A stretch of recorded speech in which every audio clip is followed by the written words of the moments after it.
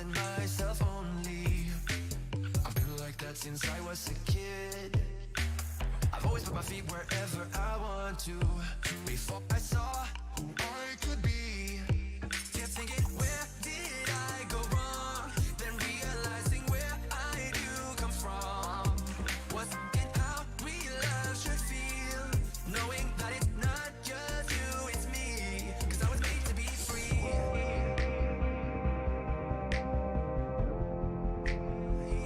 I am made to be free.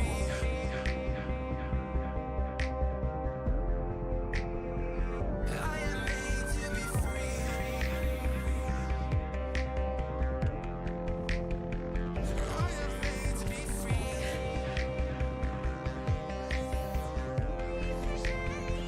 I am made to be free.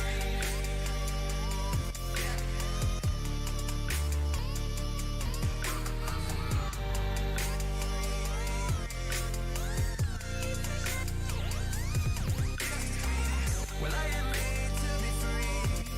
That's my choice. What I need to be free.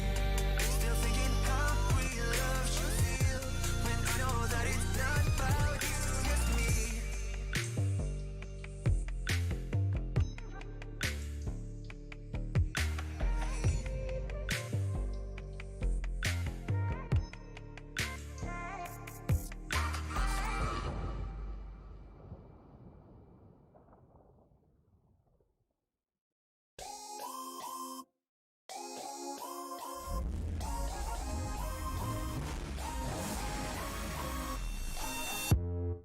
You hear them calling, shouting your name. Turn up the collar and walk away. Feels like you're falling, now who is to blame? Wishing you'd only be more like them. Over and over, you cry yourself to sleep. And you're colder, much colder. If only you could see. Don't you know that you're beautiful, just the way you are, just the way you came? Don't you know that you're beautiful, no matter what the scars, no matter what they say? And we'll shout it out louder, prouder. Ain't no one gonna hold us down, 'cause you know that we're beautiful, just the way we are.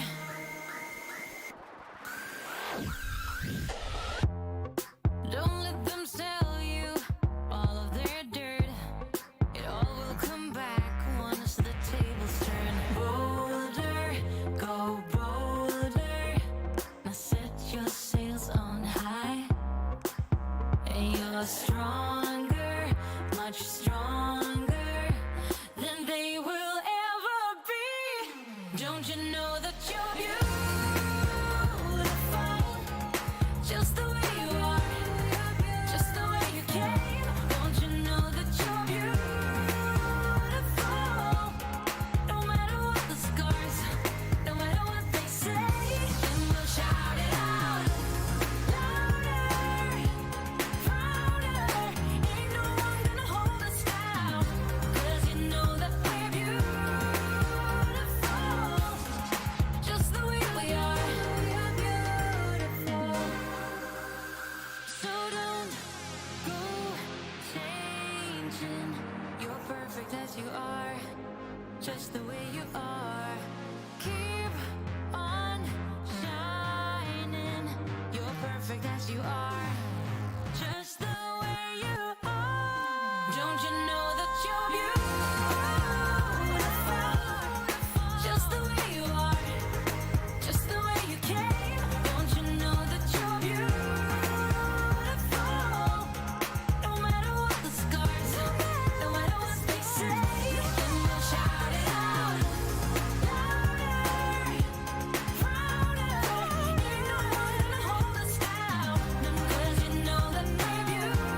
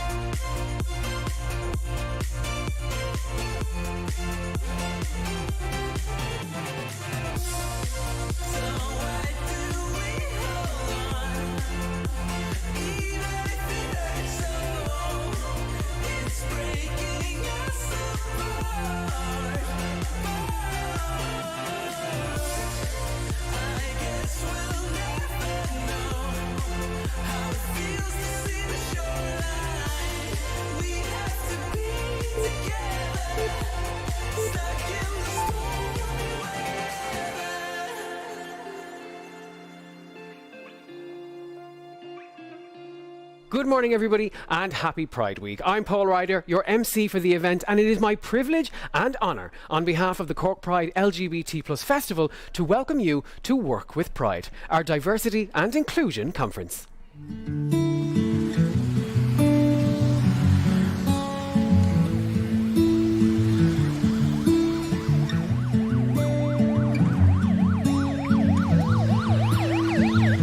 Doesn't take much to see you're hurting, my dear.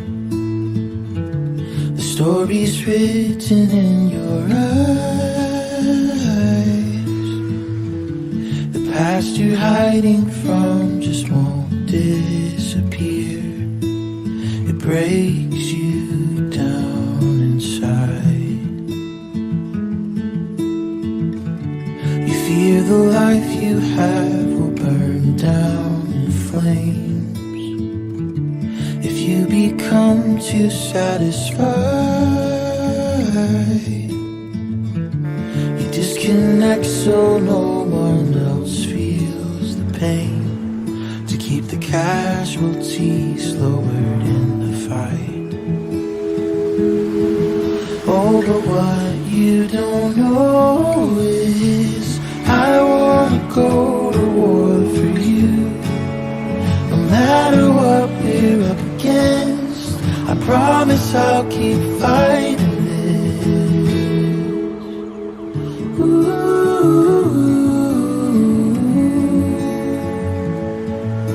oh,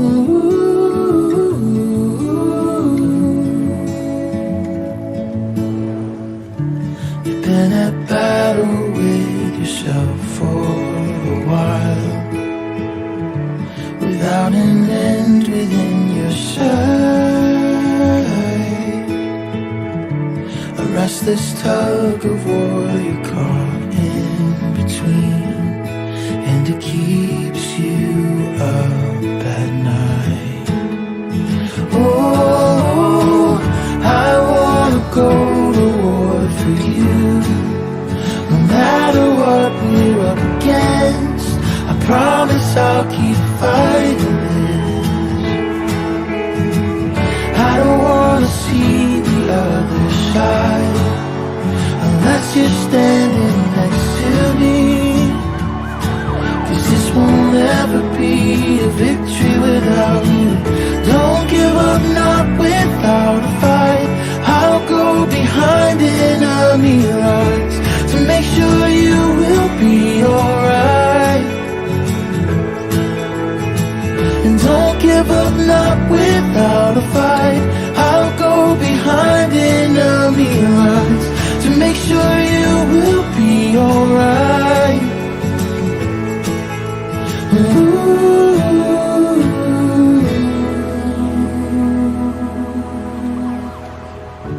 There isn't much that I can offer, my dear. No guaranteed fortune or fame, but I live a normal life if it's spent with you. And we'll conquer every battle day by day. I wanna go to war for you. No matter what we're up against, I promise I'll keep fighting this. I don't wanna see the other side unless you're standing next to me. 'Cause none of this means anything without you.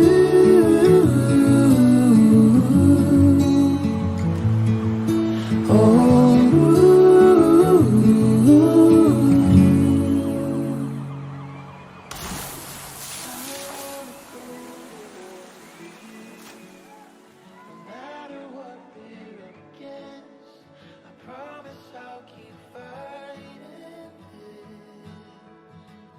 I don't wanna see the other side unless you're standing next to me. 'Cause none of this means anything without you.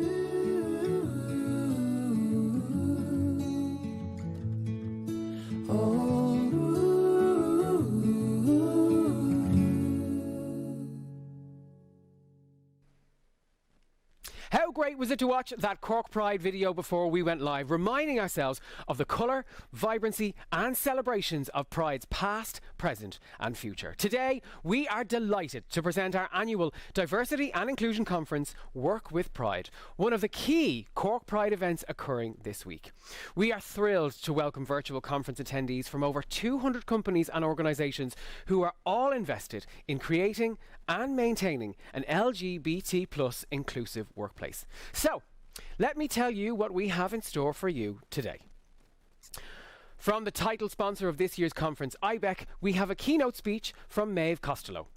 We'll hear from legislator, passionate campaigner and newly elected TD Ivana Bacik on the topic of allyship and advocacy. And by the way, Ivana, huge congratulations to you.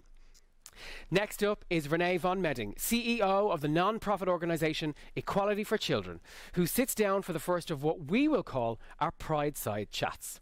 Renee discusses parenting with two wonderful couples who will share their lived experience with us. We then have a short movie, yes, you heard me right, and not any old movie, but a multi-award winning movie that was also longlisted for a 2021 Academy Award. The movie titled A White Horse, directed by Sean O'Connor, written by Paul Cahill and produced by Sinead Barry. Following on from the movie, I'm going to sit down with the director Sean O'Connor and discuss everything from the lows of gay conversion therapy to the highs of what it felt like to be longlisted for an Academy Award.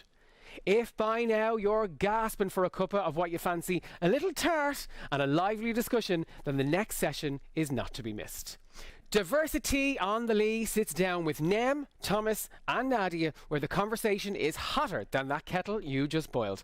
After that, folks, and just like me, you'll need a little break while you're off checking out what the rest of Cork Pride events for the week on corkpride.com has to offer. We'll be busy getting ready for our panel events.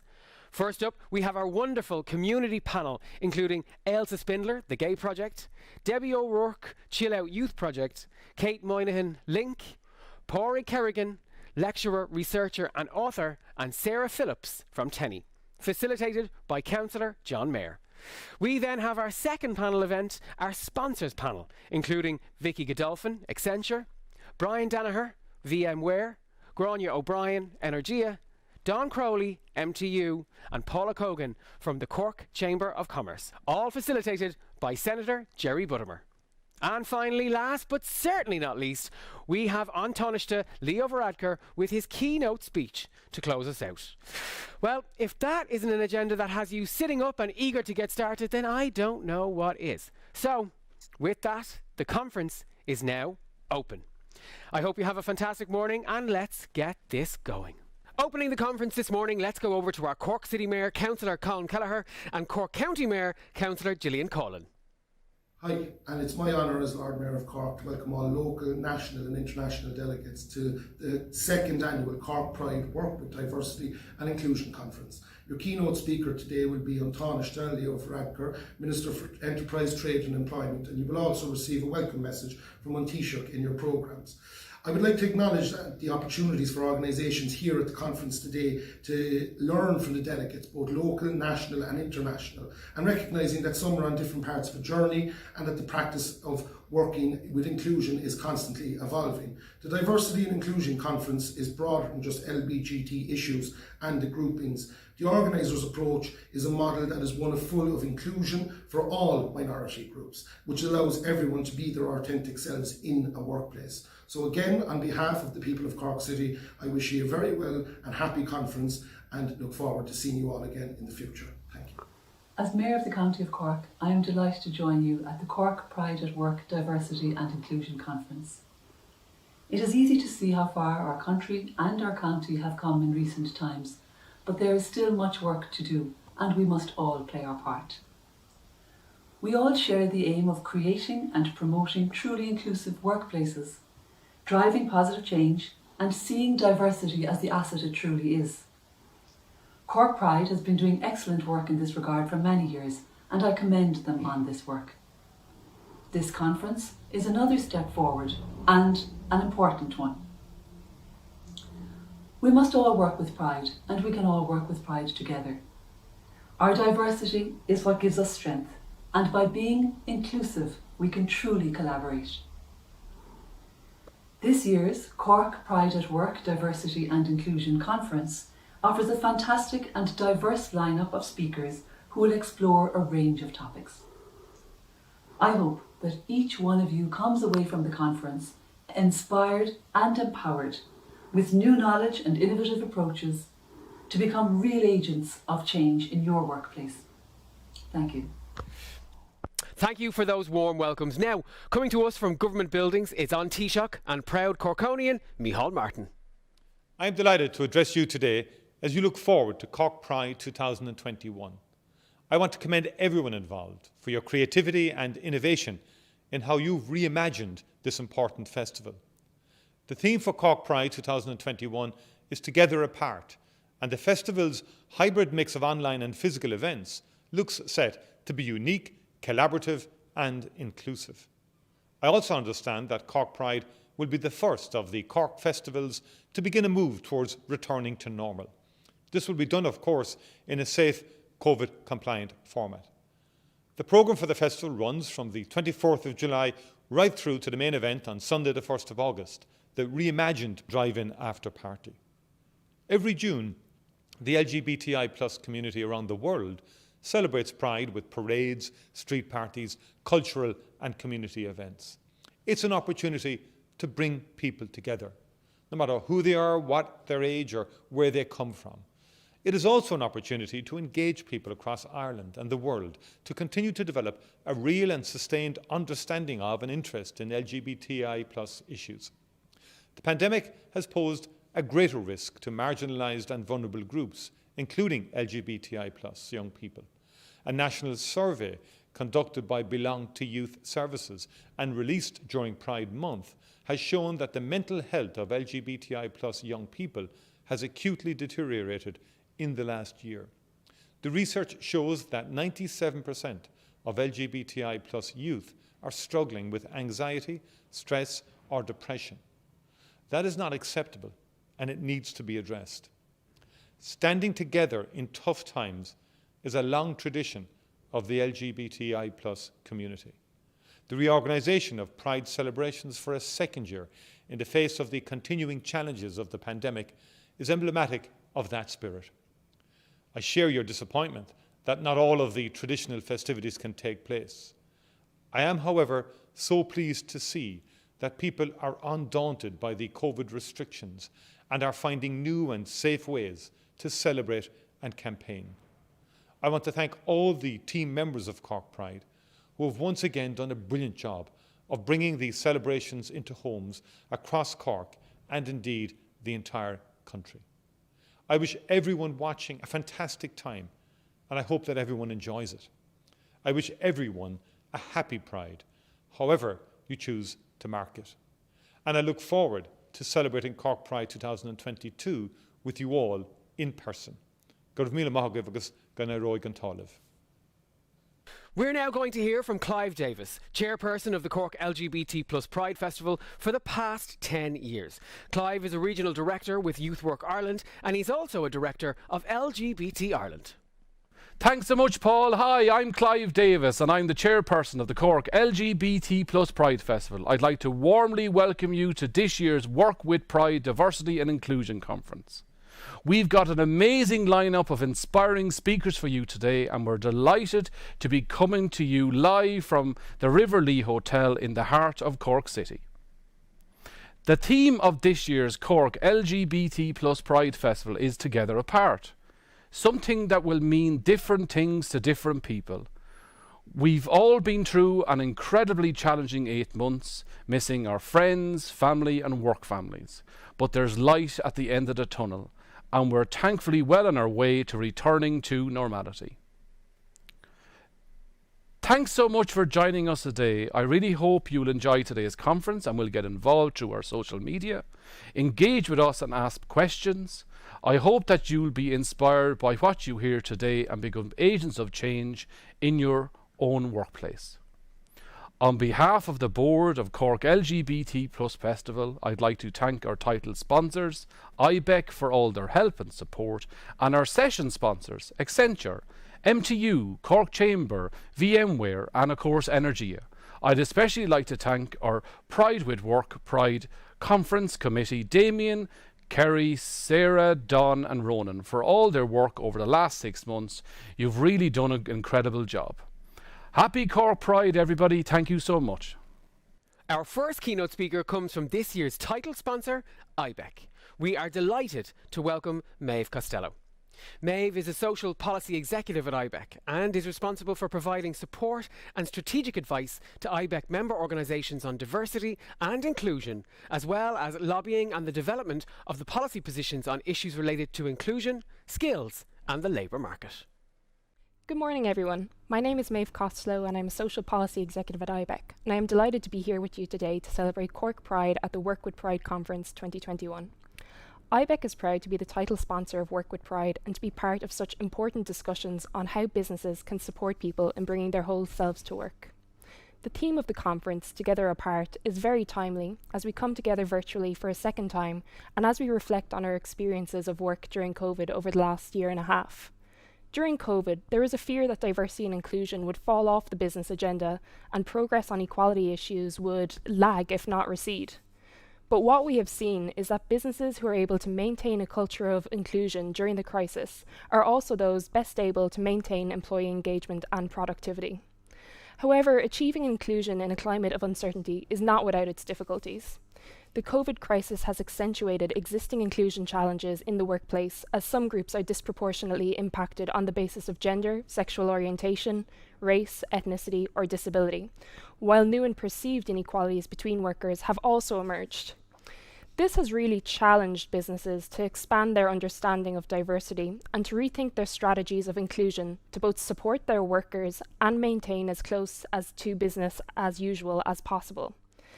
As we look forward to the further opening up of our society, this is an opportunity to build back better and to reimagine the types of workplaces we want to belong to into the future. Lessons learned from the COVID crisis around diversity and inclusion will be essential for navigating the new normal and promoting a talent-driven recovery. I'm looking forward to sharing with you today the work of IBEC and our members are undertaking to create more inclusive workplaces. Firstly, a brief introduction to IBEC. IBEC is Ireland's largest representative group for employers, with our members employing over 70% of private sector workers covering 38 trade associations. Through the IBEC Diversity Forum, IBEC brings together businesses at different stages of their diversity and inclusion journey to learn, share best practice, and provide a forum for expert voices with lived experience to connect with the business community. As the country's largest lobby group, IBEC drives to make Ireland a better place to live and work for everyone by campaigning on key issues such as LGBTQ+ inclusion, gender equality, and combating racism. This includes working with government and civil society on the implementation of policy, such as the National LGBTI+ Inclusion Strategy, as well as the development of others, such as the National Action Plan Against Racism. IBEC is also working with the wider community to provide guidance and support to businesses on how to foster greater diversity and inclusion in the workplace. Most recently, IBEC has worked with the Open Doors initiative to support Employers for Change, a dedicated service providing employers with all the information and advice needed to hire, employ, and retain staff with disabilities.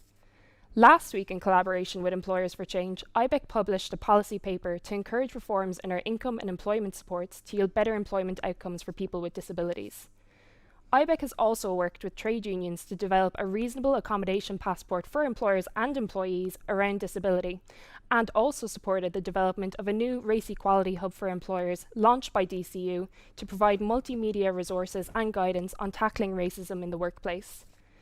In collaboration with the Irish Human Rights and Equality Commission, IBEC is currently developing material to help employers understand and navigate the immigration and international protection system to support the employment of migrants and asylum seekers. Adapting to a new work environment during COVID has been a challenging experience for most of us. However, some are more impacted than others. For employers, the key to building inclusivity is being able to understand people's differences and respond in a supportive way. Take remote working, for example. A lot of us have enjoyed all the different benefits of working from home, but remote working has more importantly been an enabling factor for many people's continued participation in the workplace during COVID. Being able to remote work during COVID has helped people juggle their work and personal lives, especially during periods of childcare and school closures. Unfortunately, it is women who historically and presently take on the majority of the care burden, and so flexible approaches to remote working have been critical to many women's continued participation in the workplace. Remote working has also made work more accessible for some people with disabilities, particularly by removing the obstacle of commuting to and from the office. At the same time, remote working has not been without its challenges. Differences in our living situation, such as poor broadband and cramped workspaces, make remote working more challenging for some people than others. As a result of COVID restrictions and different ways of working, social isolation has been growing as social ties have weakened, informal communication has become less frequent, and we are not feeling as connected to others as previously. For underrepresented groups, there is also a fear of losing ground without the visibility of face-to-face time in a physical office space. Others may not even have the option of working from home, but have other issues which need to be taken into account, such as concerns around underlying health conditions and personal health and safety while on the job. If nothing else, COVID has proven that necessity really does breed innovation. To respond to such a broad spectrum of experiences, employers were required to think creatively to develop solutions to keep workers engaged. Employers have shown significant flexibility in adapting overnight to remote working, where prior to COVID, many would have thought this not even a possibility for their business. This has required businesses to rethink everything from how to recruit and onboard new employees, how to manage teams remotely, and how to celebrate and recognise achievements. The latest IBEC research shows that it won't be quite a return to business as usual, with 75% of companies saying that they will actually increase the use of hybrid working over the next 2 to 3 years. But it's also about the little changes which businesses have made to try and retain a feeling of community in their organisations. A major survey from the IBEC Keep Well Barometer 2021 shows that COVID has accelerated the embedding of well-being in business, with more than 60% of businesses increasing the variety of well-being supports available to their employees. This is the result of a growing awareness and understanding that everyone has mental health, which, like physical health, can fluctuate over time. The number of companies engaged in campaigns to dispel myths associated with mental health and improve the well-being of their employees is growing year on year. Perhaps the silver lining to the COVID crisis will be the further reduction in stigma around mental health. Many employers have upped their use of employee resource groups, peer mentoring schemes, and parent networks as support systems for diverse employees. Investing in accessibility technology for video conferencing has assisted those with disabilities remain connected in the virtual world. Social initiatives such as virtual coffee mornings, yoga, and 5K challenges have become popular as a means of building camaraderie and engagement around a common goal that has nothing got to do with the workplace, as well as emphasizing the need to disconnect and build balance into our new way of work. Annual diversity and inclusion celebrations have moved online, and as this conference demonstrates so well, continue to mobilize people around key equality issues, even if we cannot be together in the same room. However, maintaining a focus on diversity and inclusion is just as important for building back better post-COVID. There is an abundance of research which demonstrates the value of diversity and inclusion to a firm's performance. Prioritizing inclusion is important for attracting talent as a key economic differentiator and driver of business success. In boom or bust, employers need to be able to tap into 100% of the talent pool. Restricting recruitment is short-sighted and can really undermine a company's competitive advantage. Equality, diversity, and inclusion is also becoming an increasingly important factor in an individual's decision on where to work, particularly among younger generations. Millennials will account for more than 75% of the global workforce by 2025, and they expect to work for companies that prioritize a collaborative environment and show a strong track record on issues of equality. They want to learn from diverse colleagues, and they value inclusion. International research also demonstrates that firms with diverse staff tend to enjoy an improved financial performance and stronger governance compared to their less diverse counterparts. Having diverse talent is associated with higher cash flows, increased revenue, and better than average profitability. In fact, over the last 5 years, the likelihood that diverse companies will out-earn their industry peers has grown, as too have the penalties for companies lacking diversity. And it has become the case that the greater the representation at an executive level, the higher the likelihood of outperformance. More specifically, research shows that businesses that embed LGBTQ+ friendly practices experience increases in firm value, productivity, and profitability. Tapping into diverse talent is also important for businesses looking for innovative solutions to current challenges created by COVID, as well as responding to the next shock to disrupt business. Diverse talent brings fresh perspectives, ideas, and experiences to company, enhancing creativity and decision-making. Firms that create a collaborative culture where each person knows their voice will be heard are more likely to report a growth in market share and capture new markets, while companies with diverse leadership are more likely to develop new products. Businesses who are experiencing disruption to their supply chains and consumer markets and who are facing down issues such as climate change will benefit from the innovation that diverse talent brings to their teams. This all goes to show that diversity and inclusion is not just a metric, it has become firmly embedded in the economic model of successful and innovative companies. But what exactly have we learned from COVID that can help us to build back better and make the future of work more inclusive for everyone? The multitude and complexity of challenges that employees are facing shows that there is no magic bullet or one-size-fits-all solution of making workplaces more inclusive. A holistic approach is needed to better understand and address the intersection of issues such as race, gender identity, and sexual orientation in the workplace. Diversity and inclusion is not a one-off campaign, it's a continuous work in progress. To this end, establishing a baseline for diversity and inclusion in your organization is key. This includes gathering data to look for gaps and inconsistencies, to evaluate performance, to monitor progress. Setting goals and communicating progress is important for making sure everyone feels ownership and like they can contribute. The value of flexibility for unlocking an individual's potential and building inclusivity in the workplace is now widely recognized. Already, as many as 70% of IBEC members say that they will adopt new ways of working to facilitate flexibility in the future and plan to provide training for line managers in managing flexibility. COVID has introduced a significant level of uncertainty into our daily lives, and businesses are responding to issues that are changing on an almost day-to-day basis. In such difficult circumstances, strong and clear two-way communication with employees demonstrates leadership, boosts morale, and is key for moving forward together for an inclusive recovery and making sure that nobody is left behind. Leadership from the top is critical for creating a culture shift. Enhancing diversity and inclusion means going back to the drawing board and examining our systems and processes to avoid prototypes of success and tackle unconscious bias.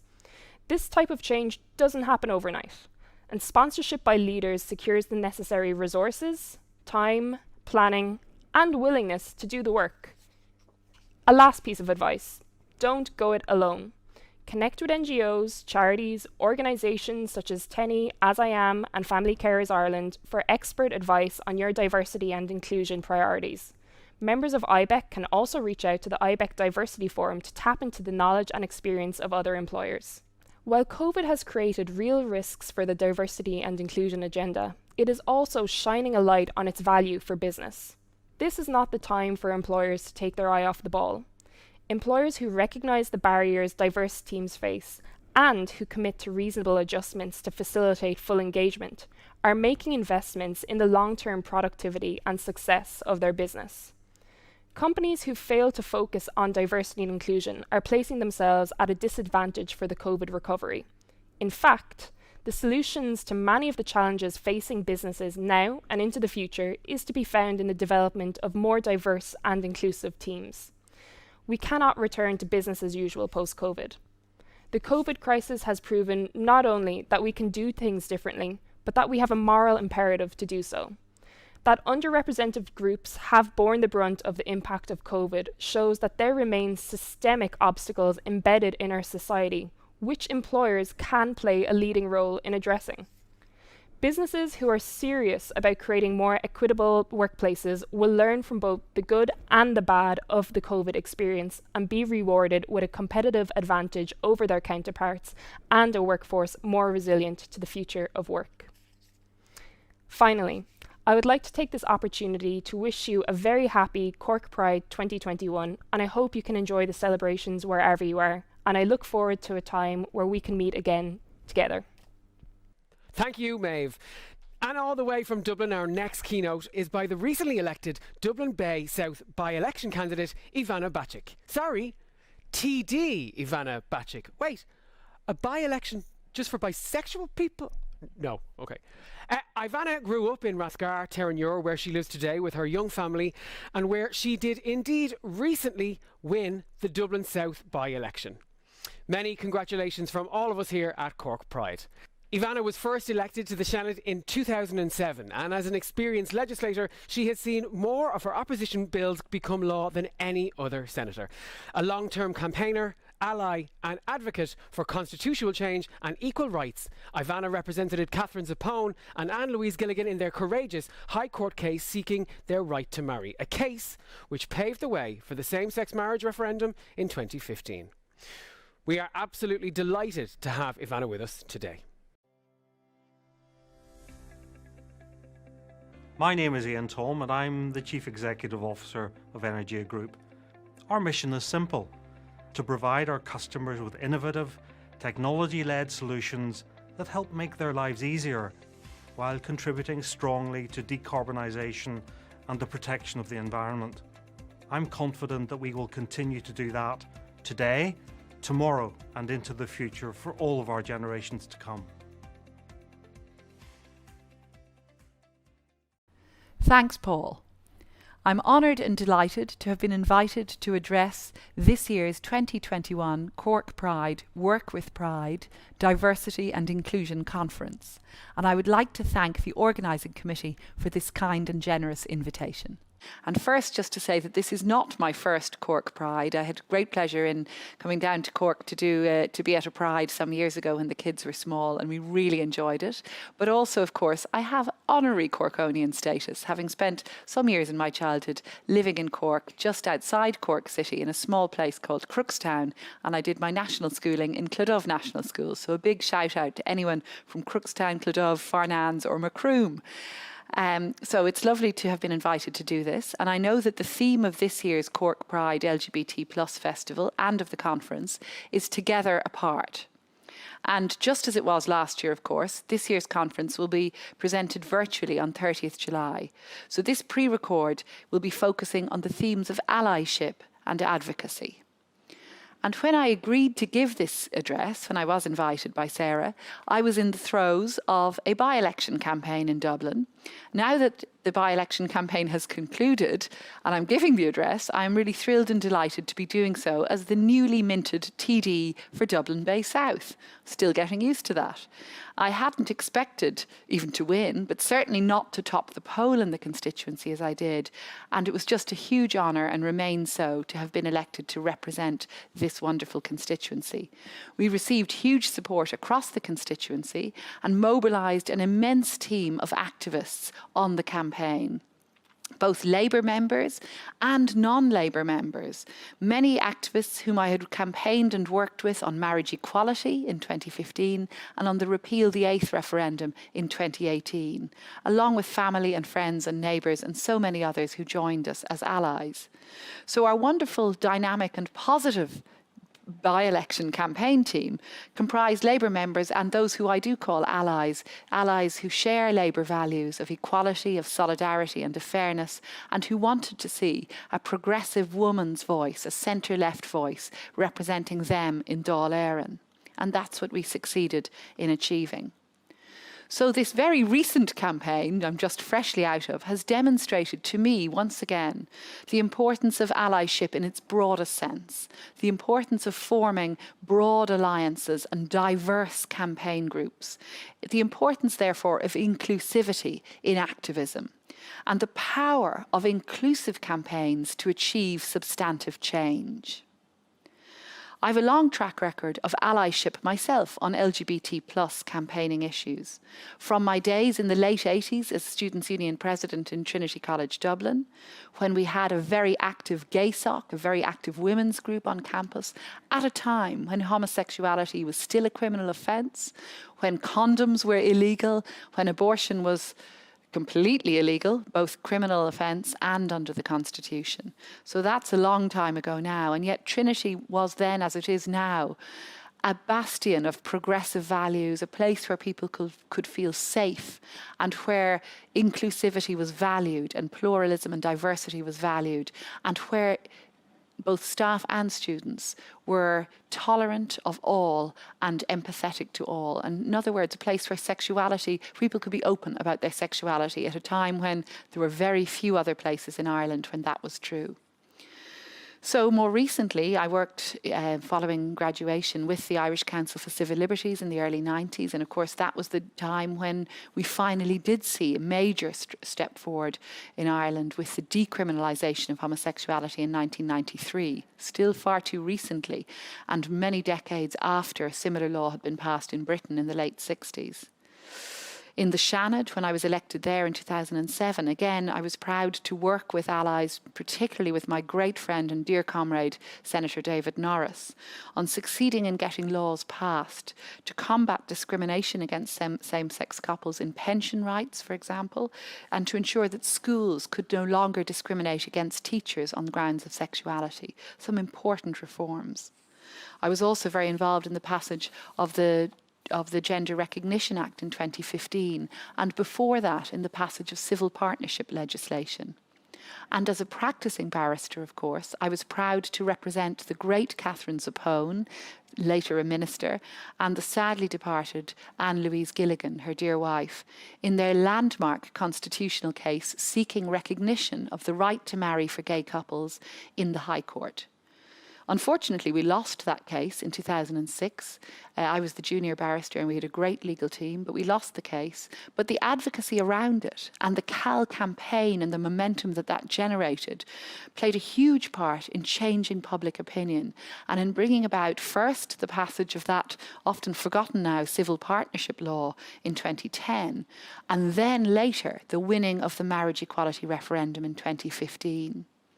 And as a legislator and a campaigner, I was proud to play an active part in the marriage equality referendum, and very glad that that referendum was brought about because Labour, on entering government in 2011, had insisted that this would be a priority campaign for us. Many will recall that at that time, in the lead up to the referendum, our then party leader in Taoiseach, Eamon Gilmore, rightly described marriage equality as the civil rights issue of this generation. And he was right. And of course, 3 years later, another civil rights issue was historically brought to the fore in the passage of the 2018 referendum, the referendum to repeal the Eighth Amendment, in which again I was very actively involved, having been very involved in pro-choice campaigning since my time as a students' union activist.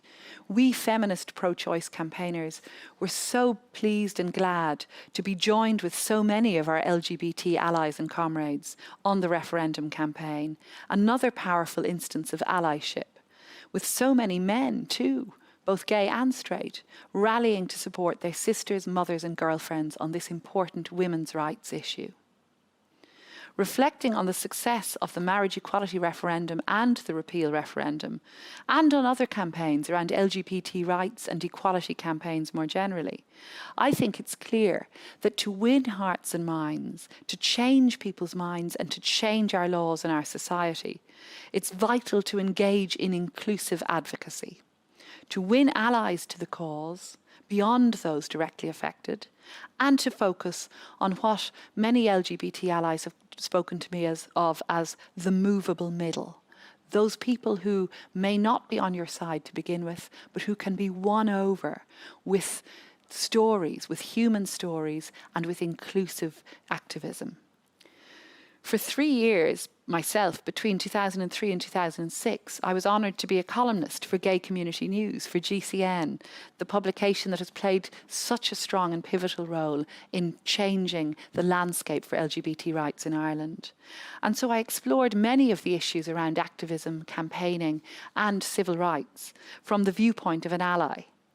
Looking back at my columns over those years, I covered a range of different issues, from topics as diverse as the lack of recognition for same-sex couples, which of course then was a very pressing issue, homophobia and homophobic bullying, the sexual abuse of children, the proud history of the gay rights movement, the abuse of power by the Catholic Church, then a hugely powerful force, as it remains.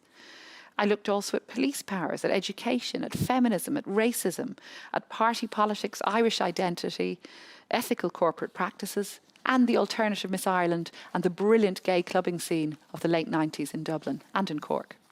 So quite a mix of issues.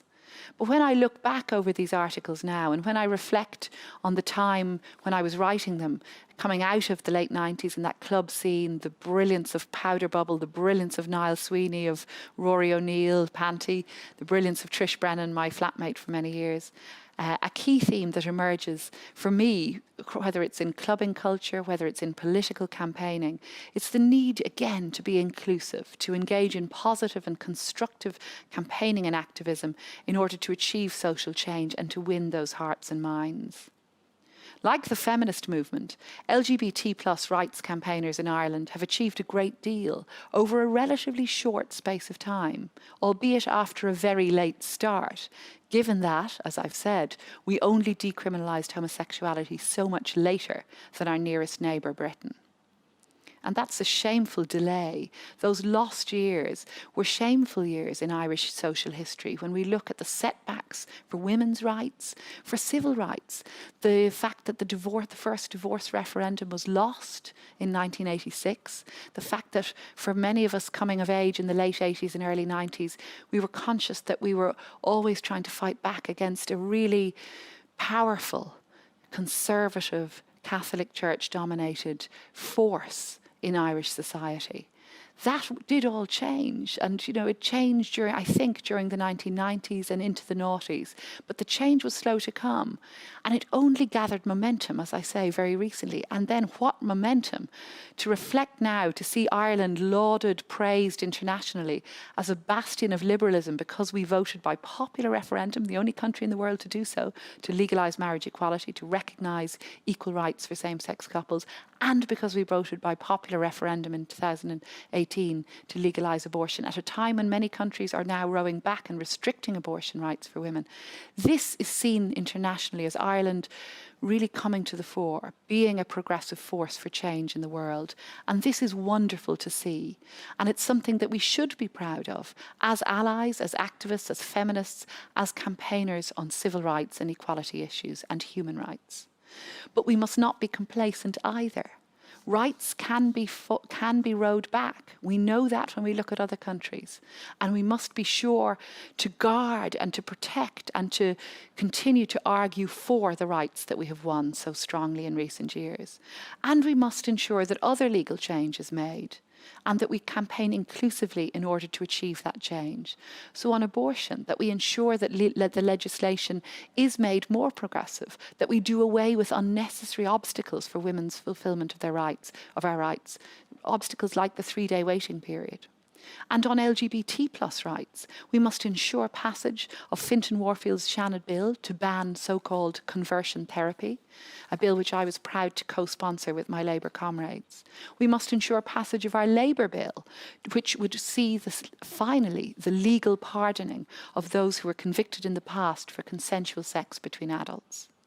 In our continued endeavours, the past successes of activists in changing the law on so many vital social issues, from marriage equality to divorce to abortion legalisation, all these successes indicate to us that it is possible to end long-standing injustices and discriminations through an inclusive process of activism, of allyship, of advocacy around litigation, around powerful cases like those taken by David Norris, by Catherine and Anne Louise, by the wonderful Dr. Lydia Foy.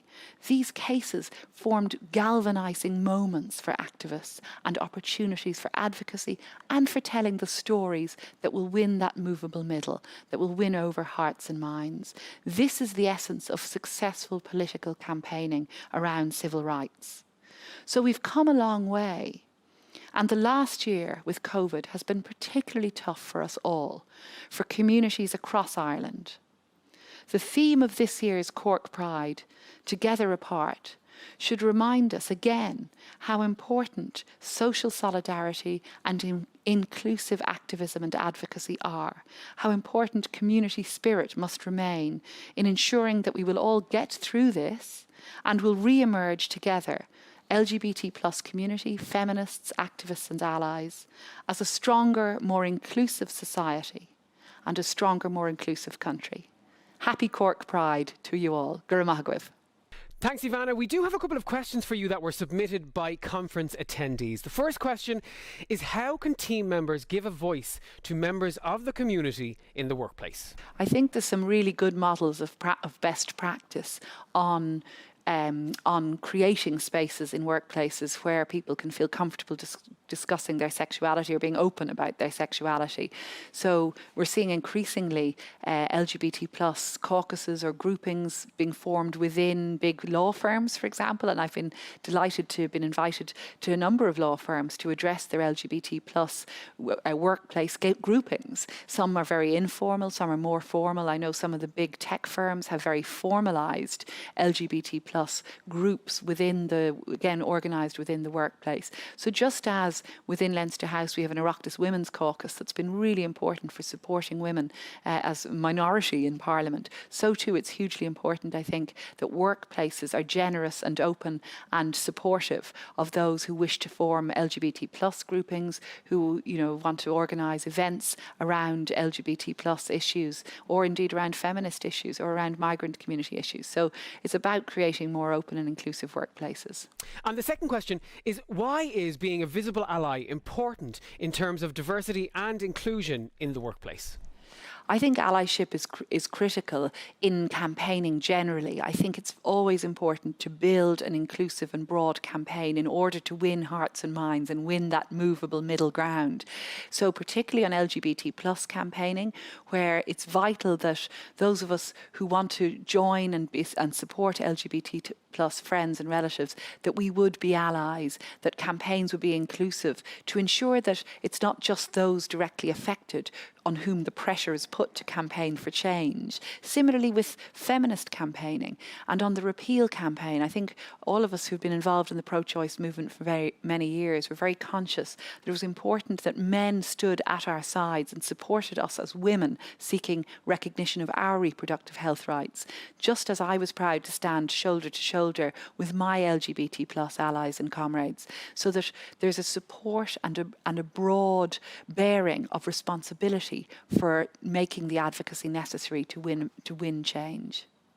Because it is a responsibility, and it's a pressure on those who are most directly affected. And it's very important that those who are not themselves directly affected will also stand in solidarity on campaigns for rights for those from migrant communities, campaigns for women's rights and for LGBT rights. Thanks so much, Ivana, for shining a light on the importance of allyship and advocacy. Next up is the first of our Pride Side chats, hosted by Renee von Medding, CEO of the non-profit organisation Equality for Children. Renee is joined by two same-sex couples, Kevin Higgins and Kevin Egan, and Sarah and Joe Perry, to discuss LGBT plus parenting in Ireland and explain their own journey to becoming parents. A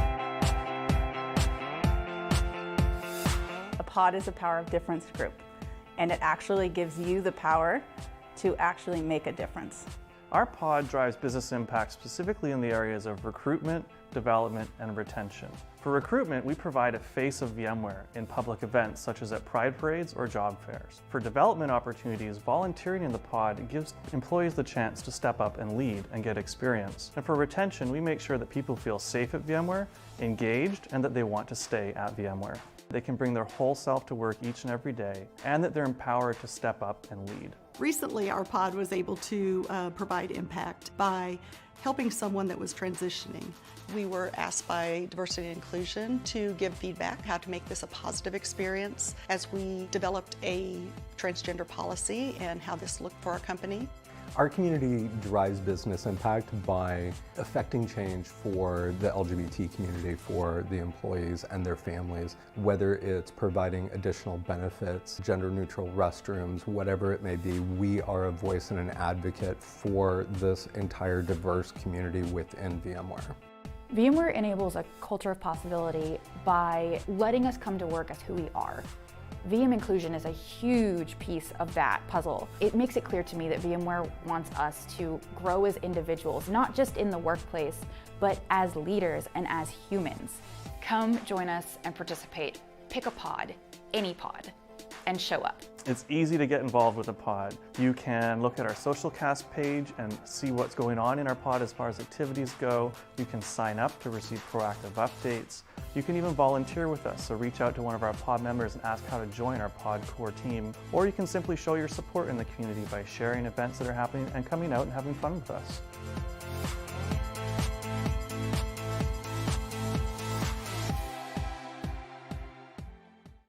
Good morning, everybody, and welcome to Cork Pride's 2021 Pride Side Chat.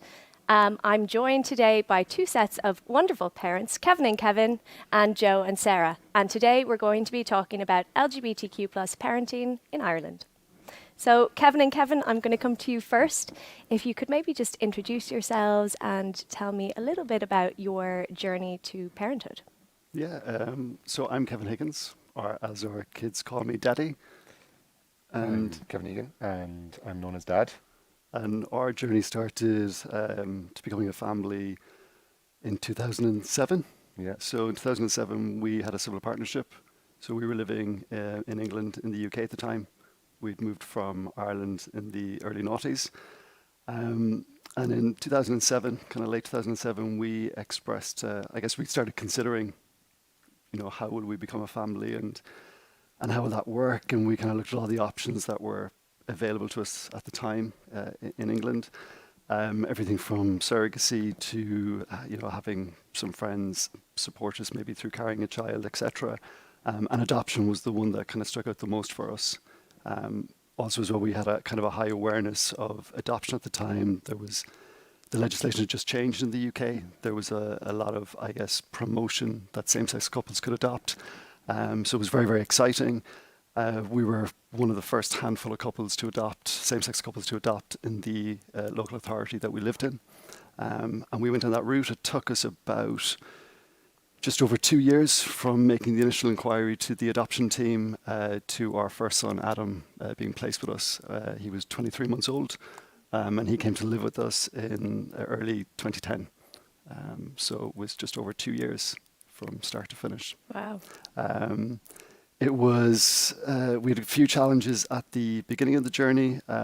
So the first agency that we approached that had a great reputation at placing children with families did have a religious affiliation with them. And unfortunately, they turned us away. They just suggested at the time that they weren't, what was the words they used, I think? They weren't really compatible. Compatible. And did that stop you in your journey at all, or were you like, forget about them? Paused us for a while. Okay, yeah. I think it knocked us a little bit. Yeah. And I think we kind of, are we doing the right thing? We questioned ourselves more, I think.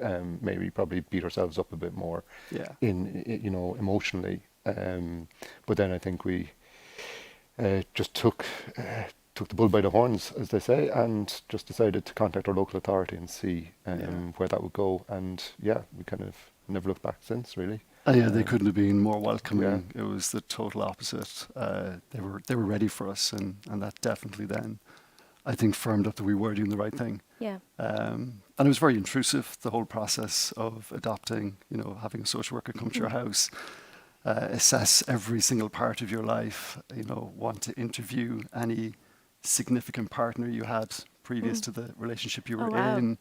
All that kind of stuff was very intrusive, but that was irrespective of whether we were an LGBT couple. That was just for anyone adopting. Or not, for anyone adopting. And I guess, in hindsight, actually knowing in most cases, children that are adopted in the UK are in the care system for a reason. They probably have had a lot of early life trauma. So I guess it is right that they do have that level of diligence to ensure that child is placed in a loving, safe environment. Yeah. We had some fun with work as well, with going on adoption leave. So my pay slip actually said maternity leave, my pay. I'm still getting paid. And did they kind of recognize how bizarre that was? Yeah, they did actually. And I think the company I worked with at the time, they were very supportive. I was the first gay person in the company to take adoption leave. There would have been females take adoption leave previously. The adoption leave policy was set up to mimic the maternity policy, so it was the same pay, same entitlements and everything, which was great. There was equality there. Except in name. Except in name. I was guiding them through the process, so there was definitely a lack of awareness and education. Even simple things. I remember the policy allows you to start your adoption leave a month before your child is placed with you to prepare for the child coming. My manager found that very bizarre because I was needed in work. So it was just those little things that was bizarre. All of the literature I was giving or supports I was given was about a new mom. So, you know, that there'd be a new moms club in the organization, that kind of stuff. So it started to change. I took adoption leave.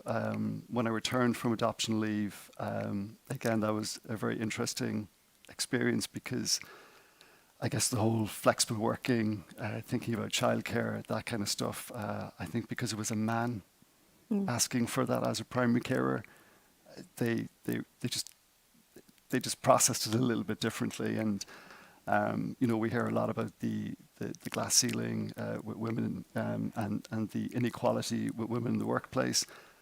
I don't know what that feels like, obviously, but that was the closest that I could probably describe it when I spoke to female colleagues. You know, there was times I felt that I was treated differently because I was a parent and I was the primary carer. And some of it was positive discrimination. Some of it was done in a way that was to protect me. I remember once not being invited to a meeting because it was likely to go past 5 p.m. And I would leave at 5 to 5 to grab the tram to go pick my child up from childcare. And it wouldn't have looked right, me walking out of the meeting early. Yeah. Just bizarre stuff like that. You're thinking, give me the choice. Invite me to the meeting or have a conversation. Just let me know. Let me know. So just don't make it for little me. things, just little details. And then we adopted our second child in 2015. Mackenzie was 4 years old when he came to live with us. And that took about a year to adopt Mackenzie. Did you have to go through the exact same process again, or because you were already It was parents? a little bit similar, but not really as intrusive. And it was more about making sure as a family and that with Adam, that you know it was going to all gel and work. So yeah, it was a lot quicker, a lot easier. I took the maternity leave, or what you want to say. I took that time. So from my job, and again, it was quite similar. It was like a lot of even then in those years, it was very similar to what the leaflets and the things and the support there, and even applying for it on the system and stuff like that. It was quite similar, but it has changed. But yeah, so it was interesting. Yeah, I definitely find things have changed a lot, even in the last maybe 5 years. Yeah. You know, and you know, if we're looking at simple forms and you know things with work, they're starting to move away from being so gendered.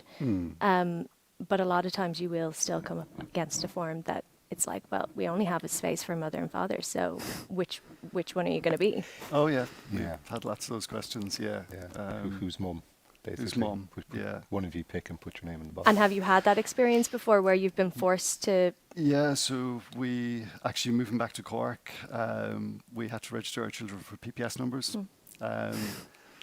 And that was fun in itself anyway, irrespective of gender. So we had to get our PPS numbers reactivated, having been away for so long, had to go in and provide all the necessary IDs, etc. Then we had to make an appointment to bring our kids to get their PPS numbers. So you're in the social welfare office, and this is, you know, pre-COVID, those offices can be busy at times and you're queuing up and it's pretty much kind of open counters. So we get there and there was definitely a lack of awareness and a lack of tact as well. The process was designed around what's mom's name. Well, no, there's no mom. It's daddy and dad, and there's the adoption cert. Okay, but I need mom's details as well. I need the birth cert. You know, there's the adoption cert, and we brought our court papers with us as well to say, you know, that there's the court order that that firmed up our adoption. Yeah, and I think the hardest part of it's one thing when you're dealing with it as a parent, but because we were getting the kids registered as well, they have to physically be there. And how old were they at that stage? Adam was 7. 13. Oh, he was 9. 9. He was 9. Wow. So he's well aware, Yeah. and you know these things are being asked in front of him, which was that was quite hard. To, you know, you're listening to somebody who is insistent that no, I need to see this. Well, you don't, because it's not, one, it's none of your business, and two, you definitely don't need to see it. You don't need to see it. And you kind of having a 9-year-old looking at you saying, well, why is the lady asking for this? And you're kind of having to deal with that and deal with somebody who's been intrusive for no. And in the end, you know, she kept going to check to get some guidance, and in the end, it was like, right, well, I need to put one of you guys in the mum's section on the computer. Which one of you is going to be mum? Was the question. And I was just put my name. We just need to get this PPS number, and we need to get out of this office so that I can give the PPS number to school, and I can use that PPS number for everything else I need to use it for in everyday life. So that was quite tough. And as you say, with Adam, Mackenzie wasn't really aware of what was going on, but Adam, you know, it's those kind of things that. And Adam is very confident about being adopted. He's very confident that he's got a daddy and a dad. He's very, very confident that he had a birth mom and he had a birth family, and the reasons why he lives with us now. But even so, it's those things that there's just no need for in this day and age. You know, and even as he gets older, I guess one of the questions that does bother me every now and again when we, you know, when you phone up telephone banking or something, it's one of the security questions, and it is getting better. It's starting to change. But what's your mother's maiden name? Yeah. And we now have a generation of children growing up. Especially those that will come from an LGBT or from a same-sex male couple family, that question it can be difficult. You know, that question can be, well, actually, what is my, you know, you can make up whatever name you want to make up for the answer, but it could go further than that and internalize in a way of, well, actually, what is my birth mom's maiden name? Or it can create other things. So that is something that I would love to start to see change in society, that we move away from those gender type questions. Yeah.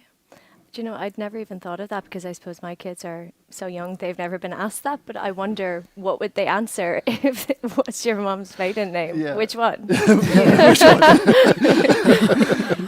No, it's funny. I didn't even ever think that. And I know you did face like more difficulties when you moved back to Ireland, but we'll come to those a little later if that's okay. I'm going to come to you, Joe and Sarah. Would you be able to tell me a bit about maybe how you met, how you decided to have kids, and then how you kind of took those first steps?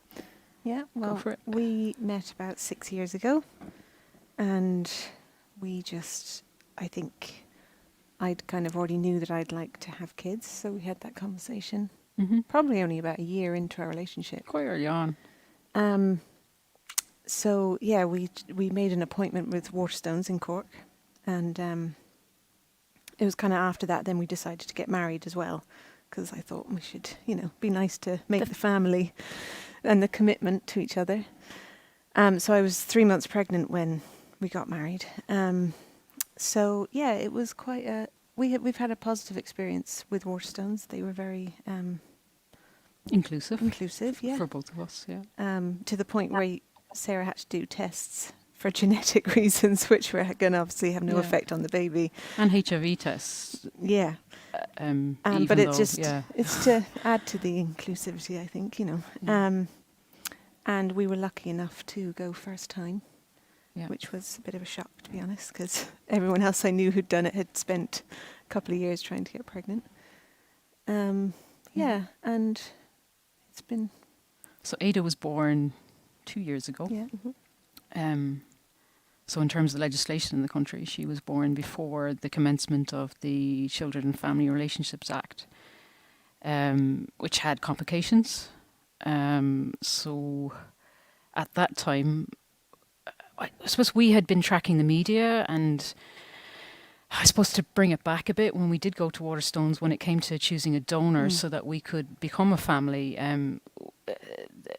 legislation was in limbo at that point, and we were advised that the legislation was going to change. They didn't know exactly when, but for that reason they advised us to use what they call a non-anonymous donor, so a known donor, so someone who could be identified or contacted. And we had originally, I suppose, we had chosen a donor who was anonymous, and we changed our minds, and that was a hurdle in itself, because I think there's maybe an assumption, or maybe I'm wrong in this, that you have this huge choice of donors, and the reality is that you spend weeks deciding on. You look at their Ridiculous grandparents' profiles. medical and what their interests are and their features and everything, and you come back with 10 suggestions, and then they go and investigate. And the reality is that only 1 or 2 of those are available, because a donor can only be used twice in the country, or certain things don't match. So we were quite limited. So we were quite disappointed that we couldn't go with the first donor. Anyway, we decided to fulfill the criteria with not knowing how legislation was going to go. So we picked a donor who ticked those boxes, so that our daughter would be able to, in time, we would be able to register both of us as a parent. So you were aware, kind of going into the pregnancy, that you wouldn't be recognised as a parent when she was born? We knew it was changing. I don't think there was that full awareness. No. We knew that You it had might an be idea. tricky. Partly just because of the processes Waterstones, they informed us. Yeah. They didn't really know. Yeah. Everything they were whenever Don't they think learned anyone something. knew at that time. So they were like, look, you can go with this donor, but we don't know if you'll be able to use it in 6 months' time or for a second child. So we were like, oh, okay. And just, just to make life simple, we just said, okay, let's just be smart about it. And also, look, we were just married. We were having our first baby. You're caught up in that amazing bubble of we're going to have. And it kind of took a backseat. It wasn't really till Ada arrived that, we encountered the challenges. So fast forward to, Ada arrives exactly on her due date, which is unheard That's of. And really unheard of. Yeah, on the hottest day of the year in CUMH out the road. she'll And never be on time again, I'd say. like you were in labour for days. We slept in a car in the car park in Wilton Shopping Centre, because she was too early to be admitted, and we lived 100 kilometres away, and they sent us away, which is a whole other thing. But what I will say, as a woman experiencing my wife go through birth, like, I will never ever forget that. In terms of how the hospital treated us as a same-sex couple, it was amazing. Yeah. I'm out 20 years. I came out in the 90s. I had a very different experience than Joe, who came out a bit later in life. So I carry all that kind of wounds, or that paranoia of how I'm going to get treated. But, they were amazing, and I was there for every minute of it. We have another baby on the way. It may not be that way this time in terms of me being able to be there, because firstly, we'll have a child at home. Secondly, because of COVID. But yeah, that whole experience, like, it was only when we elation. It was only when we went to register her birth. Yeah. In our naivety, because the law had gone through past. We'd read stuff in the newspapers. When was she born? She was born in June 2019. So it had, they'd passed it, so it was in the newspapers before. So we were like, great. And so Sarah actually just crossed out father and just put mother. And went in there, and she's like, well, we can't do that. And that was a real blow. And look, I'll be very honest here. Ada's in her arms, and I was unconsolable. Yeah. Like, because we were like, but it's especially if you thought the media are saying this is allowed. We had now, read so that what's the law had problem? been written. I mean, we understand now that it hadn't been commenced, and I work in legislation. I get that, but at that time, I think sometimes the media they're a bit trigger happy, and they put these headlines out there. But the reality was that things weren't lined up yet. Also, they didn't have a clue about it. Like, they were like, oh, it's in the newspaper. Like, they didn't even know, because it's we're in a rural village town, and so. Yeah, we were having to explain to them, no, this law passed. Yeah. And so they couldn't even say, oh yeah, but it hasn't gone, been implemented or whatever. So I think that's been a huge problem throughout the years with the media. And I see it every couple of months. There will be a big push and a headline. And the amount of people that will get in touch with me and say, congratulations, everything's fixed. Yeah, yeah. And every time, and this has been happening since like 2016, Yeah, 2017, yeah, 2018, 2019, and it actually wasn't commenced No. until 2020. Yeah. And even at that, it only covers some families. Exactly. So maybe could you explain to people listening, like who is and isn't covered under the current legislation? I think, we're a good example because within our family, so Joe's sister and her wife are married and they have 2 kids, and they went about having a family in a different way. So they used a known donor, but they didn't go through a clinic, and their kids are a little bit older. Yeah. If you want to talk a bit more on their experience. Yeah, so Luca is 8 now, and their daughter is 5, I think. So yeah, they used a known donor within this country, and yeah, so there was no even, I don't even think it was even in the pipeline that the law would come through then. I'm not quite sure. So it's 2015 when they first signed it into law, but it yeah, I'm not. Yeah. So they just basically hired a solicitor and they just tried to do it as legally as possible. So And they drew up a donor agreement. yeah, they had a child each, so they're basically guardians of each other's child, even though they're their own children. So they're not legal parents to each other, No. to their Yeah. other children. And my sister's wife is American, so there's that extra complication. And because my family are from the UK, there's the whole Brexit even complicated that again. So yeah, they're just going to have to see how that changes, because theirs is, again, it's not even it's not reciprocal IVF, it's not, adoption. It's like it's a whole other thing. It's someone they were introduced to help them, and yeah, it's a non-clinical conception with a known donor. So that's going to be, that's going to be interesting. And then for us, it was 18 months after Ada was born that we finally got. I was ringing courts, and they were like, we don't even know what you're talking about, basically. And this is when it has been implemented. And I think we started in maybe September of last year. Yeah, it took a while. And it took till Christmas. And it's disheartening when they're like, you're explaining it and they go, oh, yeah, we'll ring you back then when we've got all the information. Literally printing off the legislation. And then, of course, you don't hear anything. And so Sarah got in contact with Kate in Link. So Link is a resource centre here for lesbians and bisexual women in Cork. And Kate, I guess she advocated on behalf of us, and she had helped another couple in a different area in Cork.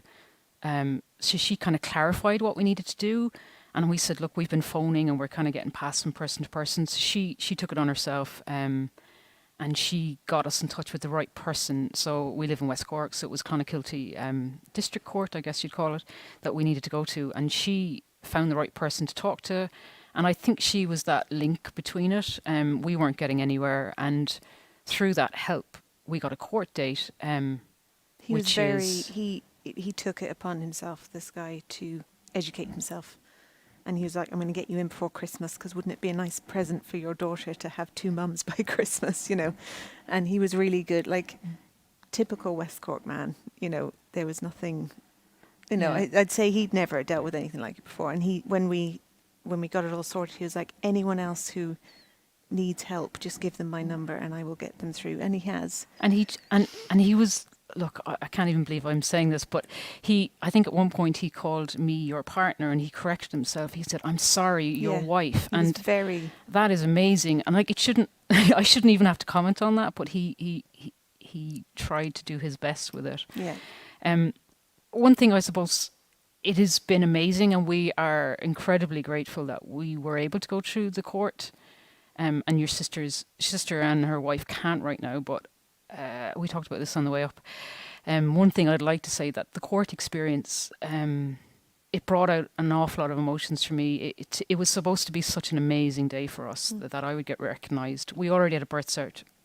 You'll be familiar with this. It just had a mother. The other side was blank.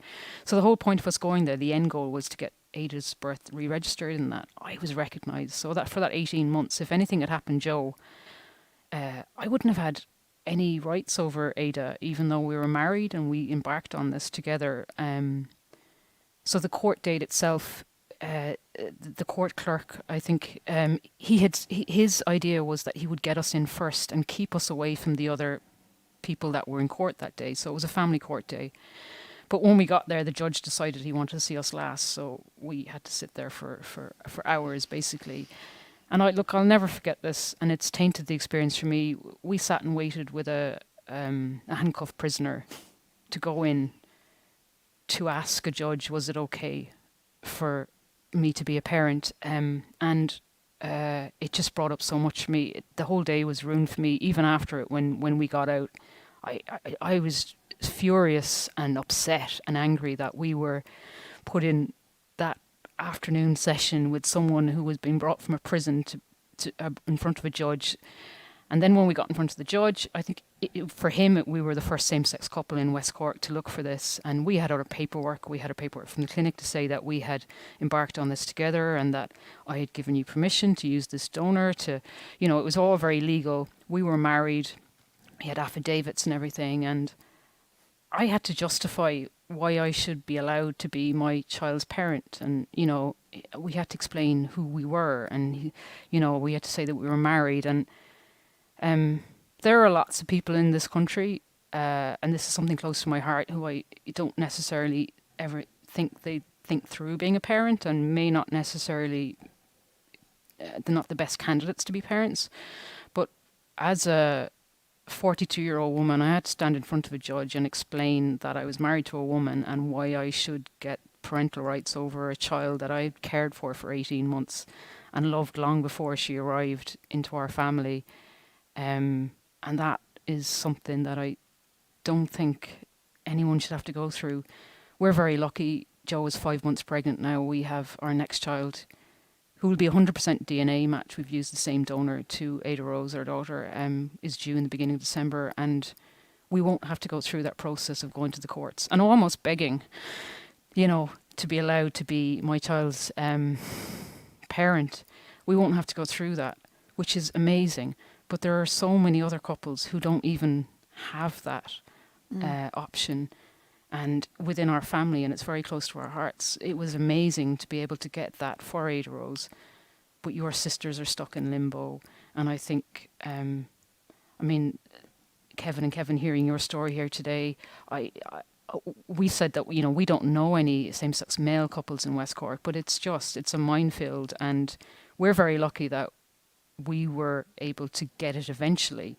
But the experience we've had has just touched on so many issues and triggers, and it's hard not to be upset when I think back, but I try to focus on the fact that, I came out, I left Ireland at 17 in 1996. I came out not long after, and I talked about this on our wedding day. I was 18 when I realised I was gay, living in England, and I was immediately had this recognition of that's why I've always been different. But in that same second had this, that means I'm never going to be married, I'm never going to have kids. So in my lifetime, we've come to that there's been a huge social change in Ireland.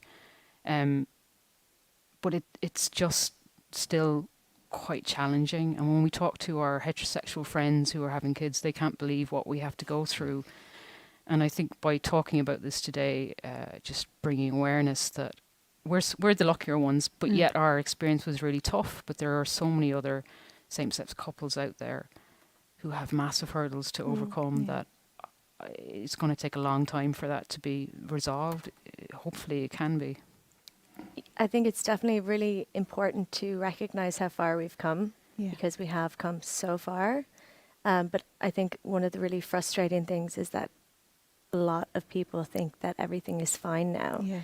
And a lot of people, and even ourselves, myself, my wife, when we were having our first child, we thought that we would both be recognised because we were married at that point, and we were like, well, marriage equality sorted everything out. So, it's going to be grand. And it really wasn't. So it's really focusing in on that yes, we have made huge strides, and we do have families who now can have that legal recognition even from birth, which is incredible. But we have so many families who can't and have no option. And I'm sure looking at your nieces and nephews, how can you possibly look at, you know, two sets of children and say, well, these ones are worthy of having both No, there's legal no parents, difference. and you know, there's no difference. The It same doesn't. decision process was there at the beginning. We want to have kids. It's a big, you know, Mhm. it's a big decision. It's not something done lightly. Yeah, it's all the same. It should just be, it should be the same process. Or, I mean, now it's just, you just got to put parents down on the forms and everything would be sorted. Yeah, it shouldn't matter how a child was conceived, No. where they were born, you know, the sexuality or gender of their parents. It shouldn't matter. No. There's a lot more than DNA to being a parent.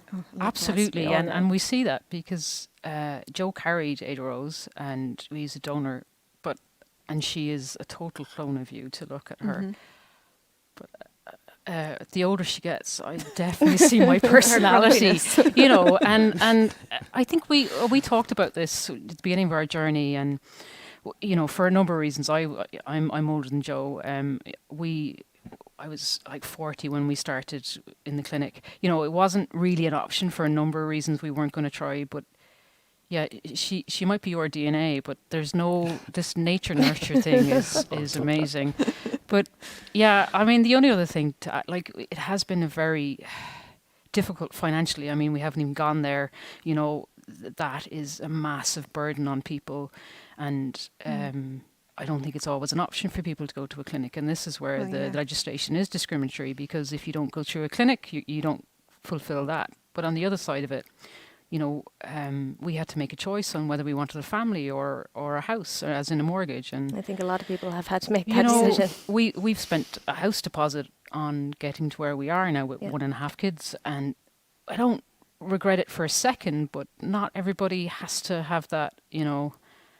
But then it's definitely all worth it, and everything we've been through, and it has been extremely difficult, you know, in that moment, like having a daughter. I never thought I'd have a wife, not to mention a daughter, and to have a second one,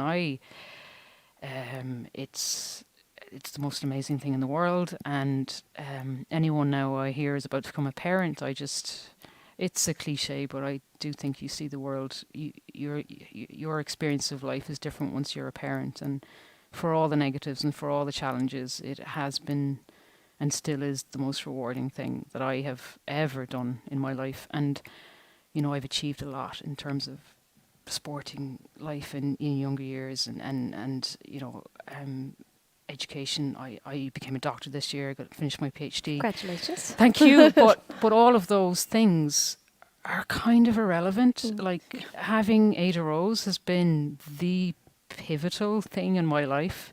You know, there's nothing that comes close, and I hope in time every couple, no matter what their background is, has that opportunity, and there shouldn't be these hurdles because of legislation, and something really does need to change.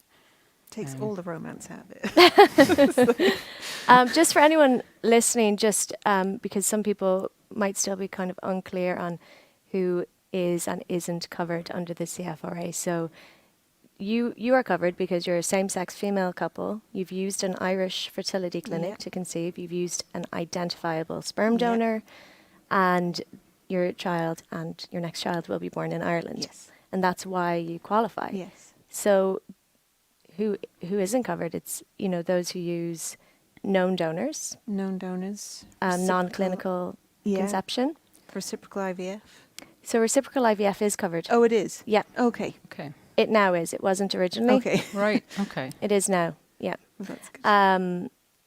But Foreign still, clinics, is that covered? Foreign clinics are not. So Okay. I suppose there's, and this is where it gets a bit complicated. If you conceived before May of last year, and you used a foreign clinic, or you used an anonymous donor, but the child was still born in Ireland, then you are covered under a sort of amnesty. Right. But going forwards, for anyone who's thinking of becoming a parent, same-sex female couple, Irish clinic, identifiable donor, and the child has to be born in Ireland. Yeah. And everybody else is left out. So obviously anyone who maybe is living abroad and decides to come home, anyone who uses a non-clinical method, known donors, or even if you've kind of ticked all those boxes, but then for whatever reason your child is born in another country, say you get a job opportunity you won't be covered. And then obviously the big cohort of people who aren't covered are same-sex male couples who use surrogacy. So there's a huge proportion of our rainbow families who still have no option for both parents to have that legal connection to their children. I'm going to come back to you, Kevin and Kevin, if that's okay. Because I know when you moved back to Ireland, you had a bit of trouble accessing citizenship for your children, is that right? And why was that? So when we adopted our children in the UK as a same-sex couple, because of the Children and Families Relations Act wasn't in place at the time, the Irish Adoption Authority didn't recognise our adoption in Ireland. So our children weren't entitled to Irish citizenship.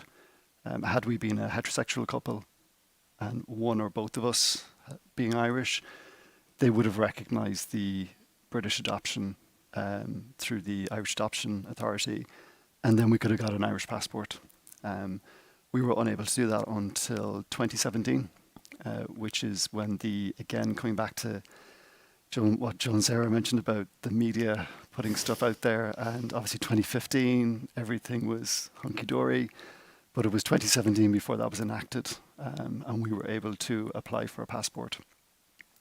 Now, in the main, like over the years, I think what was challenging, and you touched on a point, I think, Joe, earlier about kind of not having a right to the child. Now, we did have full legal rights to the child, but during that period, if we had lived in Ireland, and we lived in Ireland briefly from the end of 2016 to 2017, I guess technically, in the eyes of the state, we were not recognised as a family. Now, the legislation was there and it was coming through, so there was no risk. But I guess going back to 2010, when we adopted Adam first, if we had moved back to Ireland, it would have been a very, very different country then. We didn't have the marriage equality. And friends and family, which have always been very, very supportive of everything that we've done, would say things like, "Oh, sure, you'll be fine. Sure, it'll be grand, and sure, they'll be welcome here, and they'll go into school, and there'll be no hassle." And that's in the main probably very, very true, because I think Ireland definitely, God, we're so progressive now. We've become so inclusive, and even when we're not, I still think we put our arms around things and we look after them. But not everybody could understand that. Actually, no, I didn't feel that we could leave here. Yeah, you wouldn't feel protected just being here, not knowing that there was legal protections in place. And like, if anything happened in the morning, it's about making sure your kids are going to be okay in society as they grow up. So yeah, I think that made us nervous about ever returning home. We never thought we would return back to Ireland. But I think once the legislation did change and marriage equality was passed and stuff like that, you could see Ireland was becoming very progressive. And that kind of swayed us to moving back. Maybe a bit of Brexit thrown in there as well. Didn't want to say the B word. But no, I think it was a clear signal that we were welcome, our family was welcome, Ireland was starting to get ready for us. And I can honestly say, we've not looked back. No, I think we were very nervous, as anybody would be, uprooting two kids, from what they know and what we know, giving up a career, becoming a full-time stay-at-home parent, and coming back. So yeah, there was, it was a nervous time, but I can honestly say the kids made our decision a lot easier, because they settled so well and they adapted, and they, the school they went to and things was just so welcoming. There was no, I think we were more caught up about being gay parents back here than a lot of other people were. And especially. And how did you make that decision for school? Because I know that can be a tricky one for. We were lucky. We chose the Educate Together, and that's where we kind of went with. And their ethos made it a lot easier for us. And it was non-denominational. It's not religious. It's just like, teachers are on their first name terms with the students and stuff, and it's just yeah, it's, you know, from when I think back to when I went to school, it's completely different, you know, and it's just the welcomingness and the support and stuff that's there.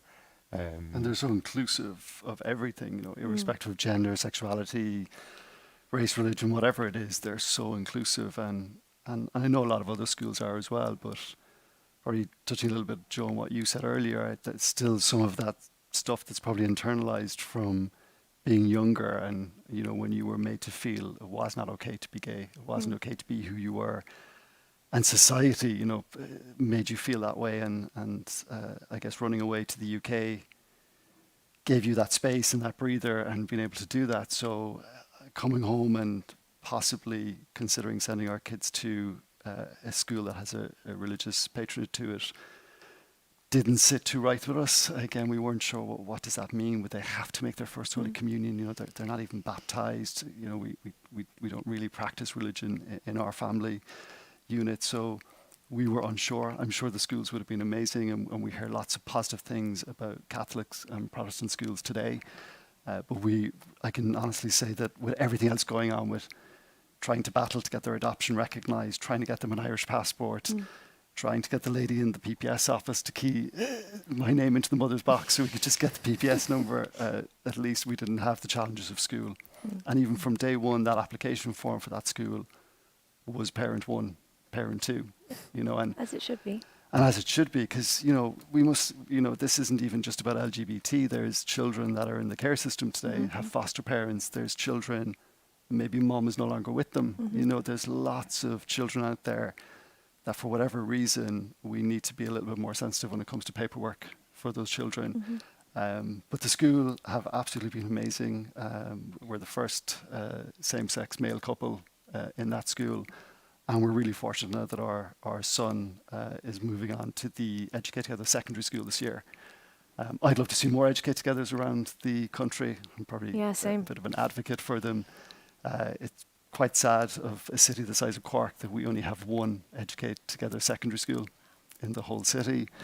And even at that, they're still in temporary accommodation. So it's, I'd like to see more of those. We've just been lucky with where we live, that we've been in that catchment area to get our child into that school.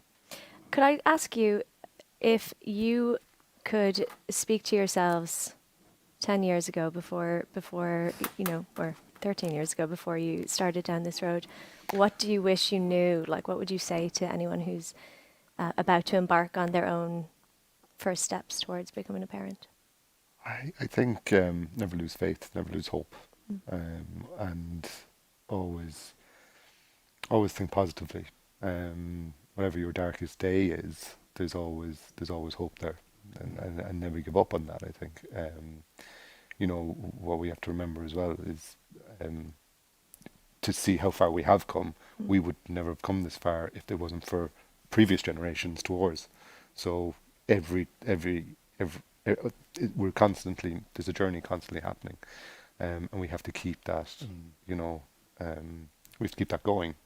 To make sure inclusion is there and everybody's equal, basically. I think we have to continue to advocate because, you know, it's thinking of the male same-sex couples today in Ireland, they don't really have that many options. And to adopt a child in Ireland is quite difficult as it is. You know, most adoptions in Ireland are international adoptions, which come with other challenges for LGBT couples, depending on the jurisdiction you're going to adopt from.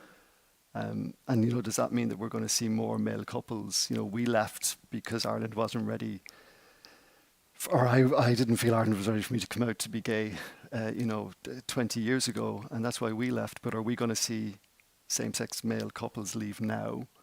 Because, let's go live in England for a couple of years and adopt a child and then come back. It shouldn't be that way.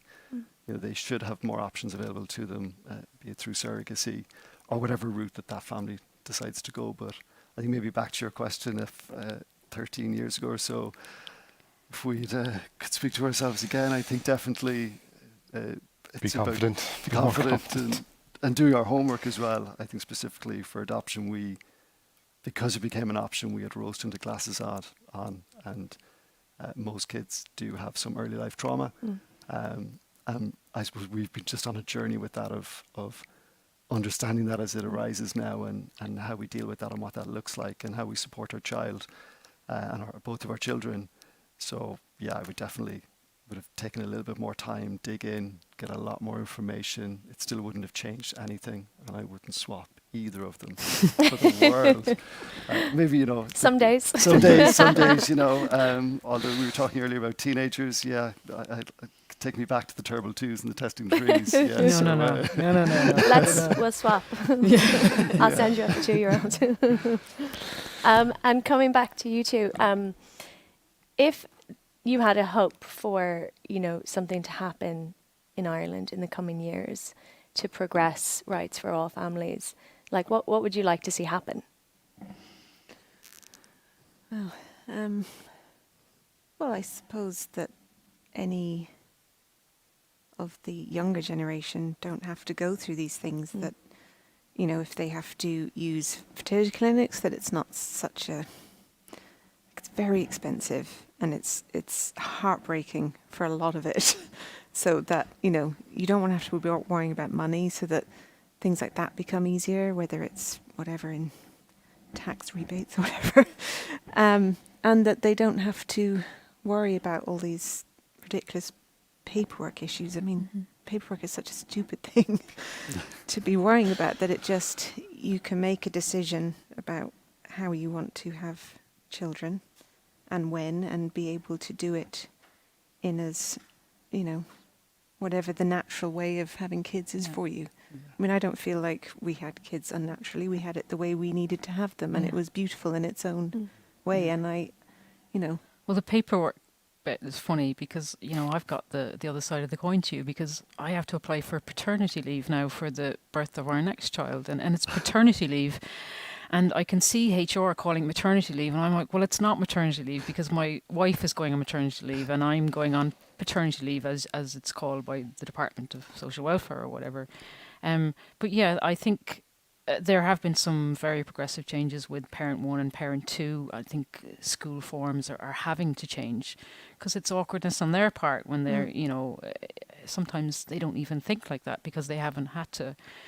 But there's a slow change happening.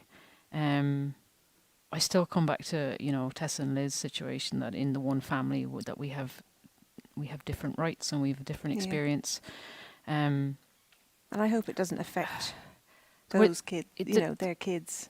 Yeah. And I think, look, I work for the government, and I didn't for a long time, and I said I never would, and I do now for family reasons, and that was a decision when we were going to have kids. I used to work away abroad. I'd be in Africa for weeks at a time, and when we decided to embark on a family, I changed that. So I went to work for the government, good steady job, pension, permanent, all those boring things that when you're younger you think, oh, I don't need them, but we needed them as a family.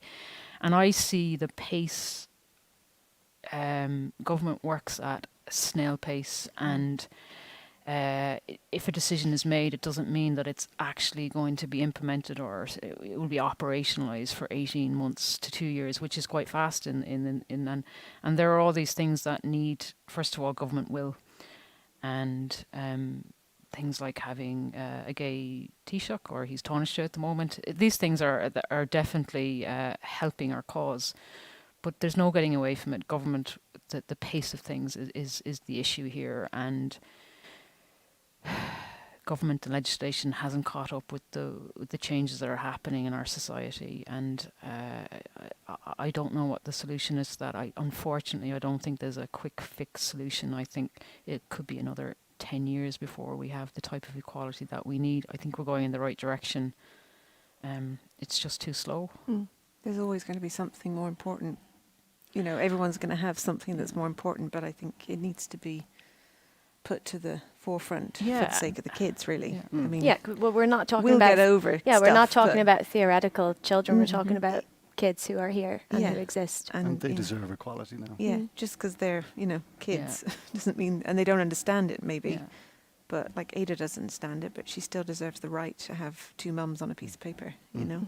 Yeah, and if she saw her first birth cert, I'm invisible on that. There's no mention of me, and all that is ahead of us when it comes to, you know, how come that person has a dad and I don't, and how did I, and we have had many chats about, when we come to it, age appropriate, what we'll explain to her.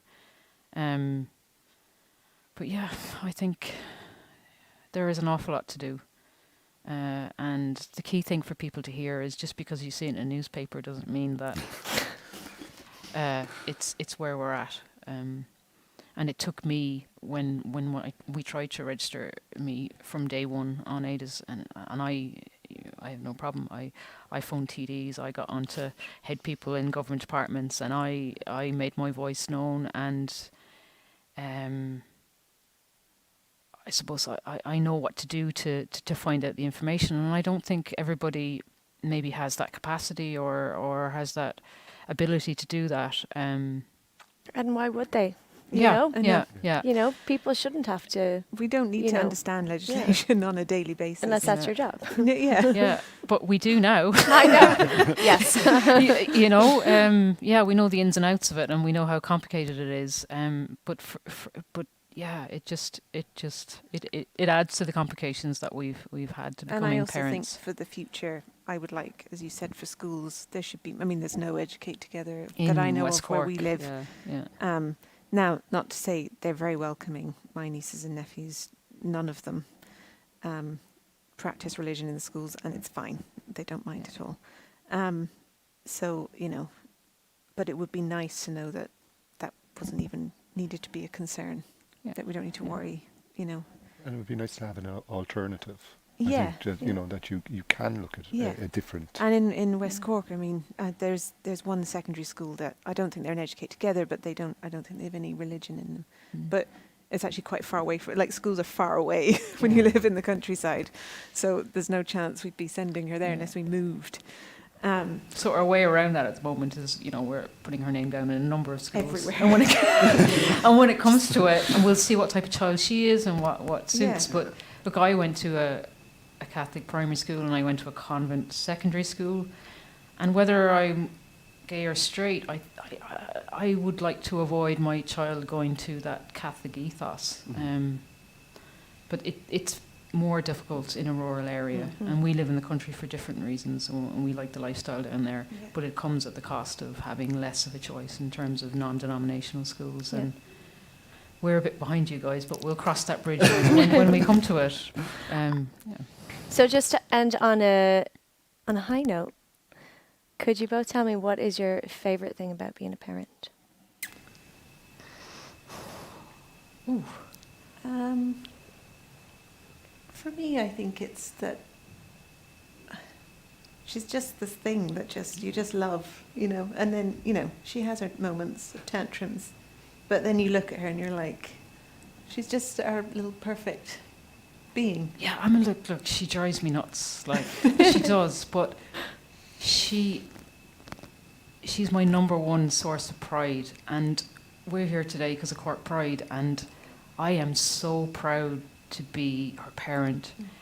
And like I said, it just doesn't come close to any getting the best job or buying this or achieving anything. It's just, it's priceless. And when she learns a new word, I just want to squeeze her. Genius. And yeah, and you're obviously biased as a parent, but it's just that I feel massively privileged to be a mother. They show you when the I simple, spent most of my life thinking I wasn't going to be a mother or a wife. And they show you the simple joys in life. It's not about, the big things. It's just... I mean, she's making me like musicals, and I hate musicals. And I love them. I mean, Frozen is on in our car, in our house, on my phone, on a laptop.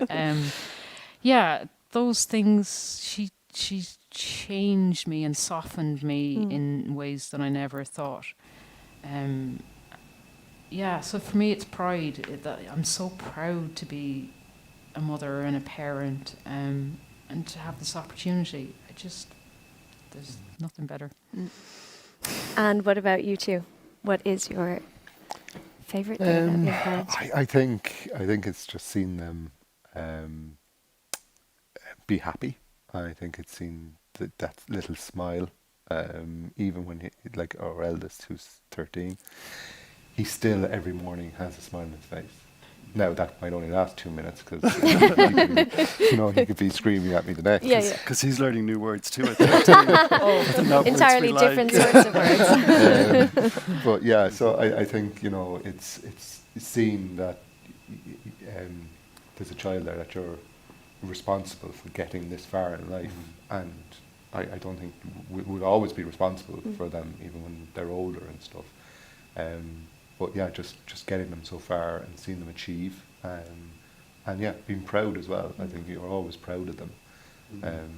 I suppose the only downside of parenting is my hair is going greyer, and it's it's happening, and I never thought that would happen, and so they're amazing. I think the two of them, seeing them grow up, Adam and Mackenzie, it's just, I think going back to what Joe and Sarah said as well, I'm so proud that we're sitting here in 2021, for Cork Pride, openly gay husbands, children, and I never thought we'd sit here. I honestly didn't think that this would ever happen all those years ago, and it was almost feeling that you'd have a miserable existence if you did come out.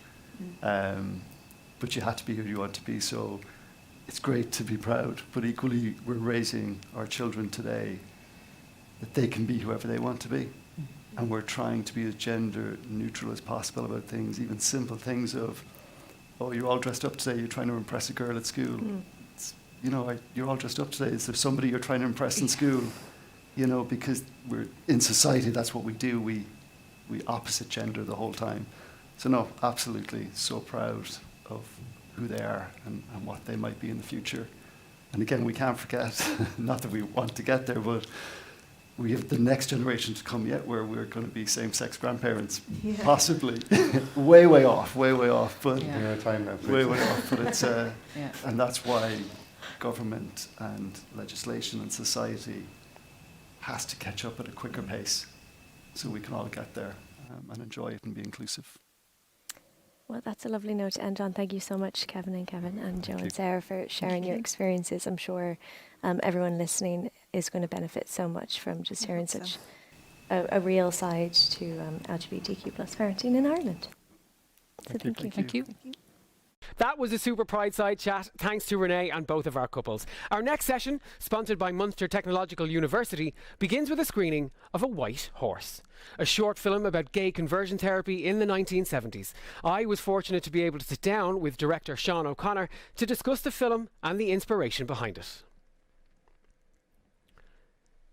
Originally from Castle Ireland, County Kerry, Sean is now based in Cork, having studied multimedia at CIT and completed an MA in Film Studies at the University College of Cork. He directed his first short film in 2010, and through the years of directing shorts, television and music videos has developed a distinctive visual and storytelling style. He is a multi-award-winning director and filmmaker with A White Horse, winning Best Irish Short at the Academy Award qualifying Foyle Film Festival. Recognition that led to a coveted place on the long list for the 2021 Oscars. In 2020, Sean was nominated for the Virgin Dublin Film Festival Discovery Award. He's currently writing his first debut feature film and developing A White Horse into a mini-series with writer Paul Cahill.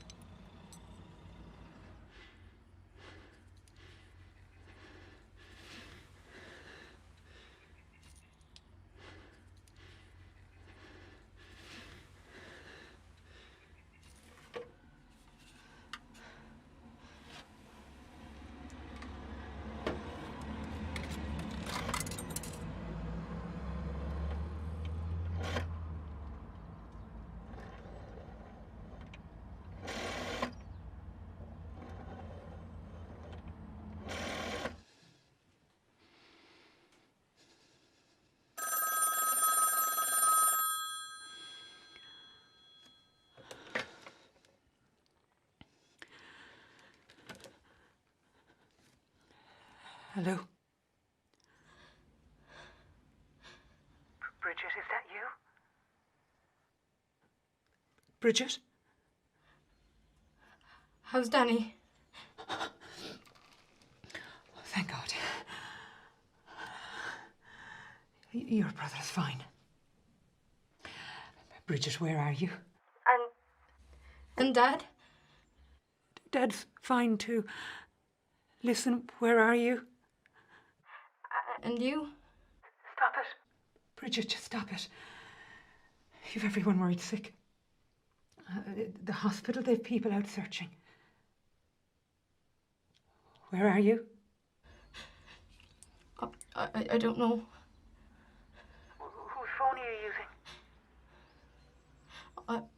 I don't know. I'm really scared, Ma'am. You've done something silly, and now you're beginning to think about the consequences. Of course you're scared. No. There's a white horse. Yeah, I'm afraid it's following me or trying to find me. It wants to take me away. Bridget, why are you talking like this? I don't know. I don't know. I don't know anymore. It's just the white horse is... Bridget, forget this nonsense and tell me where you are. I don't know.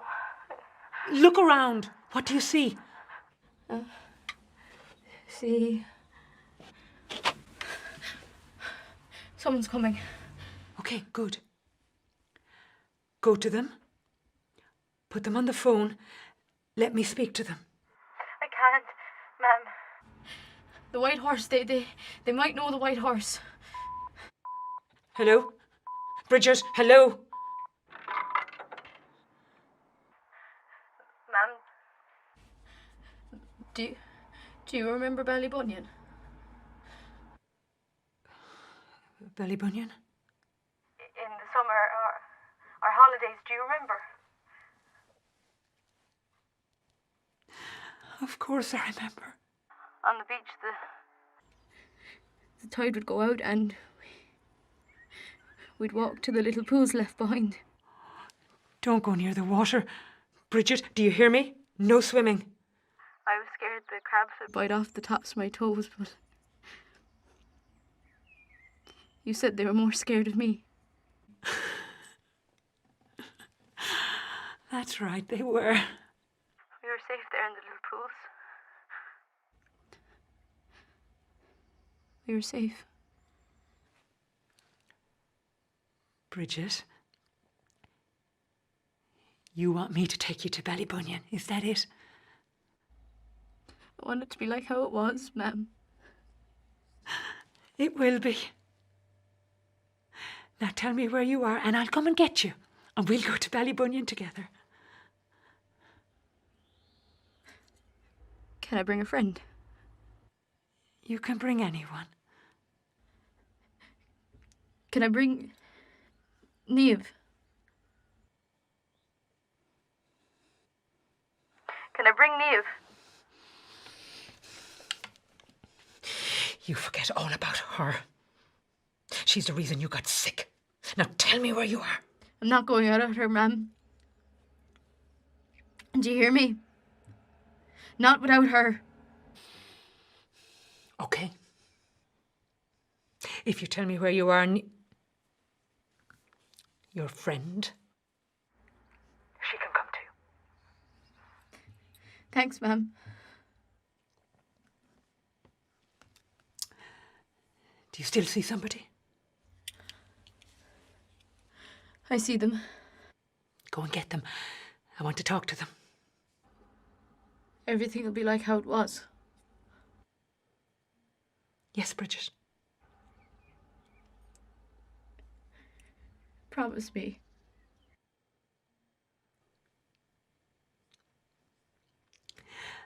I promise.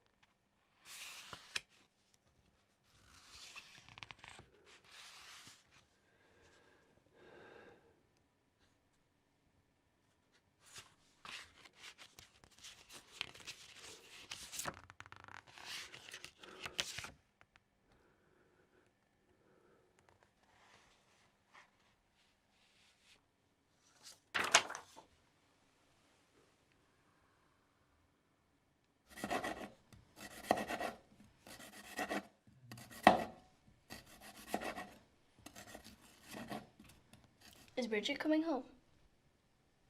Why would you think that?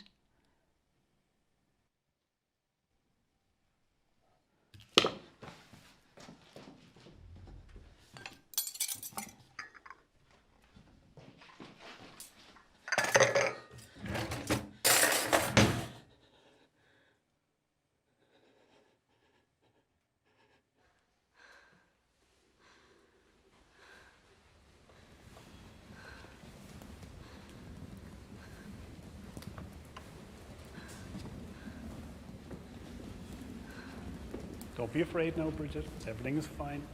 She didn't have a big day yesterday, didn't you, Bridget? We're taking you to Dr. Byrne. He'll fix you up, so don't you worry. We take good care of you now, won't we? Everything will be all right. Don't worry. Don't worry. We're almost there.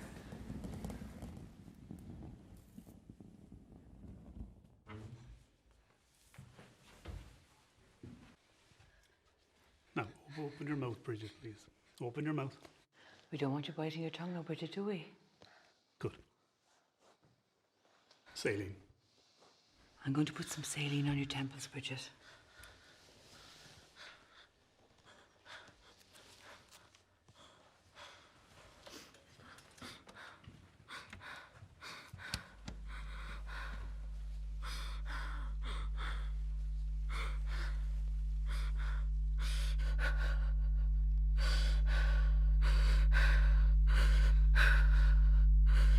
Ready. Ready. Ready.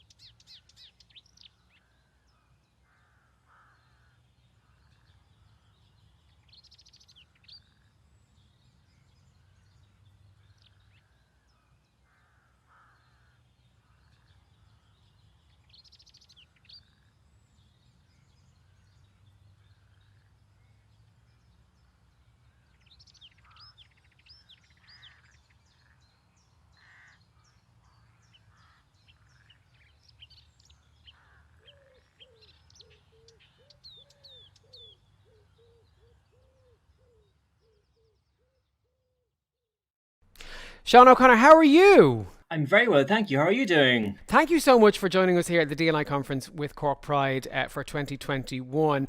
I just want to ask you, where are you at the minute? I am in Cork City at the moment. I'm in my house and I am braving this insane weather and going to get my second jab later on today. So very excited about that. Good luck with that.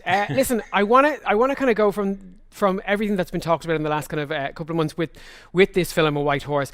You were longlisted for an Academy Award. How does that feel? It was mind blowing. As an independent filmmaker, like things like that, you always kind of hope and pray for, like, and when they come along, you just got to make the most of it. We won one of the top awards at the Foyle Film Festival in Derry, and it's Academy qualifying. So we went on a campaign trail after that. Didn't make the shortlist, unfortunately, but it was an amazing achievement, and especially for a film that was made completely independently as well. And do you remember where you were when you found out you were, like, on the long list? Oh, I was at the festival. Stop. Oh, I was at the festival with my producer and my director of photography, and we lost our minds, like. Wow. Yeah. It didn't stop there. There was a long list of awards, including the Galway Film Fleadh, Dublin Film Festival, and many more that you've been nominated.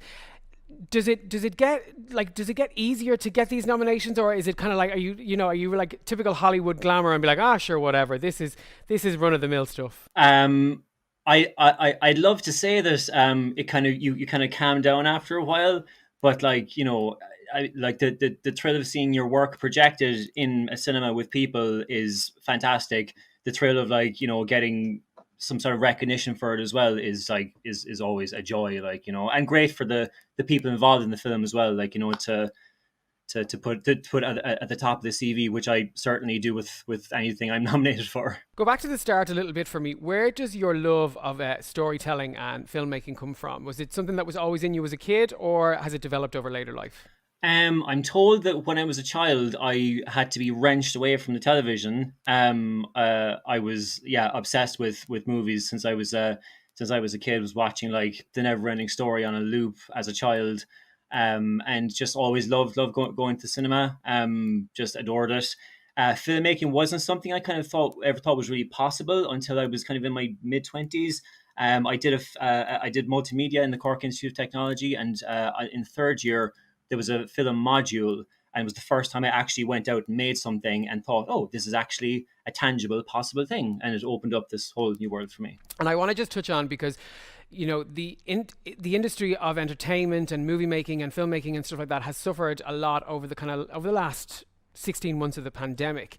Has it deterred you in any way? Have you kind of thought to yourself, oh no, look, I need out of this and I need to get a 9 to 5, or does the drive and the passion keep you moving forward? It's a good question. You put your creative drive into other things. So I wrote a lot, I did a lot of photography. I learned how to bake. I learned how to bake brownies, you know, so that's creative. But I'll be making a music video now in the next couple of weeks, and it's the first thing I would have actually shot in almost 2 years.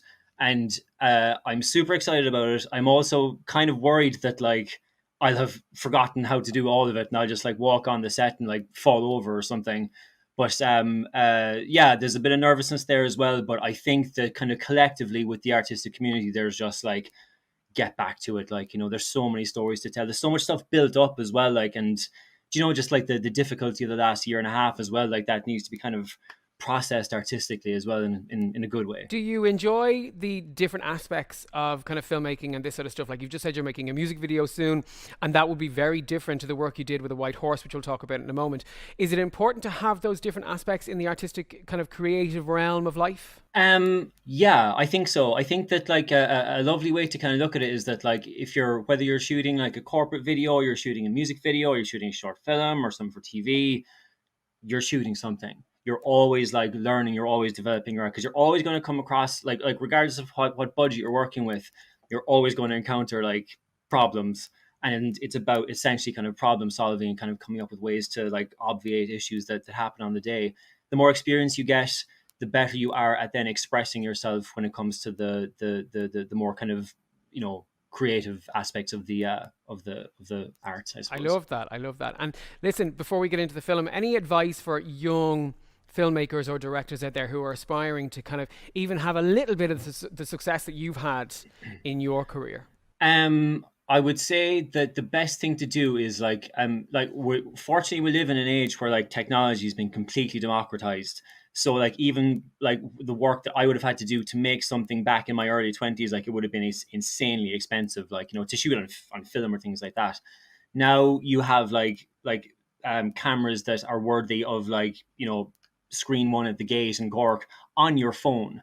So you can, if you want to tell a story, go out, shoot it, edit it yourself, get the music for free off the internet, off a royalty-free website, don't rob it.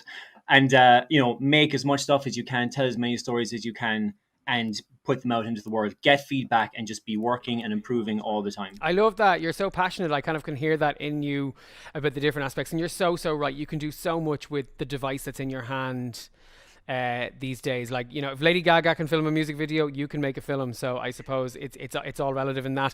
Talk to me, A White Horse. For anyone who hasn't seen the movie, can you tell us a little bit about it? Sure, yeah. So it's a film that we made back in April of 2019. It's a story of it's a short film. It's about a young girl. It's set in the late 1970s in Ireland. It's about a young girl who walks into a phone booth, and she's scared and confused. She's wearing a hospital gown, and she rings home. And throughout the course of the conversation with her mother, we discover that the reason she's been put into a psychiatric hospital is because she's been discovered to be in a romantic relationship with another girl in her school. It is, it's a story that we felt was like really important to tell. It was part of a bigger narrative that we actually made it as what's known as a proof of concept for a TV show. But we wanted to kind of like find the 10 minutes that would tell that story, to tell Bridget's story most effectively, and get it out to audiences and see how they would react. And they reacted very strongly and powerfully, which has been fantastic. Yeah, you definitely did kind of tell that story. And, a short film, it is only 10 to 11 minutes, but you do get every single aspect of Bridget's story and what's gone on. And even even further than that, the family life, there was a real sense of that coming through from the film. So congratulations. What made you want to make this film? So myself and the writer, Paul Cahill, who's from Cork as well, we were fascinated by this idea that throughout the 20th century, psychiatric institutions had been used as catch-alls for people deemed unfit for society or mentally ill or whatever, but mentally ill kind of covering things that today we would consider to be like very normal anxiety conditions, panic conditions, things like that. People were literally just like put away for like months or years. And one of the things people were put away for was homosexuality. What really, really astonished us was that this was happening like into like the late 1970s and early 1980s. It was well documented in the UK. It was less well documented in Ireland, but it was happening. We know this through like small documentation, and also it was known anecdotally that this was happening. And it seemed like so many people we spoke to either knew of somebody like from their friends or family who in like the 60s, 70s, 80s had gone away for a period of time and come back changed, and while there were stories that like the miseducation of Cameron Post and things like that were starting to kind of come out cinematically telling these stories, we felt it was a story that hadn't been told from an Irish perspective. And one of the reasons we thought it was particularly interesting from an Irish perspective is because Ireland since then has become this like bastion for progress and civil rights in the meantime. And like how incredible is it that like a couple, like not a century ago, like a couple of decades ago, this was happening, and how massive a difference a generation, 2 generations can make. Researching this film, and the talk about electroconvulsive therapy and stuff like that, was that quite terrifying when you had to, because I'm sure you did a deep dive on everything within the project and stuff like that. Was that kind of terrifying to see tales gone by and what's happened in the past? It was. So we spoke to people who had either been in psychiatric institutions in a work capacity or also as patients, and some of the stories we heard were like absolutely terrifying, as you say. I think that one of the most harrowing aspects of it is just how is not that it was considered cruel, but it was almost kind of like tough love, and that's something we tried to convey in the film, that like to Bridget's mother is that like we don't want the parents to be monsters, like because they're not. They're to them, what's happened, like Bridget being gay, is like she fell in with the wrong crowd, or she started taking drugs or something. It's something like that like she just needs to go to the right people and they'll fix her. And that was something we kind of came across over and over again, was that like people were just sent away for and was kept quiet, but for the best possible reasons, even though there was nothing actually wrong with them. And that was particularly frightening. It kind of mirrors the HIV and AIDS epidemic. Obviously, people did not know what it was, so you were just sent off to a hospital to live in. And homosexuality at that time would have been very much the same sort of beast, I suppose. Have you had much feedback on the film? Has there been groups and individuals that have kind of reached out to you to talk about the film and their experience? One of the most gratifying things about the whole experience of making the film was, first of all, we were very lucky that the film came out or started doing the festival circuit about 6 months before the world went splat, and there was, we were supposed to go to America to start touring the film in festivals over there, and that obviously didn't happen. But it toured the Irish festival circuit, and we got to go to a lot of these screenings. After the screenings, invariably, we would have at least one or two people come up to us, myself, Paul, and Sinead, and speak to us and say that it was generally older people as well, and they would say that either this had happened to them or had happened to an aunt or an uncle or a cousin, someone who had just like gone away for like a year and a half, and who would come back with a different personality, and it was never spoken of, But almost at every screening, at least one or two people came up to us and spoke about it and said how the film had affected them and how it was a story that needed to be told, and that was incredibly gratifying. Is that important when telling a story such as this, that if you can change one person's opinion, or if you can open up the view to one person, is that important to your storytelling style? Yeah, it is. I think that when you're kind of constructing the film in terms of the script and like executing or shooting on the day, the main goal is to tell the story as respectfully and as efficiently as possible. You're keeping the audience in mind as well, because like, for example, if you look at the way that the film is constructed, like at the start, you've no idea what's going on, and it's only through the course of the conversation that you figure out, oh my goodness, this is like the parents put her away for this, So ideally, you tell a good story, you draw the audience in, and then when the information hits, it should hit hard. If on top of that there are people in the audience to whom it speaks on a very personal level, then that's wildest dreams territory as a filmmaker. Is there an option for a second part of this film? Is there an option to kind of hear more about Bridget? Because I think watching it, I got a sense of everything that was going on, but I wanted to deep dive into, her family. I wanted to deep dive into her experience within the hospital and into the convulsive therapy. Is that possibly on the cards? Could we see a White Horse 2 or part 2 even? Well, we made the film as as I was saying earlier, but as a proof of concept for for a TV show. So Paul Cal, the writer, has actually written a pilot episode and has done outlines for 4 separate episodes in which we build this world. And as you say, it's about what the parents' lives are like, the dogma that they would have grown up with, what life is like inside the psychiatric institution, where there's people who have been put away because they had what we would now consider to be like a nervous breakdown or something, But what was the day-to-day life like inside the psychiatric institution? So that's something that we have in development as well, and fingers crossed we'll get to build that world someday. Amazing, because I think it is such an important conversation, because like you said, if you're meeting one or two people at a screening that are there just to see that film, I think the wider world, and especially the wider Ireland, need to hear that story, because a lot of people don't know about that therapy and what's gone on,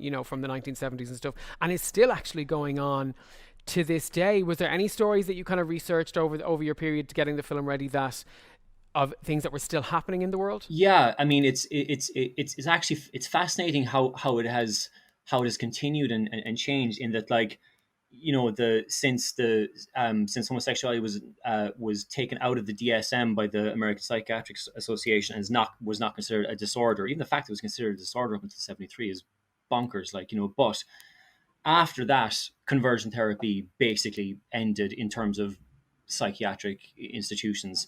But then that kind of mantle was taken up by, Christian right groups and very conservative groups, and it kind of moved out of psychiatric treatment and more into kind of talk therapy, which is essentially what it is now. Certainly in the Western world, anyway. But it is wild to think that this still exists, and that if you want to send your kid away for a weekend or 2 weeks to be told that their sexuality is wrong and that they can be fixed, which is something that obviously will have terrible long-term consequences and results in suicidal ideations and depression, etc. But it's still happening. There are groups that are still doing this, and while it is being outlawed, it's not happening quickly enough. So that was something that we did a deep dive into as well. Yeah. And talk to me a little bit about, this kind of favors into it about pride and the conversation about, is pride still important, and is pride still necessary? I think that, that topic alone shows that it is. What's your opinion on having pride and still being proud and celebrating? What I think something that is really kind of blew us away when we were researching it was as I mentioned earlier, about just like how quickly the change happened between like what was happening 40 years ago or even 30 years ago and the way things now, and the way that gay culture has been like insinuated so healthily into culture, into pop culture, for example, and access to the internet has changed. Like, I mean, for me, like as a straight man growing up in rural Kerry in the 80s and 90s, like I had no idea about gay culture, like until I went going to college, I can come across all of the like different music, etc. But what's also fascinating is that there's that Martin Luther King quote of the arc of the moral arc of the universe bends towards justice. So the idea would be that that this progress will continue and will continue unabated, hopefully. But the thing is that like that's not guaranteed at all.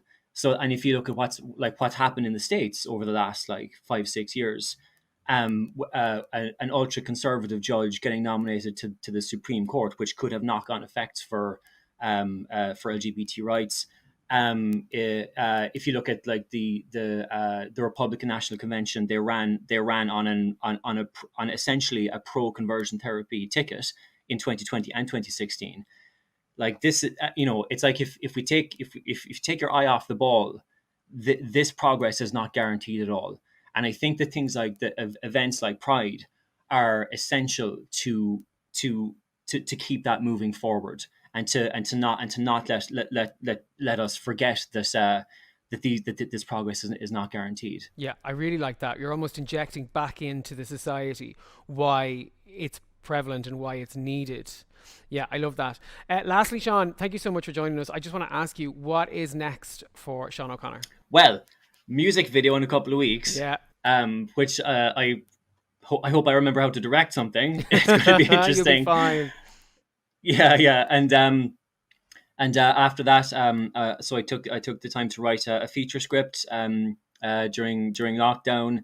Have a bunch of other short scripts and a whole bunch of things I want to do. I want to go traveling again soon. It's you have your list ready. A lot of exciting things on the way. Good. And if we want to find you, where can we find you? You can go onto my website, shauno'connor.com, and you can find all my work there to date. Great, Sean O'Connor, thank you so much for joining us today. It was a pleasure. Thank you for having me.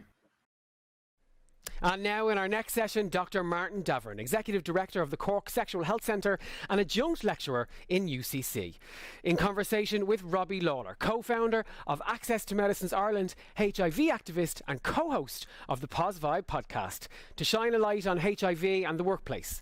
This discussion will focus on updating our joint knowledge of HIV and looking at what workplaces can do to be more inclusive to all, with a specific focus on those living with HIV. When the Cork Chamber of Commerce was established in 1819 in the Victoria Hotel on St. Patrick's Street, the local business community could not have predicted the transformation the city was to undergo over the next 2 centuries. Cork has seen a lot of change over the last 200 years. The city has expanded, stretching out from the banks of the Lee. Cork has proudly taken its place on the national and international stage, supported along the way by Cork Chamber of Commerce. New industries and technologies have sprung up, bringing people here from all over the world. Cork Chamber has consistently given a voice to business, collaborating with local partners and pushing for game-changing infrastructure and development projects. We've celebrated the city's milestones,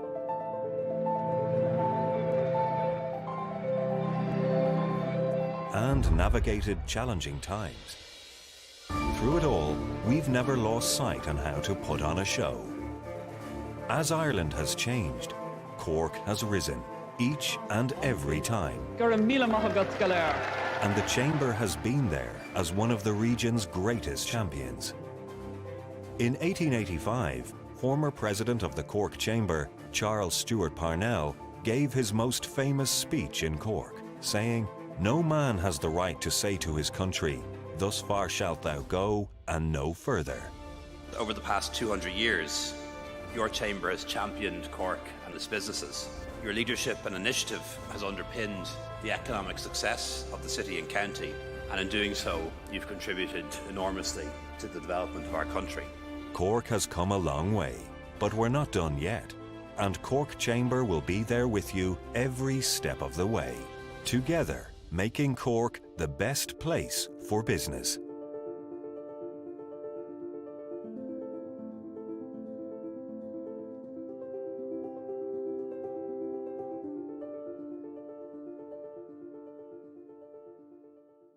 Okay, so I'm delighted to be here today with Robbie Lawler, HIV activist, most recently seen educating the nation on Tommy Tierden's show. He's part of the European Treatment for AIDS group, is a PhD candidate in DCU, and is a co-host of the Pause 5 podcast. Yes. Robbie, it's great to see you. Oh, I'm delighted to be here. Yeah. Always love chatting to you, Martin. Oh, snap. It's great to be here Happy Pride, today. by the way. Happy Pride. I can't believe it. And finally we have a Pride after the year that wasn't. It's great to have it now. Yeah, no, we deserve to go wild. I You know, we all do. Yeah. Go wild, Well, Cork is preparing. It's definitely going to go wild this year. Today I'm really looking forward to chatting to you around a topic that we're both really passionate about, HIV, but really looking at it about HIV in the workplace and how we can create better environments, more inclusive and environments for all. So I suppose a really good place to start always is telling everybody who's watching today about HIV, but HIV in 2021, because we've all had a year to reflect in and all had a year where we looked at an epidemic and a pandemic and what that looked like. So it'll be really interesting for them to hear about HIV now.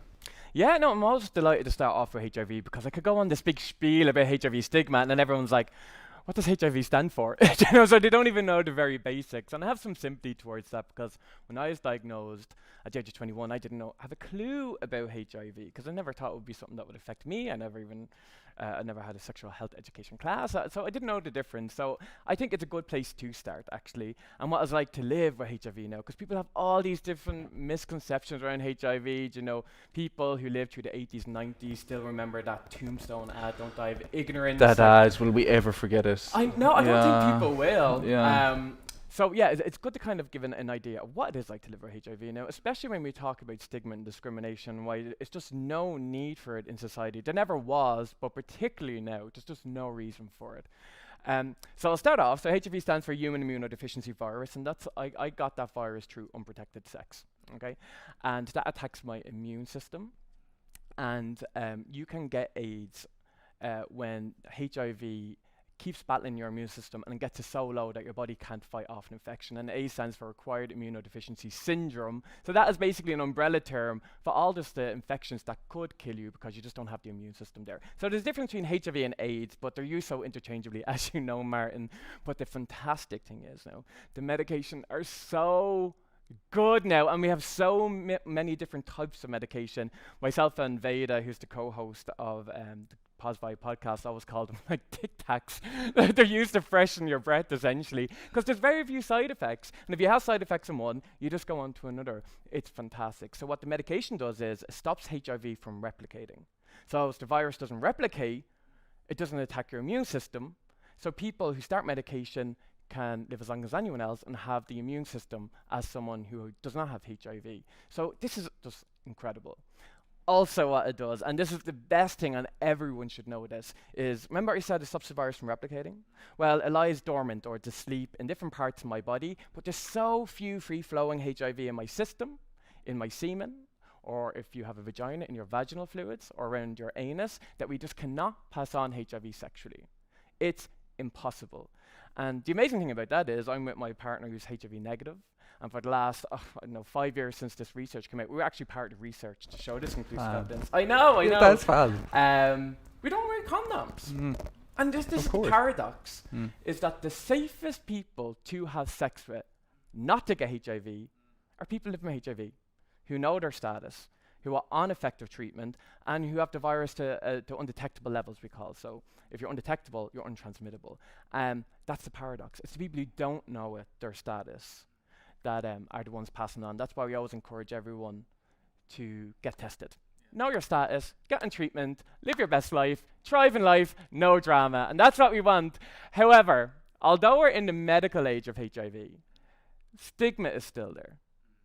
And because of stigma, we get discriminated against, even in the workplace, which we'll probably talk more about today. So I'm happy that we had this like living with HIV in 2021. But it's so important, isn't it? Because that U equals U message is just crucial. Like how far they've come in terms of effective treatment and what the treatment can do now is amazing. And I can't believe you were part of that partner study. Like that was a massive cohort study. I know. So the very first one showed that you can't pass it on through vaginal sex, but we didn't know if you could pass it on through anal sex, really. We had some data, but not enough.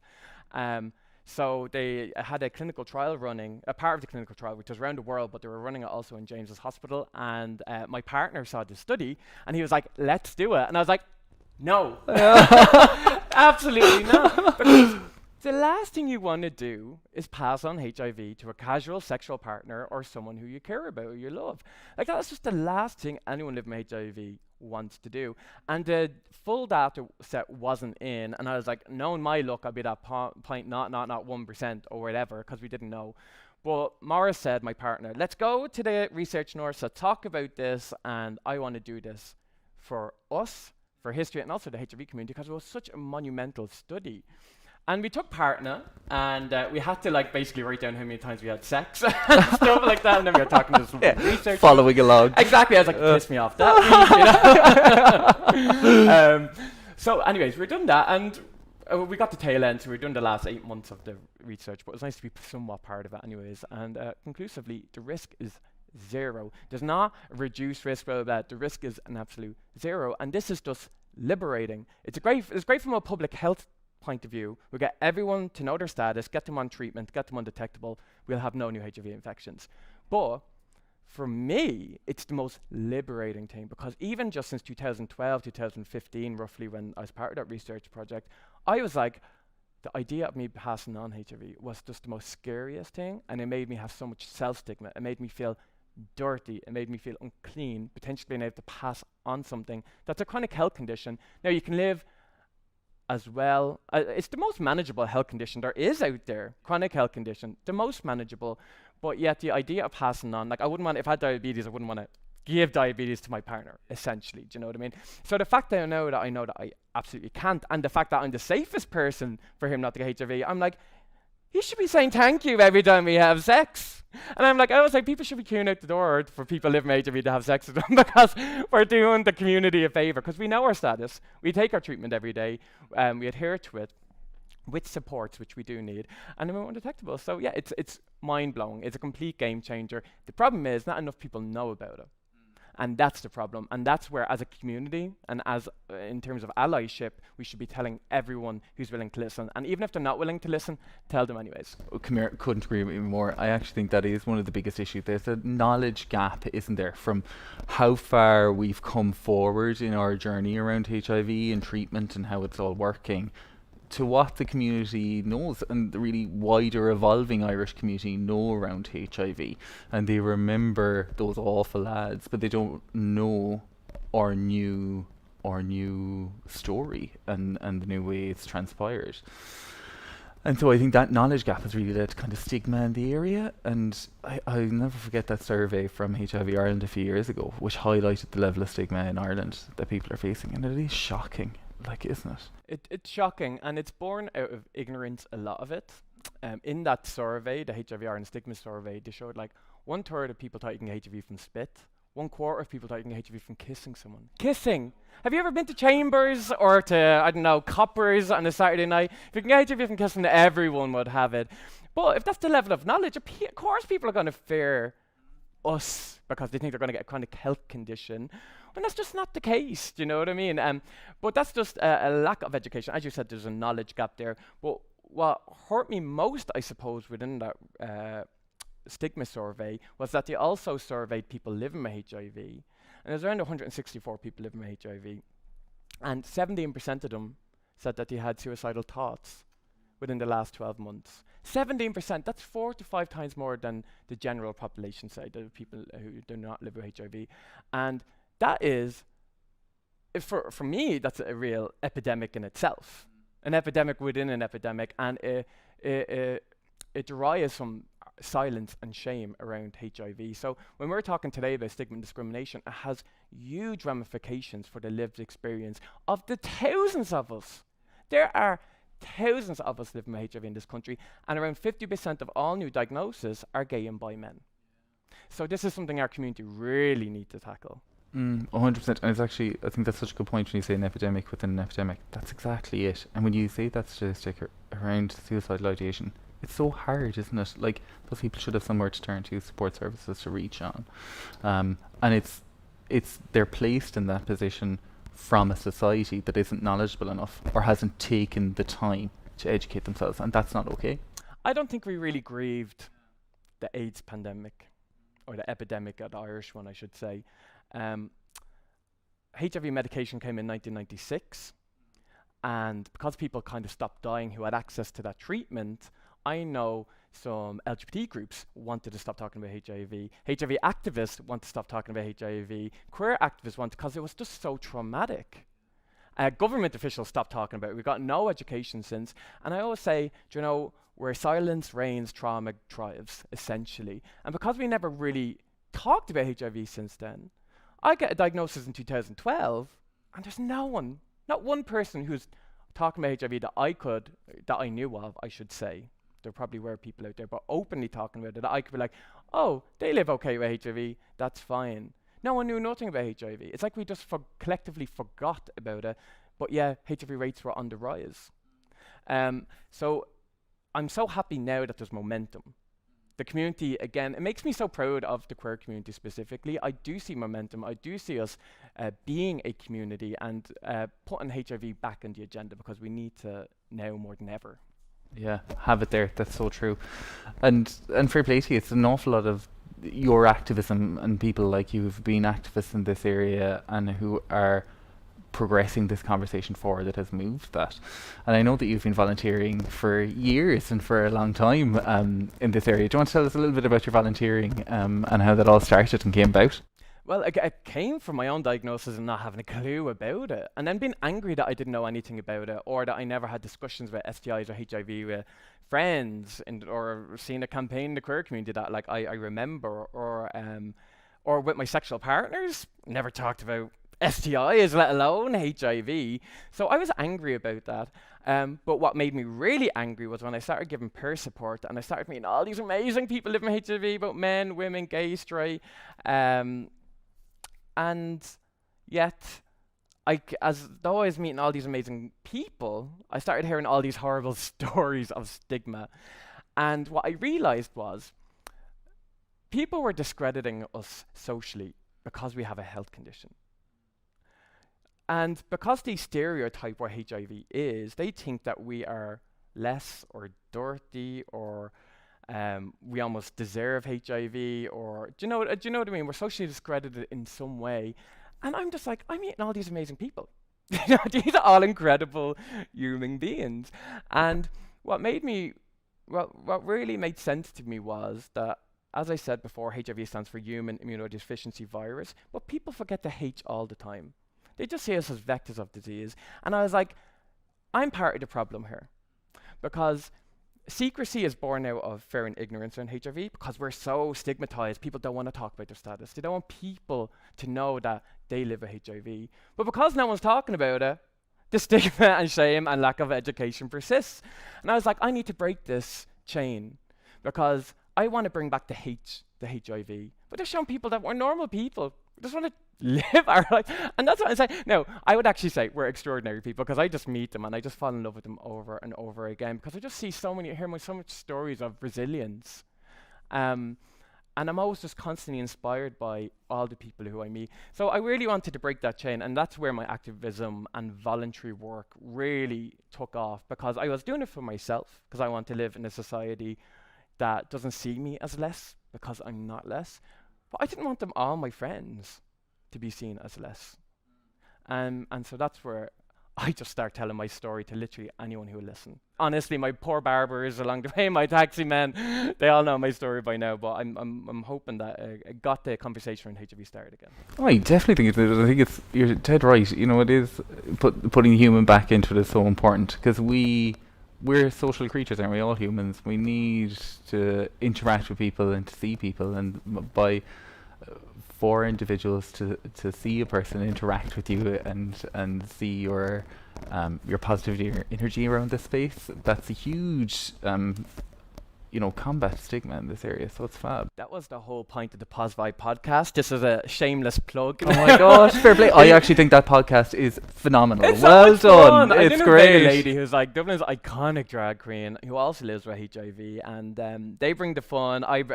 They say I bring the facts, which I don't think I do, but we have the most amazing guests. We had Peppermint from RuPaul's Drag Race on, Anna Matronic from Scissor Sisters, but more importantly, in my opinion, we just have normal people living with HIV in Ireland. You just want to share their stories, and everyone bringing back the H. And while just talking about our HIV journey, what brought us to the point that we wanted to talk in this podcast, and it's just been truly inspiring for me.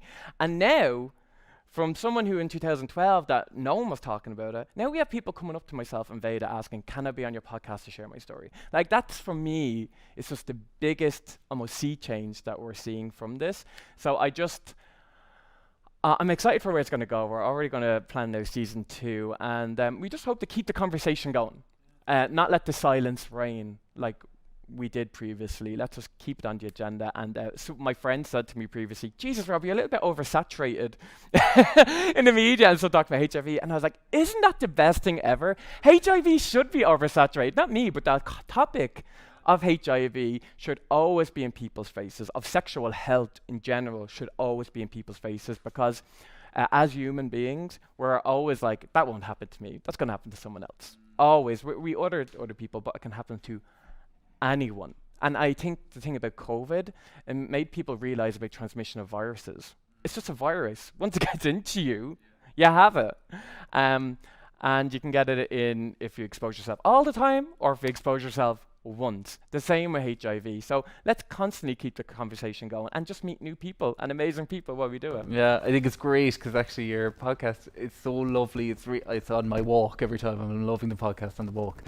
But it really is educating the nation on like a new modern era of HIV, and it's lovely to hear all the stories. And actually, it was a Peppermint one I was listening to a couple of weeks ago, and I just laughed for the whole time on the podcast. It was real uplifting. Like, it's great. So well done to you all on that. When you were moving then from your volunteering into employment, what was that like for you? So it's quite difficult. This discrimination on a macro level with HIV, because I had a job waiting for me in Australia, and I was just fresh out of 4 years of college, and I was supposed to go to Australia, but when you live with HIV, you can't get a residency visa in Australia. I think New Zealand or Canada is the same. In 2012, and I was diagnosed, you couldn't.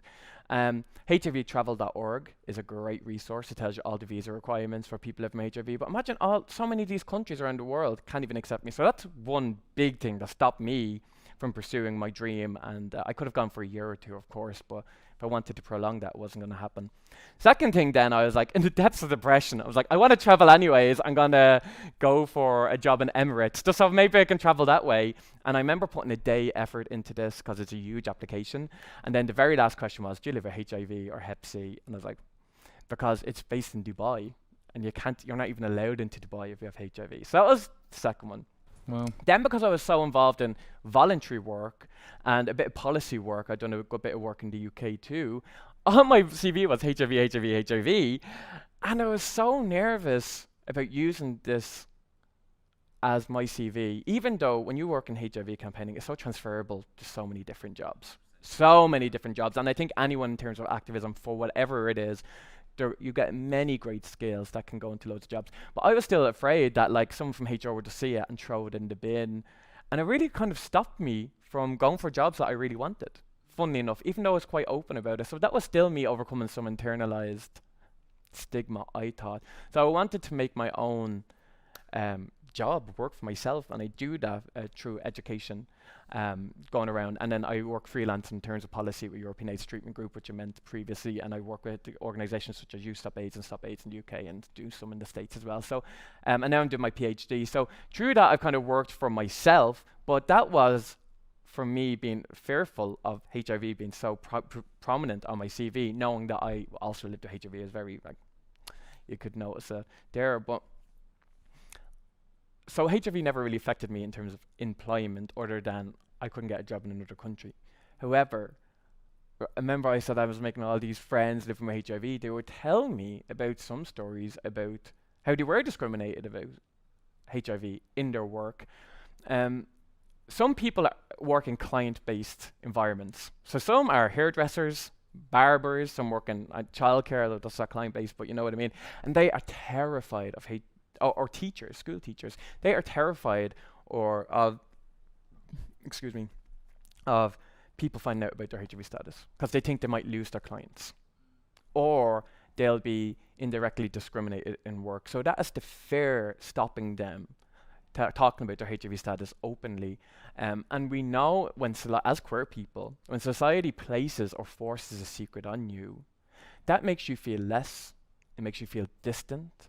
You can't thrive in life when society forces a secret upon you. So you might think, oh, well, they can tell family or friends outside it, but hiding any sort of secret is so detrimental. It really is. So it's kind of, how can we foster environments that make people feel safe and open and non-judged, and because as employers. And now in our next session, Dr. Martin Davern, Executive Director of the Cork Sexual Health Centre and adjunct lecturer in UCC.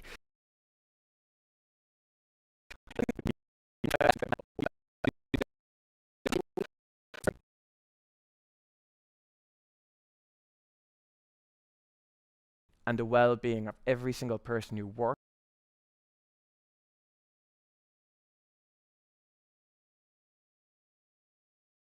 there, or even your clients.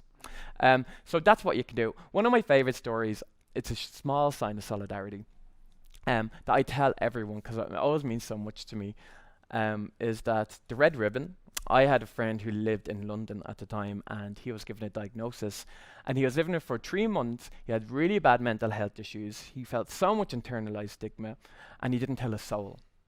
And he was on the tube one morning in London, and he seen some woman wearing the red ribbon on her jacket, and he said to himself, he's like, people do give a shit. Like, someone actually cares. There's one person who supports me living with HIV out there. And from that, he went home and told his family and told his friends, and now he's one of the biggest activists in the UK for HIV. And I was just like, it's just such a small sign, but when you're so isolated, when society throws you in a viral closet because it says that you are less when you're not, people shine a light and help you out of that closet when they show any sign of solidarity and knowledge around HIV. And I always say to people, try and be that one person. I love that story on the train on the way to work. It's a lovely story. Yeah. I think you did right. Actually, I love the idea of businesses showing solidarity 2 days a year, like nice 6 months apart as well, like summer solidarity and Christmas. Yeah, a little Christmas gift then. I think those 2 times are great, because you're right. Irish AIDS Day and World AIDS Day are big events, and if they can do emails, leaflets, have us in to talk and really educate their teams and their employees, but also in part, if you get somebody in and they have a really good talk on the because you message, they're going to go home and they're going to talk to their family and say, come here, I was in work today and this person was in, that's what they were talking about. And it just has that lovely ripple effect out into the community. Effect. Yeah. And things people want to know. People actually are so interested in HIV, they're so interested in sexual health in general, so you can have a broader conversation also. People actually genuinely want to know. Anytime I give HIV talks, like, nearly the whole office wants to come. All the time, just purely because people have an interest for educating themselves, and a lot of people want to educate their families, you know, especially if they're young kids. They want to be equipped with the knowledge and so on and so forth. So I would say it's in everyone's interest and benefit, for sure. Yeah, I 100% agree. And that sounds like a perfect little call to action. So as I sit here with an activist, I think we better have a call to action to finish this off. So I think our call to action for this workplace and diversity thing should be that workplaces commit to focusing on Irish AIDS Day and World AIDS Day and giving information out to their teams around HIV. 15th of June, 1st of December. Right. It's going to be red ribbons everywhere. Get ready for it. Robbie, it's been lovely to chat to you, as always. So let's get drunk for the rest of Pride. Thank you, Robbie and Martin, for that really inspirational and engaging session. Lots to think about there, and great to see progress in this area. Our next session is entitled Diversity on the Lee, where we'll join Nem, Thomas and Nadia enjoying lunch with a discussion on various LGBT issues and challenges, including some insight on their experience of intersectionality. This is going to be lively, and I'm really looking forward to it. Thank you, Paul. So, my name is Nadia Moussad. I'm a youth and community worker. I work actually with the oldest group in Cork, LGBT group of young people. So, the age is between 15 and 24, 25. And I give as well training in inclusion. It could be towards minority groups, or anti-racism training, and so on. And of course, the LGBTI plus awareness training that we give in schools. We give as well for different organizations that invite us. And sometimes it's as well some companies that invite us to come and do the training with them. So that's really about it. It's full, it's amazing, and it's an engagement and is a mission more than anything else. And I'm very, very happy to be working with young people. Yeah. So I'm Thomas, and I am originally from Denmark, but have moved here to Cork now, living here. I'm half Zambian, half Danish. Well, I kind of say half European, half African. But so when people kind of ask about my heritage, I volunteer a lot with the gay community here in Cork and try as much as possible to motivate people to kind of come up to the running club that I'm in, Frontrunners Cork. I also do some awareness campaigns about racism and also people of color living in Cork who are queer, and also try as much as possible to empower our fellow, siblings in that sense. So, yeah. Great. I'm Nem Kearns. I'm a disability rights advocate. I am on the organising committee of NeuroPride. It's our first year. It's a celebration of neurodivergent people, identities and cultures. And I also sit on the board of Disabled Women Ireland, which is Ireland's only national disabled persons organisation for gender minority people. I am autistic, ADHD and dyscalculate and mobility impaired myself. And I also give policy advice on disability and inclusion to elected officials, civil society organisations, and anyone who wants to listen, to be honest. Nice. Brilliant. That's really good. So we go to see the first question. Okay, so is being lesbian, gay, bisexual, transgender a mental disorder? Diplomatic answer? Probably best answer, yeah. It probably is. No. There's absolutely nothing wrong with having a mental condition, of course. But no, it's an identity. And we find strong echoes in the neurodivergent community, particularly as approximately 70% of autistics, for example, of one neurodivergent community are not straight. We find a lot of parallels of that, of like, no, this is who we are. Just because it's not like you doesn't mean it's a disorder. Can I ask a question?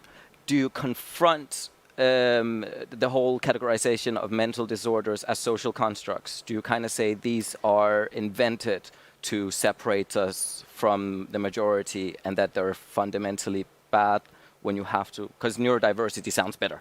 Yeah, well, to be honest, I won't get into it too far here, but I'd be delighted to talk to you about it any time. So many neurodivergent people do have mental health conditions. There is, especially when you're looking, say, if you're looking at borderline personality disorder, that is disproportionately applied to ethnic minority people to gender minority people. We do confront the fact that mental health is not an equal playing field for everyone. Mental health forced institutionalization. Again, you're seeing an overrepresentation of gender minority people, ethnic minority people, the marginalized people pushed out to the corners of society. They're too complicated.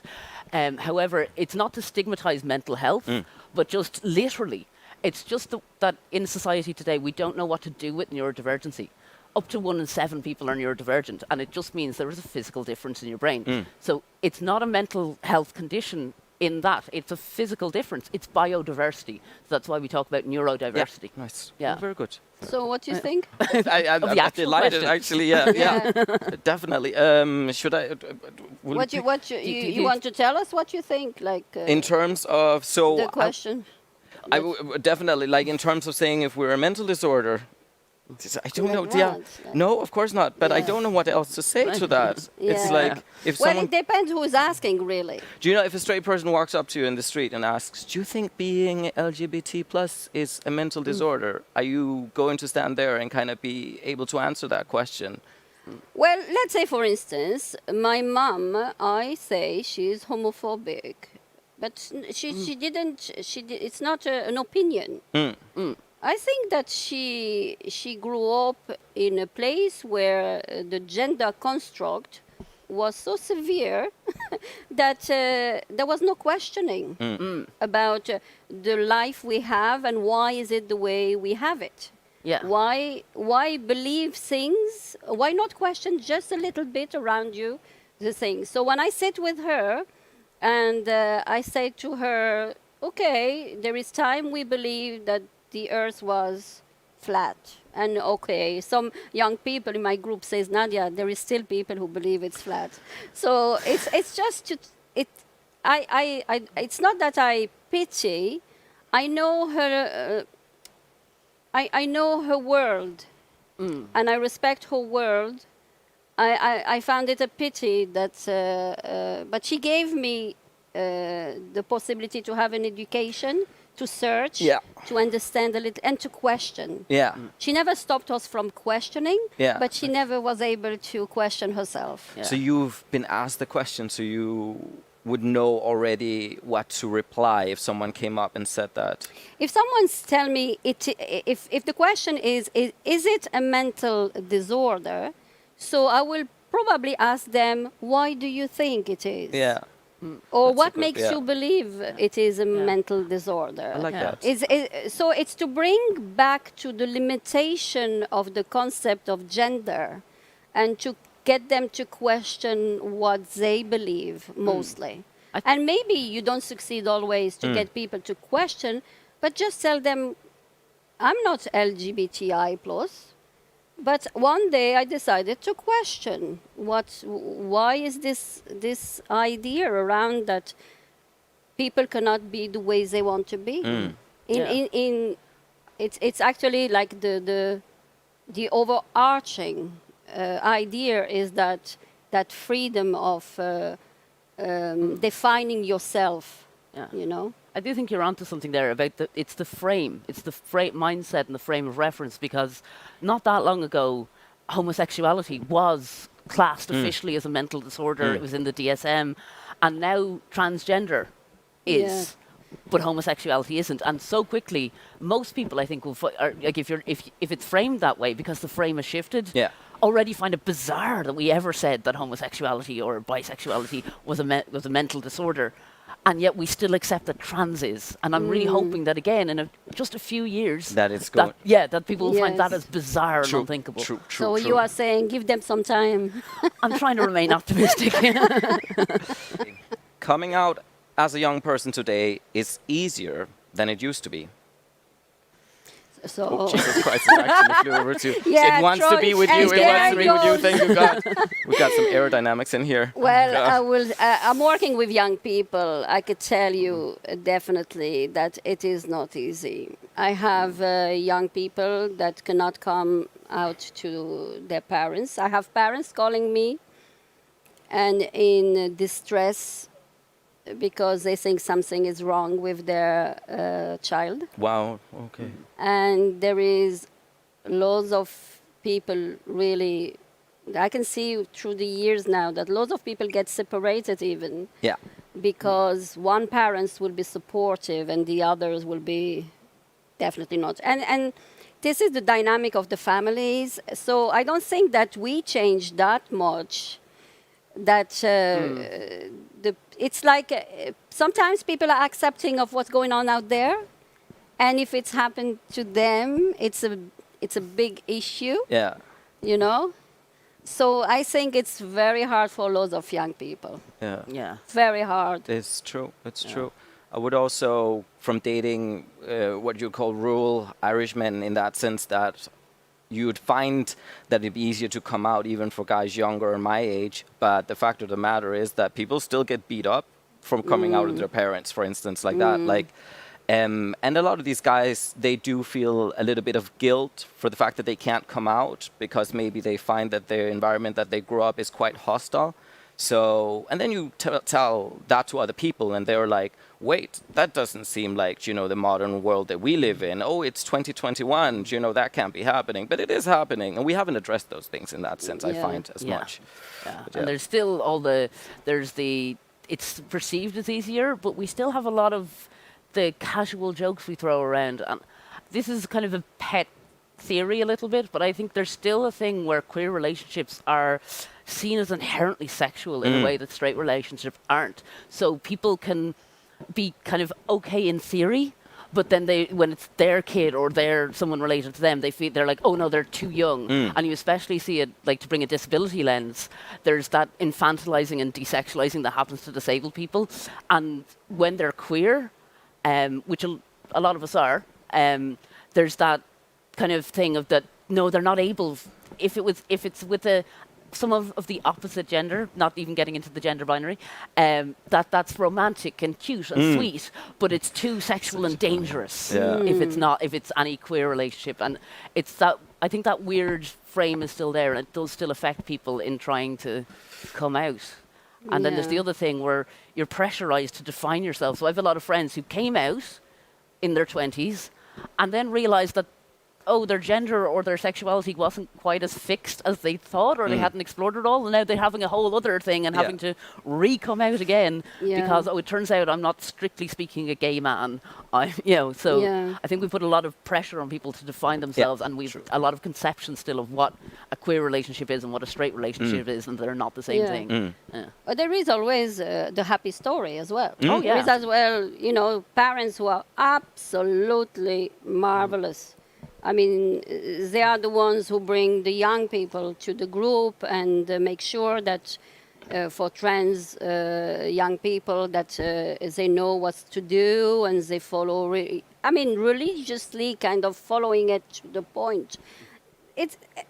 But we cannot say it's easier for young people just because we are in this time that we think everything is possible. It's not. There are some things. I do think the rise of kind of social media and online communication has, at least it is easier to find community and to find information. And that does make a big difference because it was so taboo and someone stuck, like I grew up on a mountain and the nearest town was 12 miles away. I had nobody to ask about being non-binary or queer. I didn't even know it existed. So like there are aspects, and I am hopeful. And there is the rise of homophobia too. Yeah. So we can't deny the that. Backlash. There is the backlash. Yeah. Sorry. Yes, Hope you don't I'll throw move it on. in my face like I did with yours, but anyways, you can if you want. You know, can, in that you sense. can. Yeah, Well, we'll see. There's a side of me that likes it. Yeah. Play nice. Good. So this is an interesting question. Do you find LGBT plus people in Ireland have enough rights? No. Okay, the question is kind of funny because if they access their rights, so that they have the rights, they do. Everybody has the rights. If they access the rights is the other question. Yeah. I'd be interested in hearing what Thomas has to say and then kind of whether you'd agree or not. It has been so when I probably was kind of informing myself about it a year ago, like for instance, being an LGBT plus parent is very difficult and a very, very traumatizing experience. So I think that since that hasn't been sorted, I mean, we're still kind of like weighing in on whether we've progressed enough with the abortion laws, for instance, like that. That's still something that's on the table, and you're kind of like, could you maybe push it a little bit faster, you know, just to kind of like get it all round through. And there's probably something about, you know, the establishment that isn't there. See, that part, I don't know what it's like now, but I do feel like there could be more done faster. That's how I feel like in that sense. And I feel like people don't know yet that they have the right to push for these things harder in that sense as well. Yeah. So yeah. No, it's just for me. It's the question, the formulation of the question itself. It's there is no doubt that people have rights. It's if they access them or not is the question. And if the laws or the policies in place are actually adhering to those rights that we all have.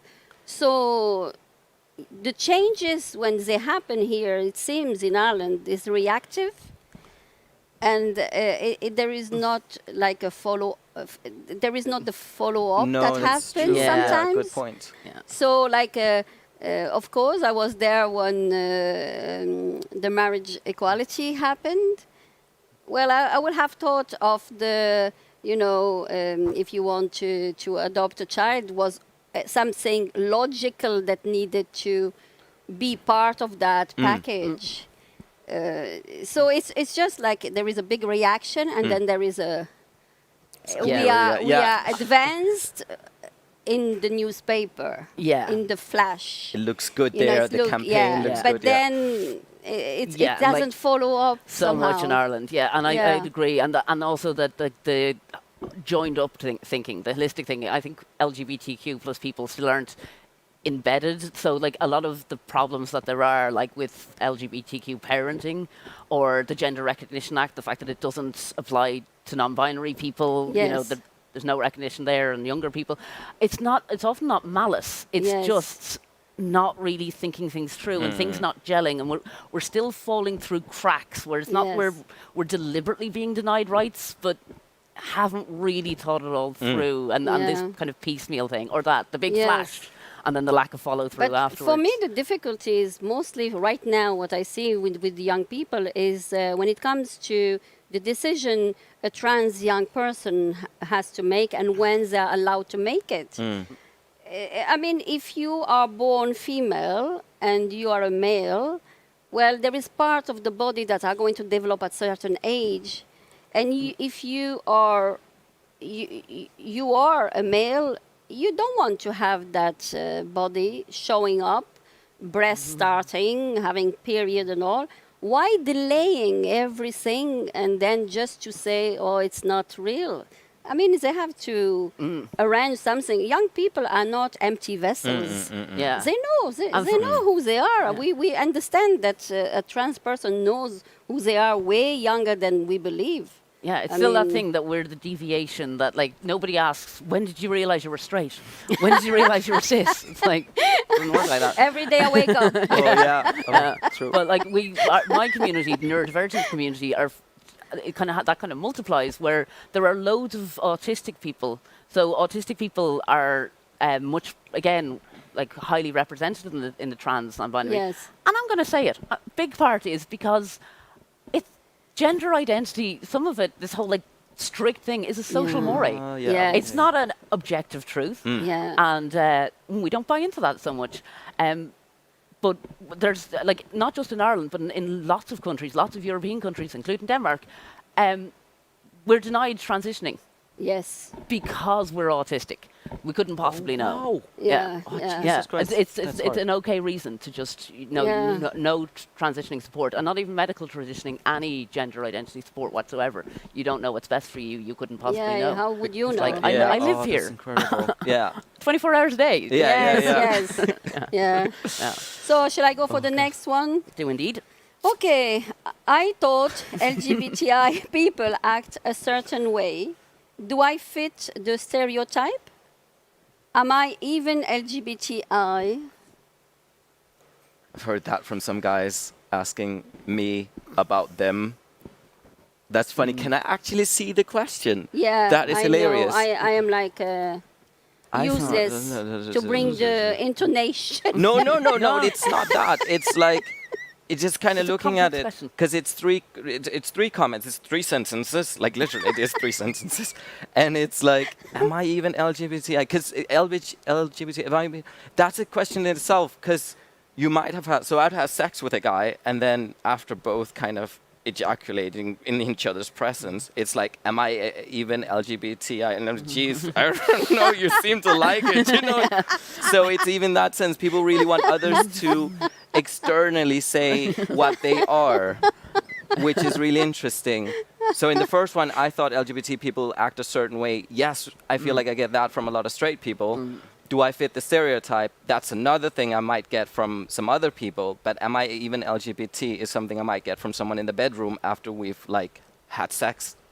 Do you want to? I like this little walkthrough, Thomas. It was yeah. It's quite a difficult question. I know. Yes. I've heard it. I've felt some of it, because again, as a multiply neurodivergent person, I never fit in with any social group or social norms or cues, or I never got things right, or and I didn't know how to. There was this kind of like that. There was a way you had to be that I felt like I wasn't queer enough, Oh yeah. And also I was very lucky in that, because I didn't have an internalized like this kind of socially internalized thing of this is what. That straightness is a norm, or all of this. I was quite lucky, and because I have a very open family, I didn't really have to. I didn't struggle with my gender identity. I didn't struggle with my sexuality. I didn't have to do a big coming out. Just casually mentioned. Nice to hear. Nice. Yeah, so that's what I want for other people. Yeah. But I did feel like that I hadn't earned it, or I didn't have the same story or experiences, and also I don't know how to act anyway with like social cues, so I don't know how to act queer. And I get where it's coming from, but I think it's up to you, that thing of then realizing, hang on, this isn't up to anyone else to decide. Yeah, I am who I am, and nobody knows better than me. There's no outside authority that makes that decision for me. Yeah, exactly. That's the thing, because a lot of people want that external validation or almost like medical diagnosis in that sense. Yeah, it's so like, I do get it, because I for ages felt like I wasn't queer enough. Yeah. And then also because I'm bisexual. And then you get the hilarious, oh, so you're a lesbian now? No, still non-binary bisexual. Oh, you're straight now? No. But feeling like a fraud. So my long-term partner now is a very nice cis straight white boy called John. Just the John, I feel really. I know the Johns as well. There are many of them. Oh my God, yeah. And like feeling like that somehow, that I was a fraud for still working in LGBTQ, and that I was, still advocating. Like I'd lost my scout stamp or something. Yeah, you can tell I was never in the scouts. I don't think they have stamps. But yeah, no. So I get where it's coming from, but it's also like nobody gets to define that, and also you don't have to. You don't have to have it all figured out right this second. I think it's always the others looking or you. So it's like. You don't define yourself with what the others say or how the others look at you. You have to define yourself completely and regardless of what the others say. That's what young people naturally do at certain age. Yeah. They push the boundaries and they try to see who they are. It's natural. Nature asks you to search for yourself.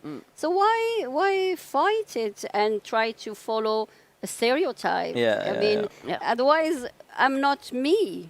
I lose it. It's very strange that is always what the other think that is going to define who you are, or what the other people are going to think. When it comes to families, like, what? You're working with LGBT? Yeah. You couldn't find another job? Mom, it's a choice. Oh, wow, yeah.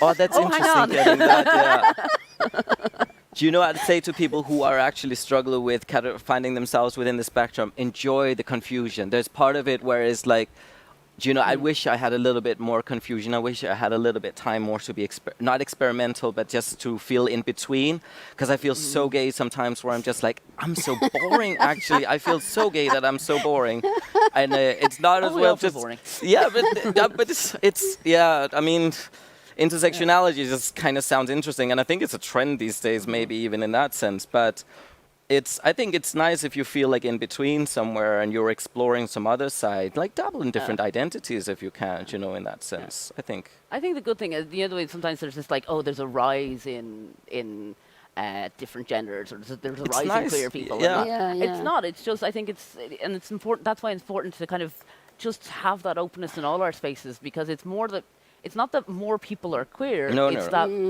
more people are free from a rigid externally. Yeah.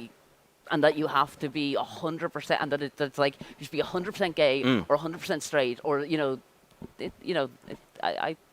I'm very optimistic today. It's very unlike me. No, but it's nice. It is nice, and I think it's a fantastic point to kind of say that yes, it's just people are opening up and allowing themselves to just explore different kinds of. Yeah, I had young people, like, they will come to the group.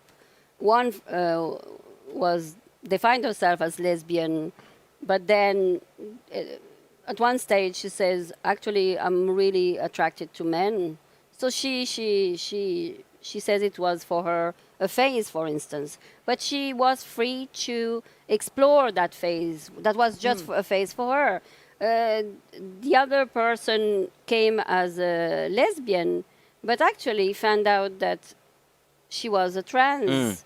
So it's really interesting how when you give people the space and the freedom to be, they decide for themselves what suits them. Yeah. I mean, when you go to the market, you pick the fruit you want. Nobody's holding a gun at you.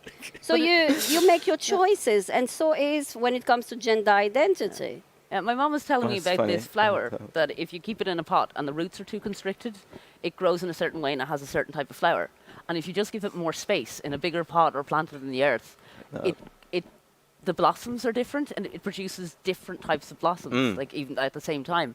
I think that's a really good metaphor. Absolutely. It's the same plant. It always had the potential to flower that way, but it's been given more space now, so it can grow and explore. And I have that with a lot of trans artists who are musicians. Jesus, my playlist is so trans. Like it's just incredible. And I think it's because society has allowed people who are within certain to just blossom with their art, and it's just the sound that comes out. Sophie, I'm not even like there's one who's like Chase Icon, and all these artists who are just like making absurd but really catchy music, and I'm just listening to it. And my roommates think I'm crazy, but I'm like, this is the best thing ever. Honestly, I'm gonna make a list of these artists because they're so wonderful. It's just it's very freeing. Okay, I'm gonna go to the next one. This is very big. Do you believe in life after death? Could you throw that one, please? Jesus Christ, that's actually weird. I'm just gonna say no. Next question? Yeah. Do you actually want the next question? Yeah. Okay, Yeah. There you go. Okay. What do you think about vegans? Do you think about vegans? Okay, it was a difficulty when I had a vegan friend coming home. I didn't know what to cook. So at the start, vegan and vegetarian, but let's stay with the vegan. I was like, is it religious? Because it felt for me nearly religious. So I say, you know what, I'm going really, when my friend comes, ask all the questions. I got to really try to understand. I asked all the questions I wanted. I still was not sure. But one thing is for sure, is a decision that person made for themselves. The reason, I was curious, I wanted to know, because I didn't know much about it. But, and then yes, I felt, oh, what do I cook? What do I put? I don't have this. I have vegan young people coming in the group, and we had to make sure that when we have an outing and all, we have things for them. So I kind of educated myself when it comes to the technical part, Now the decision part is like, well, for me it's more than just, it's an ideology. Yeah. And it's a strong one, and yeah, I have no issues when I learn to work around it and know what to offer to my friend. That's what I need to do. That's it. Ethically, I'm jealous in a way because it's like I did geology as an undergraduate before going into African studies for my master's, and we had a paleoclimate course, which is effectively led up to how we have fucked up the climate, how we are fucking up the climate within the last 150 years compared to like meteor strikes and volcanic eruptions and stuff like that. So we're talking about, for instance, meat production being like excessive and also ruining, just being awful in so many ways. And then still going to the to lunch for burgers and everything. And then I was kind of thinking, Jesus Christ, that is so awful that we cannot actually manage to change our ways or even push for these industries to be better. So for people that I know who are vegan, I always find it to be a it's a good choice they've made. I find it to be a fundamentally good choice that they've made. And it's like I have a hard time then also coming over my own guilt when I'm sitting there talking with them as well, because I know that it is the better choice to make in this world. So I'm not morally decided, but I'm in a place where I can say, I think they're fundamentally good, in that sense. Yeah. I have to admit, I don't really think about vegans all that much. A good few of my friends are vegan, and like that, at first, I think it's a good parallel. At first, like, oh, I don't know about this, and is this a big scary thing? And it's like, oh no, it's fine. It's actually not that hard, and it's fine, and it's great. And I do find it really admirable. What I will say is, I will find it really admirable for those that can. I think what sometimes gets lost is that there are people who cannot be a vegan. Yeah, health-wise. True. Absolutely can't. True. And it's their life. They know. Have you tried this? No. Like I can't go fully vegan. I try to eat vegetarian as much as I can, and I maybe I'm giving myself a moral cop out, but I think that doing what you can does count for something. But health-wise, I need some animal fats. Yeah. Fair enough. And they're not replaceable with anything else. So yeah, that kind of it used to be this big scary thing, and then it's like, oh, that's what it's about. That's fine. That's not a big thing at all. Just to speak on their behalf as well, like they are faced with some really, like you always hear people say, oh, you will always hear when someone is vegan, but no, it's actually when someone says, oh, why are you not eating meat? Oh, I'm actually vegan or vegetarian. Then someone is like, oh, you're a vegetable. Ha ha ha ha. Do you know those kinds of things? It's a bit like not drinking in Ireland. Yeah, like, do you know there's something about it? Yeah. Explain why. So you have to explain why, and it's like, oh, and then someone comes in, oh, do you not know that it's unhealthy? And it's like, why is it unhealthy? It's like you're drinking, smoking, and you're eating, stuff that can actually give you cancer. In that sense. So on their behalf, I would like to say, in that sense, that keep doing what you do and don't listen to all the assholes. In that sense, don't know if that's constructive. So let's see. Surprise. Oh my goodness. Okay. Women have it easy these days. May I? Yeah. I mean, I'm not one, but I do talk a lot to my female friends about it, and I do definitely not think that it's easy to be vocal about your rights and your experiences in a society like this, even if you would hear men say the opposite. Well, as I said, I sit on the board of a gender minority, so it's women and non-binary people, gender non-conforming, genderqueer. I would invite anyone. I no longer think that's a good faith argument. I genuinely have just never engaged with someone who that's their position, that they're actually asking the question, they're making a stance, and it's a deliberate stance. But I invite them to sit down and go through some statistics, many statistics, and listen to the voices of women and gender minority people, and then see if they really believe that at the end of it. No, it is not. There are still disproportionate levels of discrimination, violence, disenfranchisement. I could go on, but I won't, because I promise not to say burn it all to the ground too often. Yeah, no, I won't say anything on that, because I think I will get very emotional because it's nearly in my DNA, the generation of the suffering that I carry with me, and believe it, I try to give a different view to my daughter and make sure that she has a better start than I had. But even living here, can't complain about lots of things, but being a woman is definitely not an easy thing. I was thinking lately, if I'm reborn, and if it's still in this, because things that don't seem to change that fast, that suffering has to stop. I want to come back as a dog because everybody loves doggies or something like that. Just have an easy life, an easy life. The whole eating, sleeping thing just sounds great. A little doggy, a puppy, Probably and here again, probably a dog that is in demand. Because, Nadia's really thought this through. Yeah, that's incredible. Very elaborate. Has to be in demand because otherwise you may not be adopted and all that, but definitely not as a woman. I think it's also the mental real estate of walking around the world in a body that's perceived as female.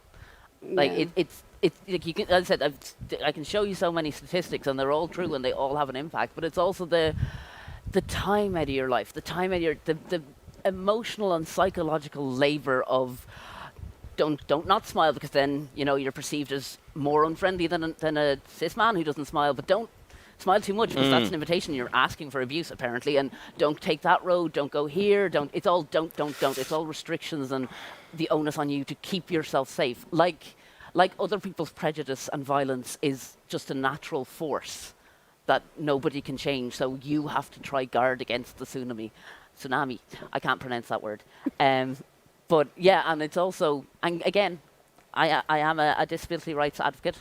So it's also, when it comes to neurodivergency in particular, the social expectations on girls, we'll say girls and females because that's what the perception is, are huge. They're huge and they start so young, and it actually means that most neurodivergent people that were assigned female at birth aren't diagnosed, aren't identified. They learn to what's called mask, which is basically being in the closet, hiding your neurodivergency because you encounter a lot of rejection and violence for it. And it takes a huge toll. There's different expectations on people that are perceived to be women in every aspect of life. So when you don't fit those expectations for any reason, but say you're neurodivergent, it's kind of, there's the stereotype of the kind of the white, cis, autistic, loves trains, loves maths boy. Well, that's a whole problem there. But if you're perceived as female, you're not allowed to be as blunt. We're direct speakers, but it's okay if you're perceived as male. It's not okay if you're perceived as female. And there's so many of those, which leads to autistic women having a 13 times higher suicide rate. Wow. Yeah, it literally, obviously the combination of ableism and non-acceptance of difference, but also combined with this pressure on women, this constant pressure on women, is killing us, even without outside agents, someone picking up a hammer or a fist. So. Yeah. I disagree with the premise of the question. Completely. Let's just say we all definitely do. Even I don't have the personal experiences, but how would you feel if you were the opposite sex? I don't know, what does that mean? I don't have an opposite sex. No, I was being sarcastic. I actually don't know, honestly, to be fairly honest. I would be me. I would be me in a body that I accept. Whatever sex it is, or whatever, even the sexual I don't mind. I think that for me, I put more emphasis on the mind, always did. So this is due to different conditions for me. I could have been born. I'd certainly take the biological advantages. Just to not have to deal with stuff. Oh, yeah. And also the social pressures that we're absolutely. But yeah, for me, internally now, It's all about other people's stuff. I think I could be a man. Wouldn't bother me. I could be a great man. When you were talking about the experiences, personal lived experiences as a woman in a society that still does not vocalize how it is or talk enough about how it is as a woman in society to feel all the social pressure, all the abuse and all the harassment and all the social anxiety or anxiety just in general, is it like, do you have this part where you say, oh, because it is easier in many cases to be a man if you say, like, this is not me putting a veil over it and say you should definitely be. But is there a point where you're then saying, Jesus, we have to be able to tell men how it's like to be in our situation, for instance, like that? Is there a way that you feel that that can kind of come to fruition? Well, my partner hears me every day. So trust me that from morning till evening, my son knows about feminism, and that's that. In my own circle, that's why I bring is that do not in my workplace. I try to make sure that there is not those pushback. But sometimes it's so settled. Sometimes it's so settled you don't get invited to some things. And now there is the. You see, because of the intersectionality, sometimes I wonder if it's the ageism in it now, or if it's because of ethnic group I belong to. So it's sometimes I cannot locate it. For what reason I will not be necessarily invited in some things and others. Yeah, it is the fun to have a meaningful participation. Yeah. But to respond to your question, yes, I am vocal about it. But when I'm tired, yes, I still want to be a dog. But I could be, I don't think that I could have been born in a different body, So it's for me, it's not relevant. It's for me, it's the mind. This is the power we have, is our mind. And the further we kind of open up our mind, the better we all live. So that's why it's not crucial that I'm this or this or this. And I always believe that masculinity and femininity it's constructed anyway, like we all know. But being even a woman or a man, if you just go to the genitalian, well, okay, I will have a penis. I could work with it. Or a vagina, that's grand. Then I could try to look what else. And I could be, maybe I have no desire in sexuality, or maybe I have, or maybe I'm bisexual, or maybe I'm actually have no sex whatsoever, which actually would make me very happy. I don't like to put myself in a box and say this is who I am. Do you get me? It's also such a denial of reality. I mean, even leaving aside the kind of gender spectrum of, all different aspects of the trans umbrella, but intersex people are as common as people with red hair, and we just don't talk about them because we made these little boxes. Yes. And then we don't want to talk about the people who existed before the boxes did. Because, but you don't fit in our box that we just made up. But when we do training in schools, I notice that teachers have, some of them will be, what? It exists? And it's like, it's a small percentage, but yes, there is people who are born with neither. You cannot situate them at first medically, but they situate themselves. So that if anything that shows me that the mind is stronger is actually looking at those people who are born and cannot be situated medically, but they situate themselves regardless. You get me? They have the power to know themselves who they are. But then it's what society then treats those people, because that makes, people who are intersect feel, because I don't think we've addressed those people enough maybe in society, in that sense that some of them do self-mutilation because they don't feel as if their genitalia are conform to society and stuff like that. And I feel like those are some of the experiences that need to be talked about in that sense, that there's no surprise that the teachers didn't know about it, because to a few years ago I didn't know about it either in that sense. It is treated so silently. Yeah, it is completely. And also the forced operations and forced interventions. You know, that we don't want to talk about it. And there's often no medical reason. It's just we're uncomfortable with uncertainty. But it's important, once you know it, once you are aware of it, you don't ask people, is it a boy or a girl? This is where the change happened. Or if you meet a friend of yours that you haven't seen for 10 years, are you married? Do you have a woman? Do you have a girl now? You don't do those assumptions. You let the people tell you a little bit, you know? You know what?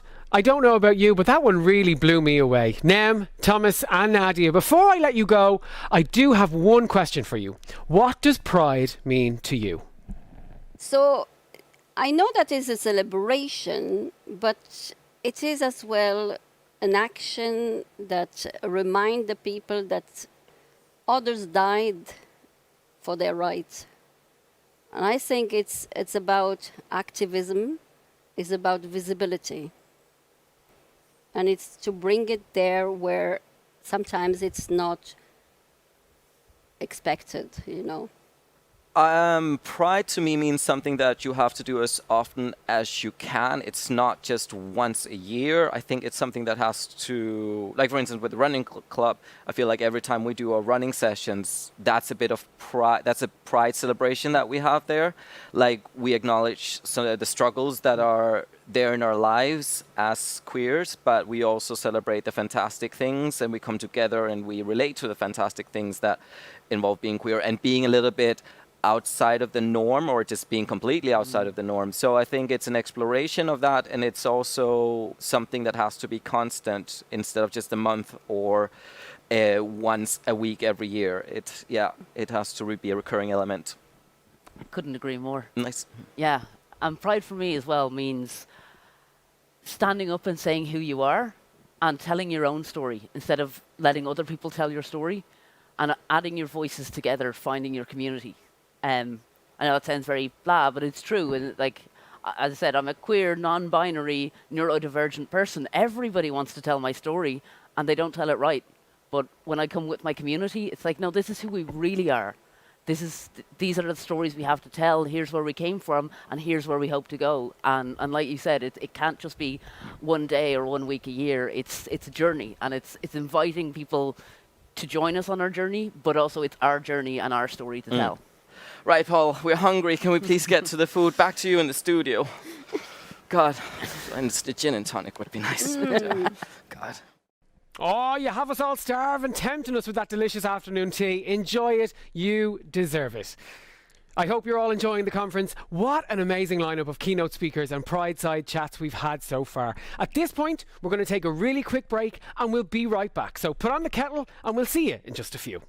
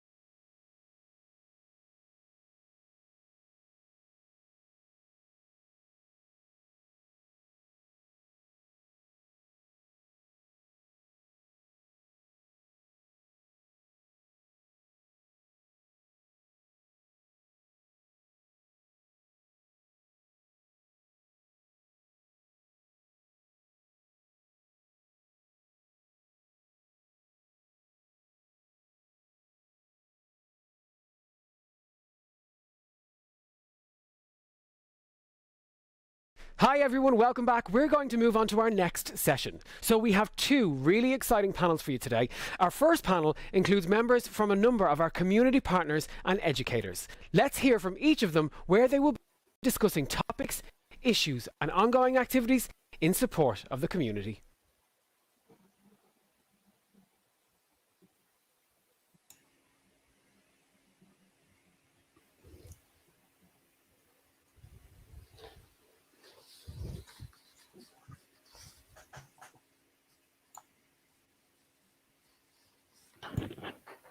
For the LGBT plus community. We're going to look at the pressing issues of the day within our community, what our community groups are doing on the ground, and any other issues that we can fit into the next 30 minutes. My own name is John. I'm delighted to facilitate this discussion. I'm joined by a number of activists across the community. Ailsa Spindler from the Gay Project, Kate Moynihan from Link, Debbie O'Rourke from Chill Out Youth Project, Sarah Phillips from Tenai, and Pádraig Kerrigan, lecturer and researcher with UCD. And just before we kick off our discussion, I'm going to ask each of the panelists to give a brief introduction on themselves, and we'll kick off with Ailsa.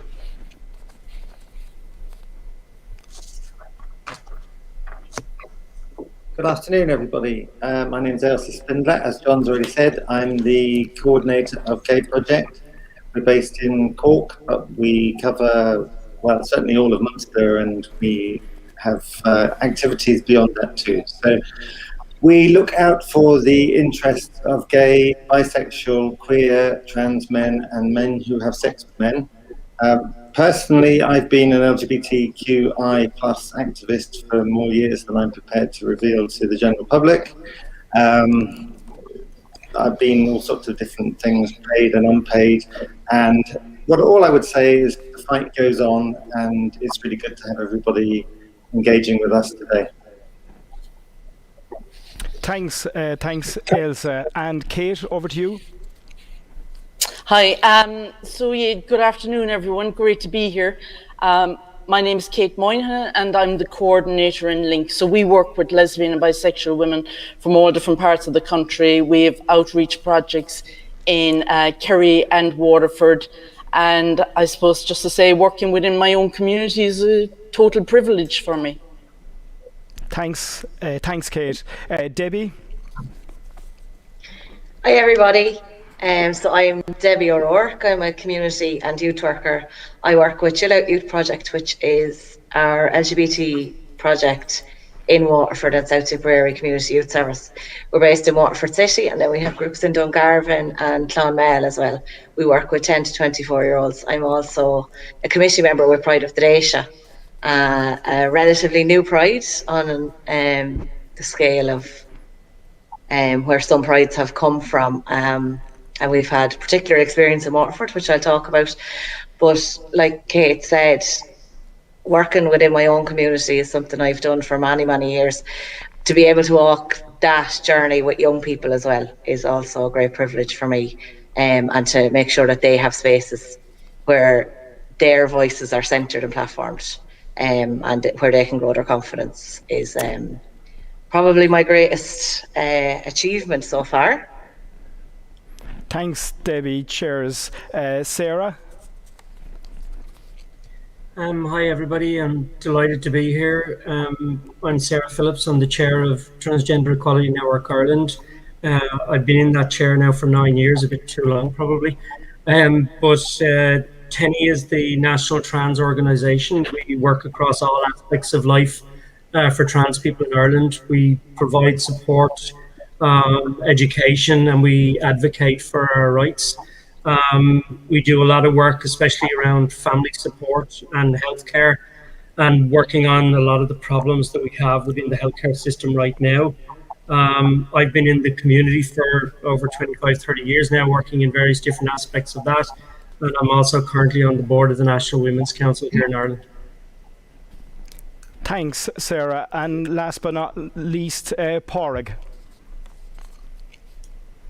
Thanks very much, and it's a pleasure for me to be able to join you all today. So I am an assistant professor at UCD. where I research on new and emerging technologies and media and how they intersect with gender and sexual minorities, particularly examining the vulnerabilities that are created for gender and sexual minorities. So that is one strand of my research. The other strand is researching queer Irish history and queer Irish culture. And I've had the pleasure and the privilege to work alongside and research with much of the queer community here in Ireland, which is the focus of my recent book, LGBTQ Visibility, Media and Sexuality in Ireland. So that is essentially the work I do and the work I continue to do with the community.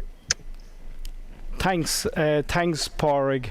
And just for ye, my own name is John Marr. I'm a local councillor on Cork City Council, and I'm a member of the LGBT plus community. Came out in 2017, and since then I've seen the benefit of the community groups and the supports. And politically, I've also seen the work that I can do to deliver full equality. So we'll kick off the discussion. Ailsa, I'll go to you first. Each year we see more and more organisations raise the pride flag. How can we support them to enhance their LGBT plus initiatives and their ERGs?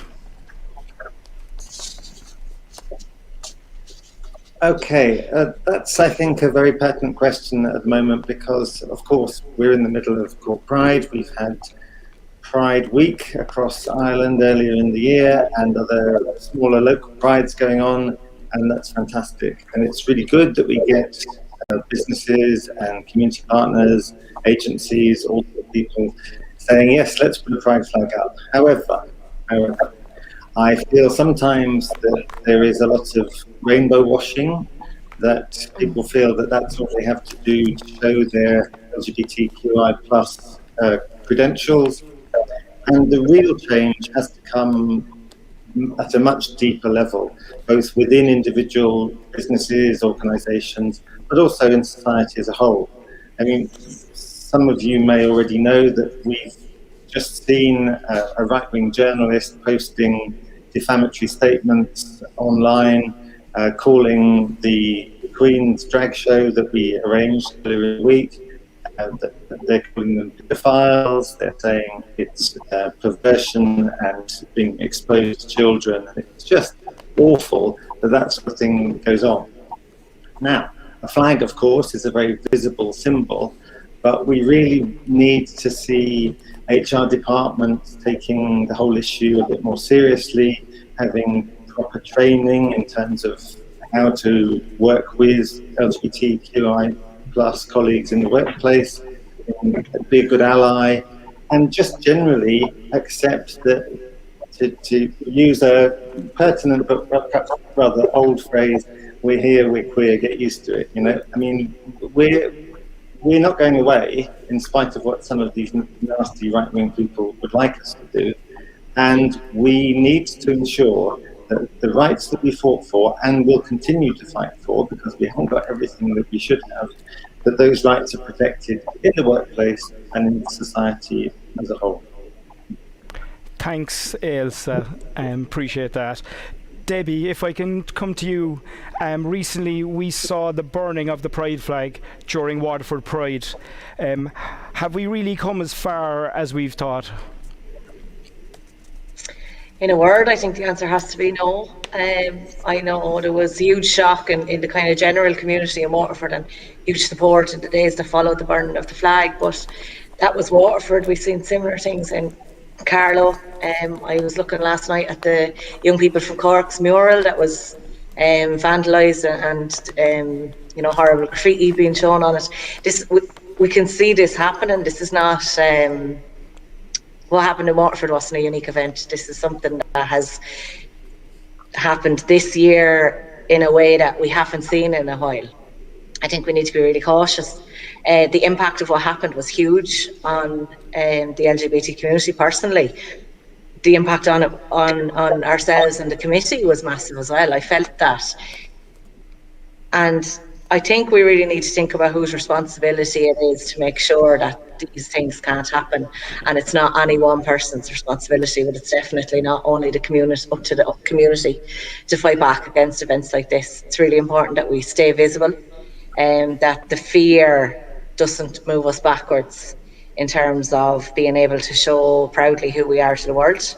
But I think wider society, and we certainly saw in Waterford, more people need to be more open about their support of us as an ally or wherever their position is. It's not enough for us to exist proudly anymore. I think it's really important that other people take responsibility for their part in changing society and making sure that things like burning flags and the disgust that we feel seeing things like that happen, we need to make sure that the action that follows that is that will not be tolerated in general society. I was surprised when it happened, but not necessarily shocked. And I think I'm sure colleagues here will also, agree that within the community and working with the community, homophobia and transphobia and openness to express that happens. I work with young people on a weekly basis who are living with things like that all the time. So I wasn't like overly shocked. This is something that exists in society.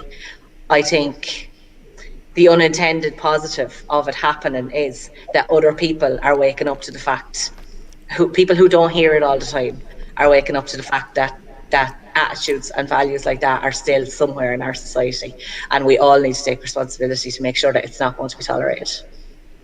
Thanks, Debbie. Kate, if I can jump over to you. In the last week, we've seen various crimes against Pride Week initiatives. What impact does that have on our community? Thanks, John.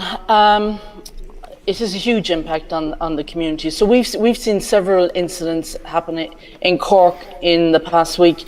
You've heard Ailsa talk about the journalist and their comments on the event the other night. But we in Link, we've had a project out in Fitzgerald Park. So it's the Link Drama Group have put on a performance called Queer Code. So how it's being put on this year is through exhibits in Fitzgerald Park, which have a QR code on them, and people can go to the park and scan the code and watch the performance. So these have been removed, destroyed, stolen, I think three times at the beginning of the week. Now they've been reprinted each time, and they will go up every time they're taken down. They will be put up again. But I think the impact of that on those people who've performed, first off, because they've made themselves really visible, really vulnerable by their performances. They're speaking very much about their lives and their own experiences. And then, the message it puts out to our community that we're still not safe. And I think that's probably one of the biggest impacts is, do we need to be in the closet? Do we need to go back in the closet to be safe? And my message will always be, no, we need to be visible and be out there. And I suppose the other project then, and Debbie has referred to it, is the youth project. Up Cork Youth Group have a mural on O'Sullivan's Quay, and that's been vandalised again with really nasty comments. And so that's our young people, again, who are working on these projects, getting that negative message when at a time when we had hoped we had moved so far away from those type of comments in Ireland. And I suppose just one other thing then in relation to that as well, it's like I've had people contact me this week. I had an email from a woman the other day talking about how she was walking from the wonderful event that was the launch of Cork Pride, and some young guys, group of them together, again making nasty homophobic comments to her. A woman walking on her own. Really scary, and that can really drive people, I suppose, back home, back into the closet, and that's not good for us. Thanks, Kate. And I suppose just when you've shared your experiences there, it's important that when we talk about the young people, I just have the pleasure of working with some scouts, and just the last week we were in summer camp, and the pride towel was in a number of the young people's bags. I don't know what their situation is, but they were proud to have the flag. The whole was out, and it created a conversation, and I think that's what we're hitting at, is that that positivity of a flag or of a symbol. And again, for those who had the pleasure of being at the parade last week, we saw the colour, the enthusiasm, the love in the various tones, and I think that's what we need to promote, and I think that will overcome any negative words, and I think that's how we fight back. Sarah, if I can come to you now. We've seen a sustained negative rhetoric from gender-critical voices in both social media and mainstream media. How does that affect the trans community? Yeah, John, thank you. I mean, it's very difficult to see your very existence being, and I use this word very carefully, debated in social media and media every single day. It makes life much more difficult for young people, especially to come out, to actually navigate that conversation about what it means to be trans.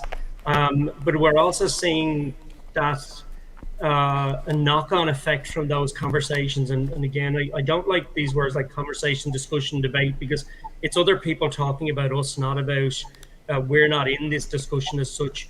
But I do believe that, you know, it's now filtering into everyday life. We've been seeing experiencing of trans people, specifically trans women, being attacked on the streets of Dublin, for instance, in the last 6-7 months. We've had, you know, a lot of people receiving death threats through their DMs on Twitter. You know, and I know that is a cesspit of you know, whatever you want to call it. It's terrible.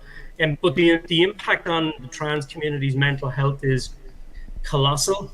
I think it's important to realize that the direction of a lot of these negative attacks focus on a fear that, you know, especially around trans women, for instance, but they're the same old tropes that we've heard before, you know, men and women's spaces, mind the children, these sort of things.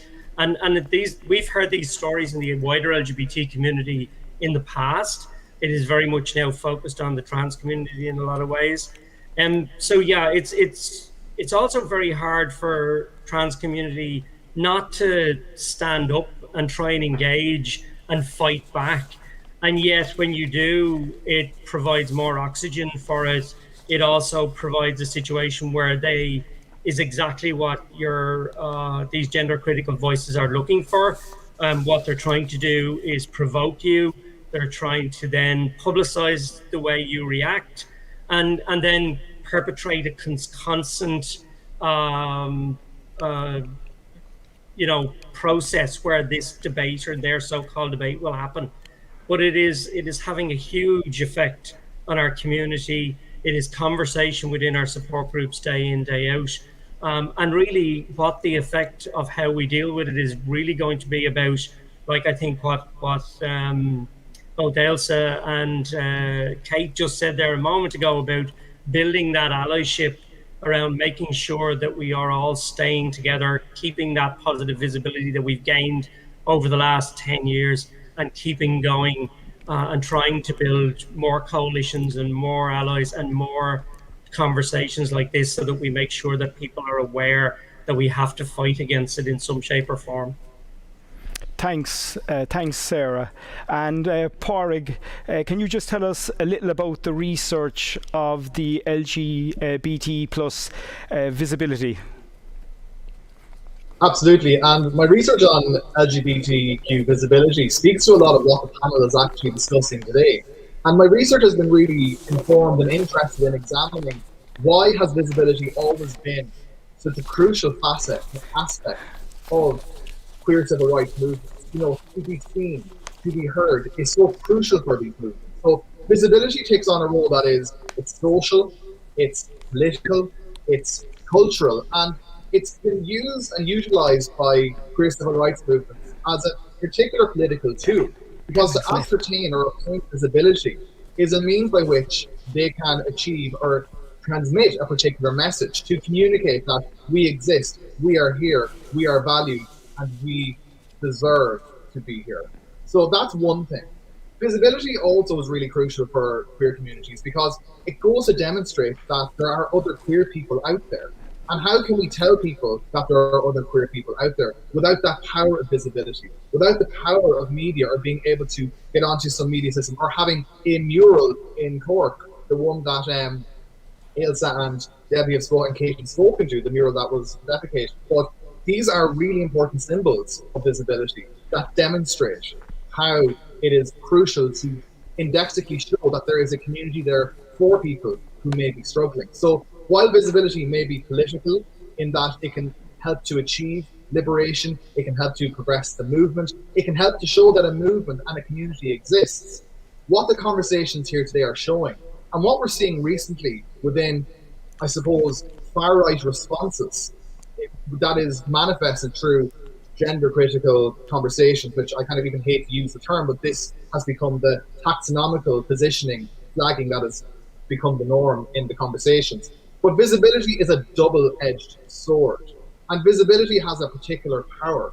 And when we want to become visible, we become subjected to particular power dynamics. Oftentimes, this can have really problematic repercussions, such as the disciplinary effects of the defecation of the QR codes for the Link Drama Group, or the mural and whatnot. But that shouldn't stop us from trying to achieve visibility. And my research demonstrates the perseverance of this visibility and the power of that for the community to maintain a space that's often somewhat threatening to broader society.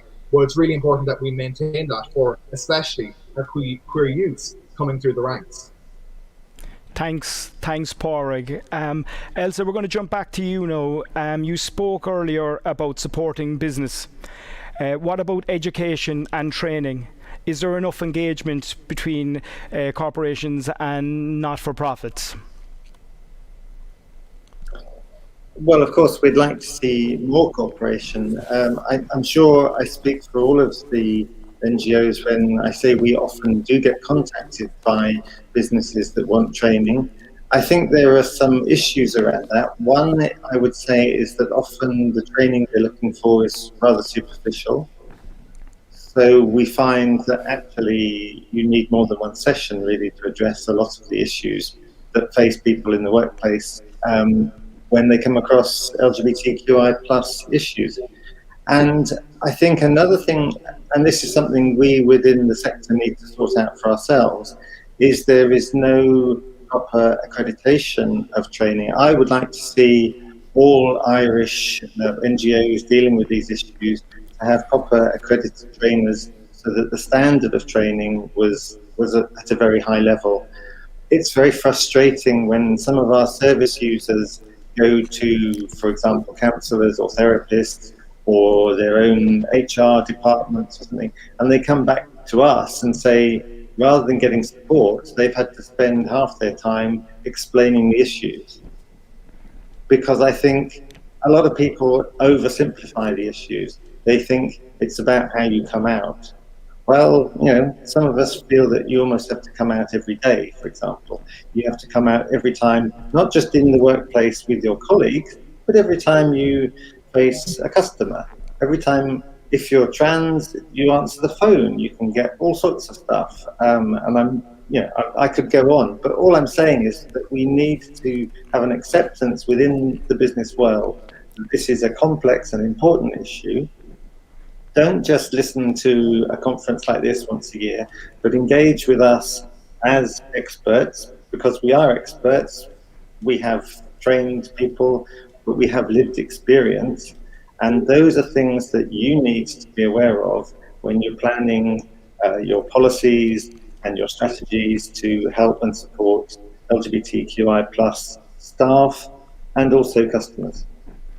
Thanks, Ailsa. And Debbie, if I can come to you, we hear of a lot of people going back into the closet when they enter the workforce. How can workplaces support our younger LGBT plus community and to be authentic in themselves in the workplace? Mm-hmm.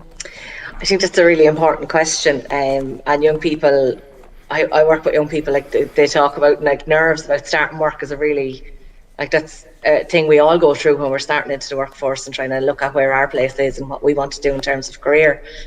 And they're concerned about what they have to wear and all of that. But for LGBT young people, they also have another layer of thinking about if they'll be accepted, how will the conversations happen.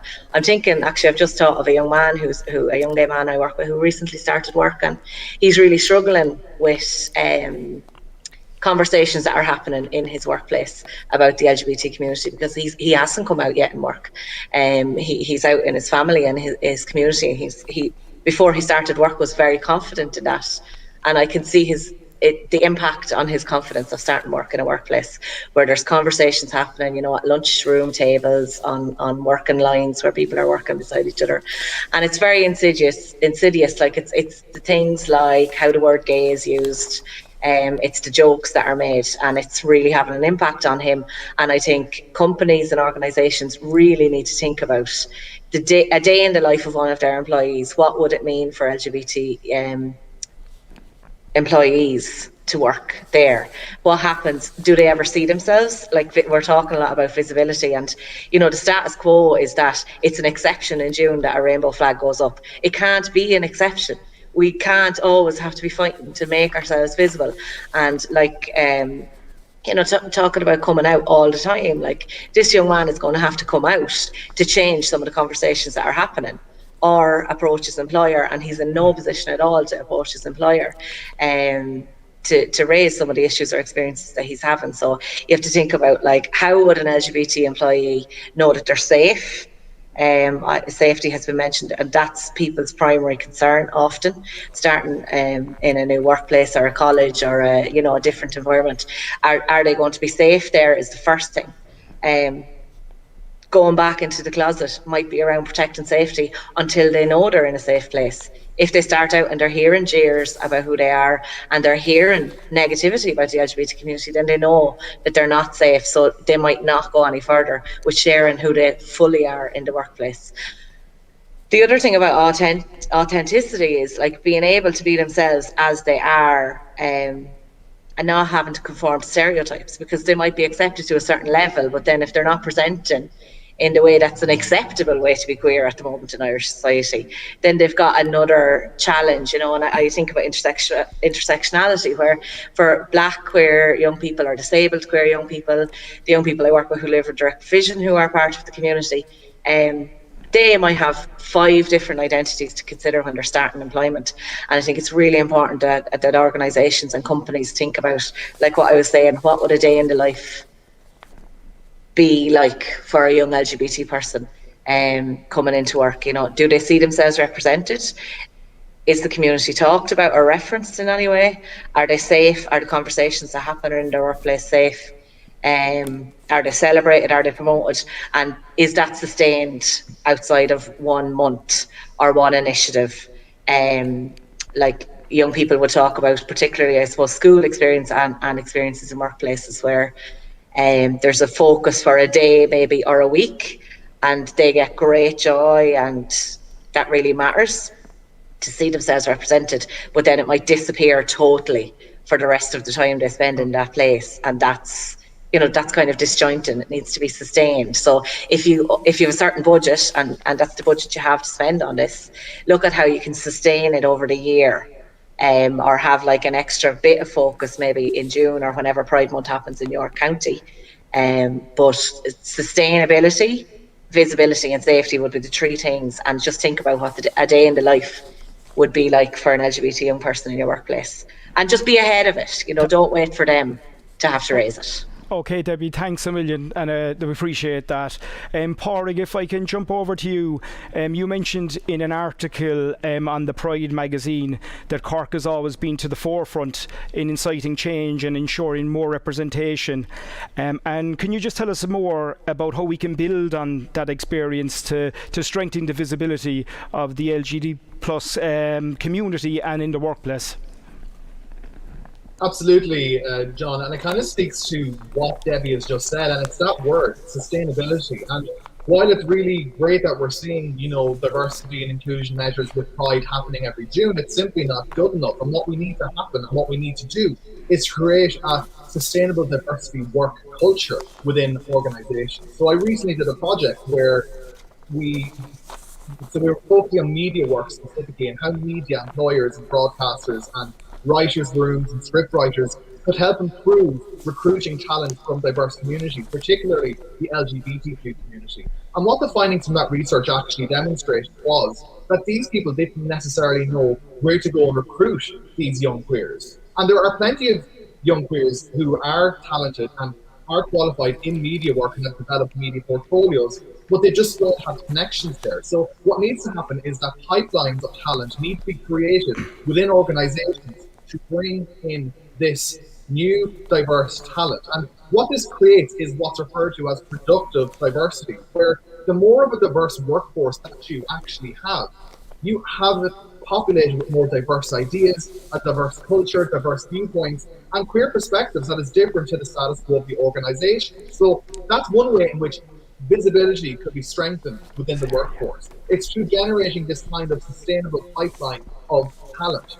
Also, and this kind of speaks to a point that Sarah referenced earlier, it's to actually have people who are affected by the conversations in the room. And when there's decision-making processes happening, that you harness the queer people that you have in your organization and actually bring them into the decision-making process and bring them as part of that process, because there's nothing worse than having the conversations happening about you at a higher level in an organization that will ultimately trickle down and affect you. So bring in your LGBTQ employees into those conversations and actually have them in the room. And then the final point I would say in terms of how we can strengthen visibility is to actually recognize the intersectionality of our community, and that while we may be queer, gay, lesbian, trans, that we're also many other things, and there's many permutations to diversity. And what we need in the workplace is for our employers to actually, and organizations to understand diversity, what I refer to as diversity literacy, particularly as it comes to the queer community, and that they actually have an understanding of this, because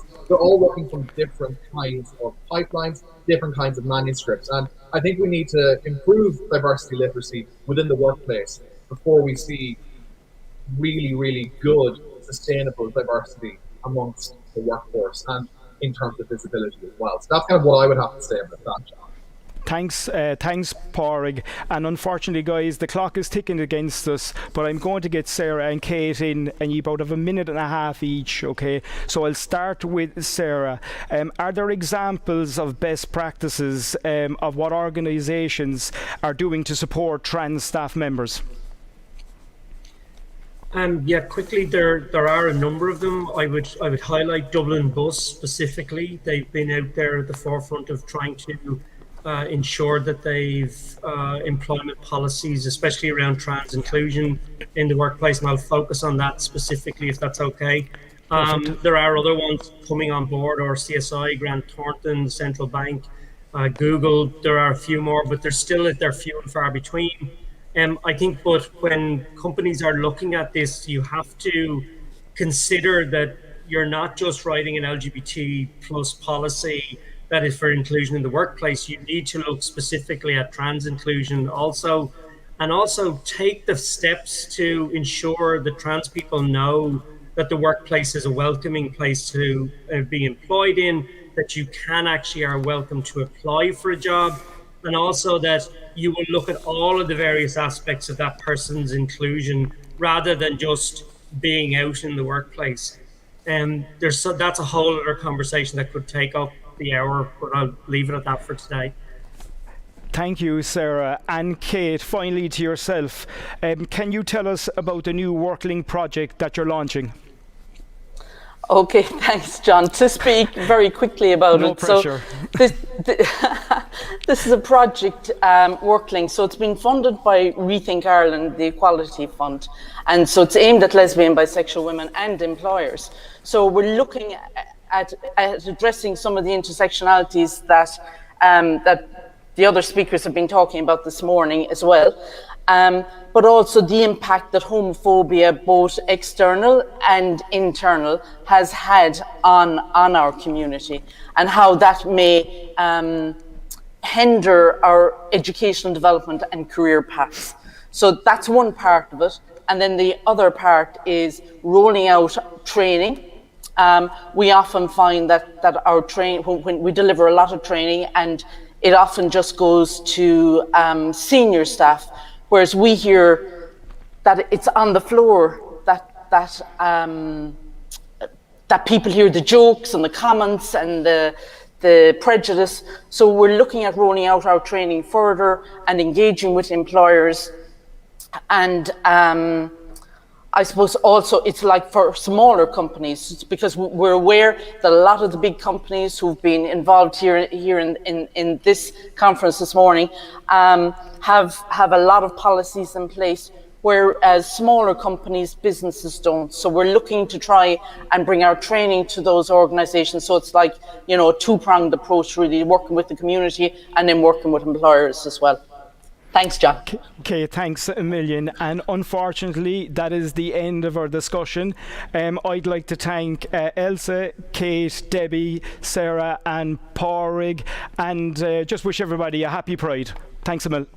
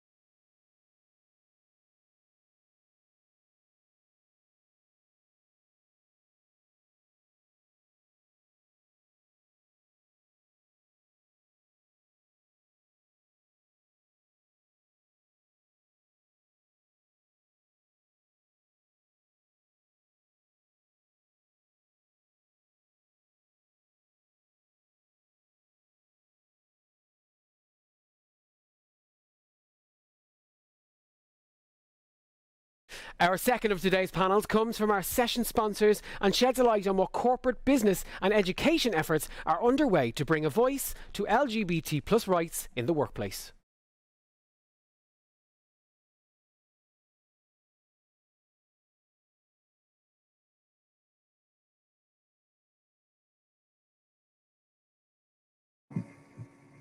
Which is Working with Pride, Diversity and Inclusion.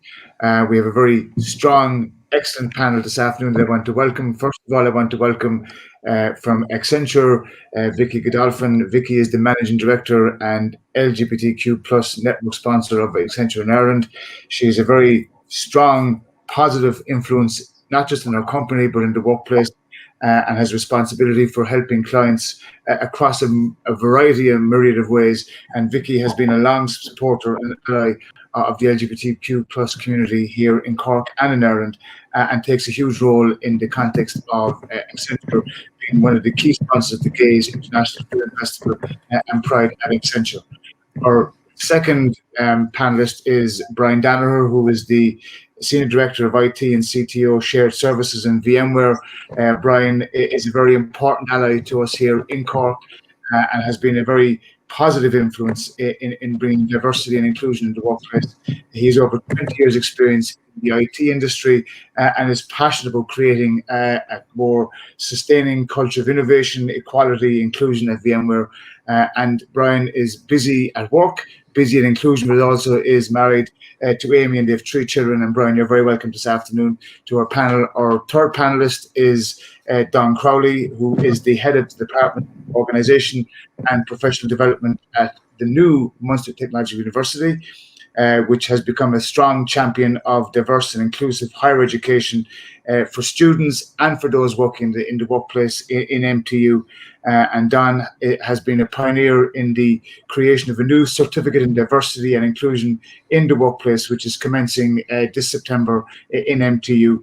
Don, you're very welcome. And our final panelist is the President of Cork Chamber of Commerce, Paula Cogan, who has a lifetime experience of promotion of inclusion and diversity, is the new CEO of Cognate Health, but has had an extensive career in the hospitality sector in Cork and in Ireland. Paul, you're very welcome.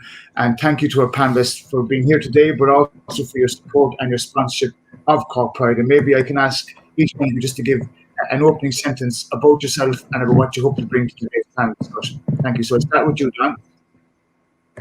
Okay, thanks, Jory, and good afternoon, everyone. So my pleasure to be here on behalf of MTU and also as a member of the organising committee of the conference. I'm just going to speak a little bit today about MTU's Inclusion and Practice Group. You'll see an article on that on pages 76 and 77 of the Pride magazine, and also to speak a little bit about our new certificate in diversity and inclusion in the workplace that Jory just mentioned in the introduction. So I'll say a little bit about that programme and give some information and signposts to it as well. Thanks, Jerry. Thank you. And Vicky, you're very welcome, and you might give us a brief opening statement from you. Thanks, Jerry, and thanks for the very generous introduction, and good afternoon, everyone. Really happy to be part of this on behalf of Accenture. We obviously passionately believe in creating a culture and an environment that's inclusive for everybody, and we're learning all the time. And so what I'm loving about today's event is it's not just an opportunity for us to demonstrate our commitment, but it's a brilliant opportunity for us to learn as well. And there's been some great insights already shared with the different panels and interviews so far today. So really happy to be part of it. Thanks, Jerry.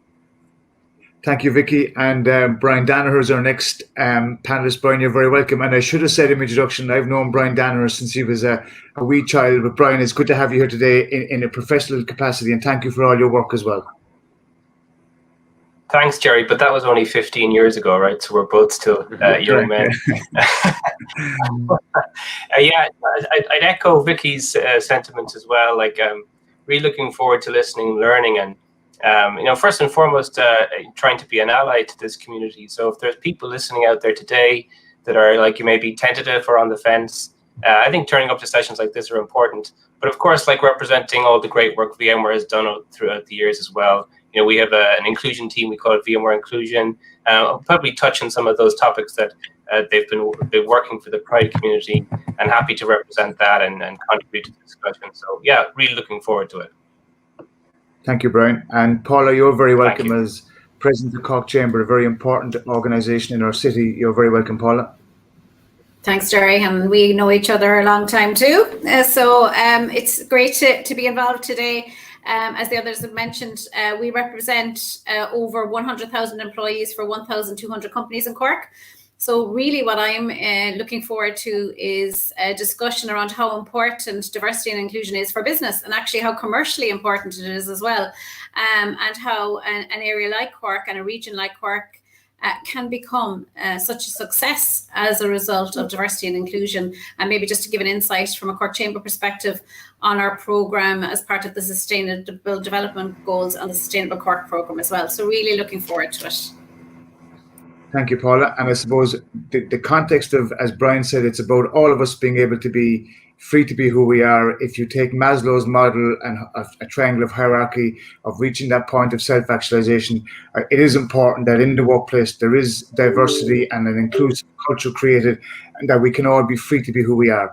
And with that in mind, can I begin with you, Don, from an MTU perspective in the context of the Inclusion and Practice Group? And I suppose the article you mentioned in the Cork Pride magazine from Dr. Deirdre Donovan is an important one that we should nearly all reflect upon as part of who we are and in the workplace. And of course, you have a new course starting in MTU this year as well. So you might expand on that for us, please. Sure, thanks, Jerry.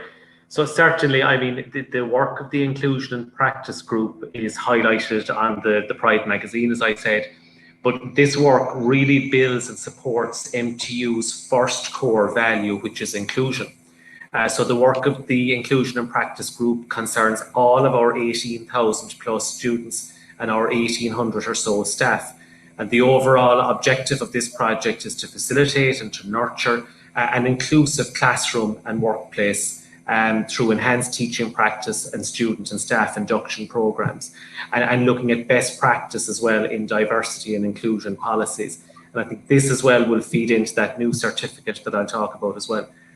So together with a lot of other D&I initiatives across the university, the primary objective of this project is to support and to maintain an inclusive MTU for all of our stakeholders, those students, the staff and the wider community.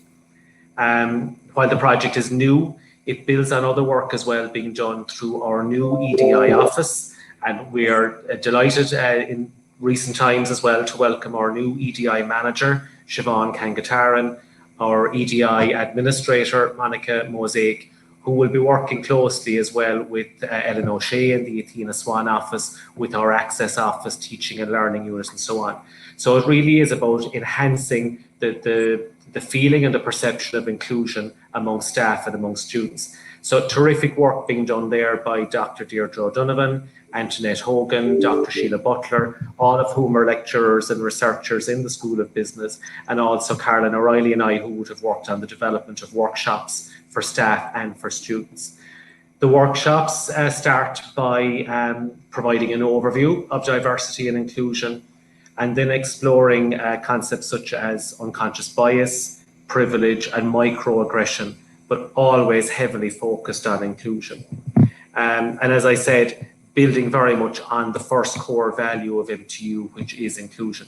And that core value states that we strive to support and to nurture inclusivity, diversity and equality, recognising the value they have for our students, our staff and the wider community. And I think what's very important for us there is that, you know, we have students typically for 4, maybe 5 or 6 years, depending on if they go on to do a master's with us as well, and maybe some who might do a PhD. But we are educating the employees of the future, the leaders of the future in the workplace, and the leaders as well in our society. So it's very important for us that they go out into the workplace and into society as their authentic selves, and good representatives of themselves and MTU.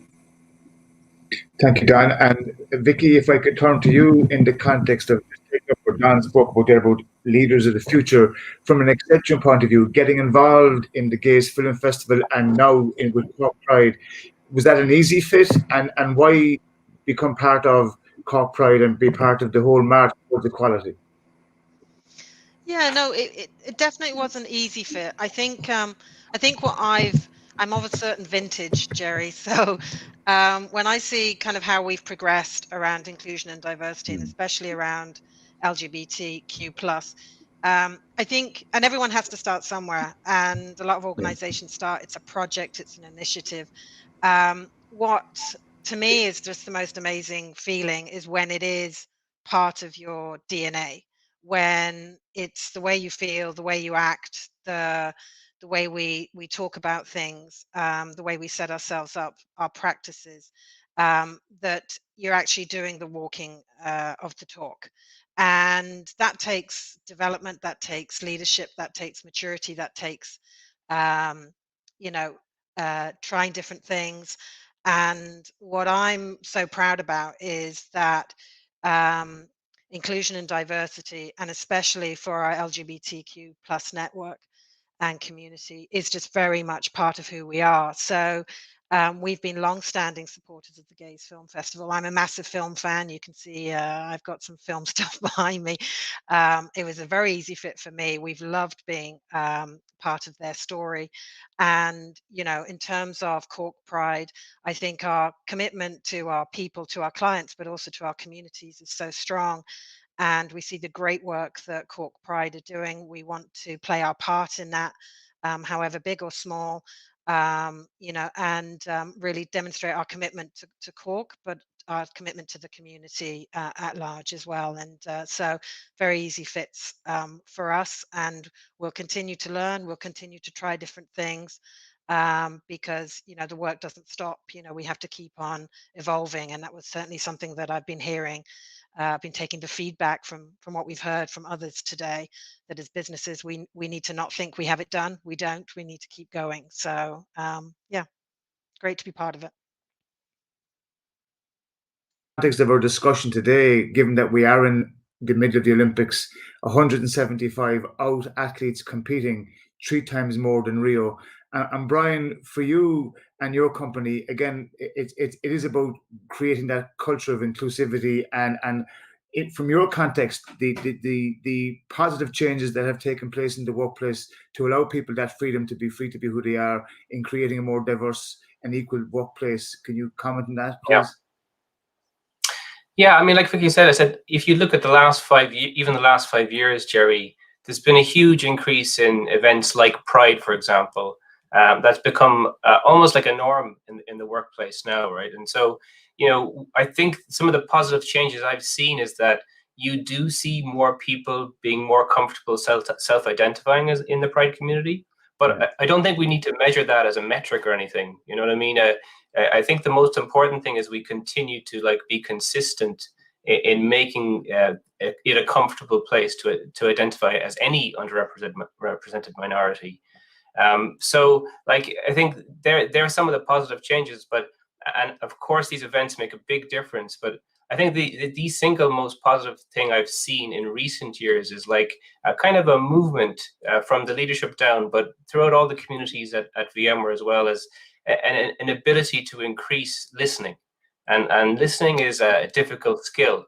It needs you time to pause and be comfortable with the silence. And that is something we're trying to practice all the time at VMware. It could be with small groups and large groups, with no particular agenda, by the way. Sometimes the agenda is just simply to allow a conversation to happen, and perhaps we take notes on pain points and so forward, but so on. But really, it's about creating that, like as Vicky said, that consistent approach over time that takes time and trust. And these are the positive changes we're trying to introduce at VMware. And I think the team in the inclusion team are doing a great job. And it's great to hear Don and Vicky talk about the same thing, because I think you see that movement happening, and it's really accelerating now as well in the industry. So yeah, we're happy to continue it as part of the VMware family for sure. Thank you. And Paula, in your introduction to us, you spoke about the importance of diversity in industry and in commercially. You might take that a step further and tell us a bit more about that from your perspective as not just president of the Cork Chamber, but being very involved as chief executive of your organisation in terms of progressing that sense of belonging and that safe space. Sure. Again, it is, I suppose, the commercial aspect of it, Jerry, is it's actually incredibly good for business. So just to share a few statistics with you. So if an organization is highly inclusive and seen as a highly inclusive workplace, there's 1.7 times likely to be more innovative than any other organization. And 42% of that organization have said that they would be less likely to move to another company as a result of an inclusive relationship with their employer. So again, good for business. As we know, as a result of COVID, and I was blown away to hear a statistic last week that 40% of people are either likely to move or have already moved as a result of COVID to an employer that is going to be what they feel fit for their lifestyle going forward.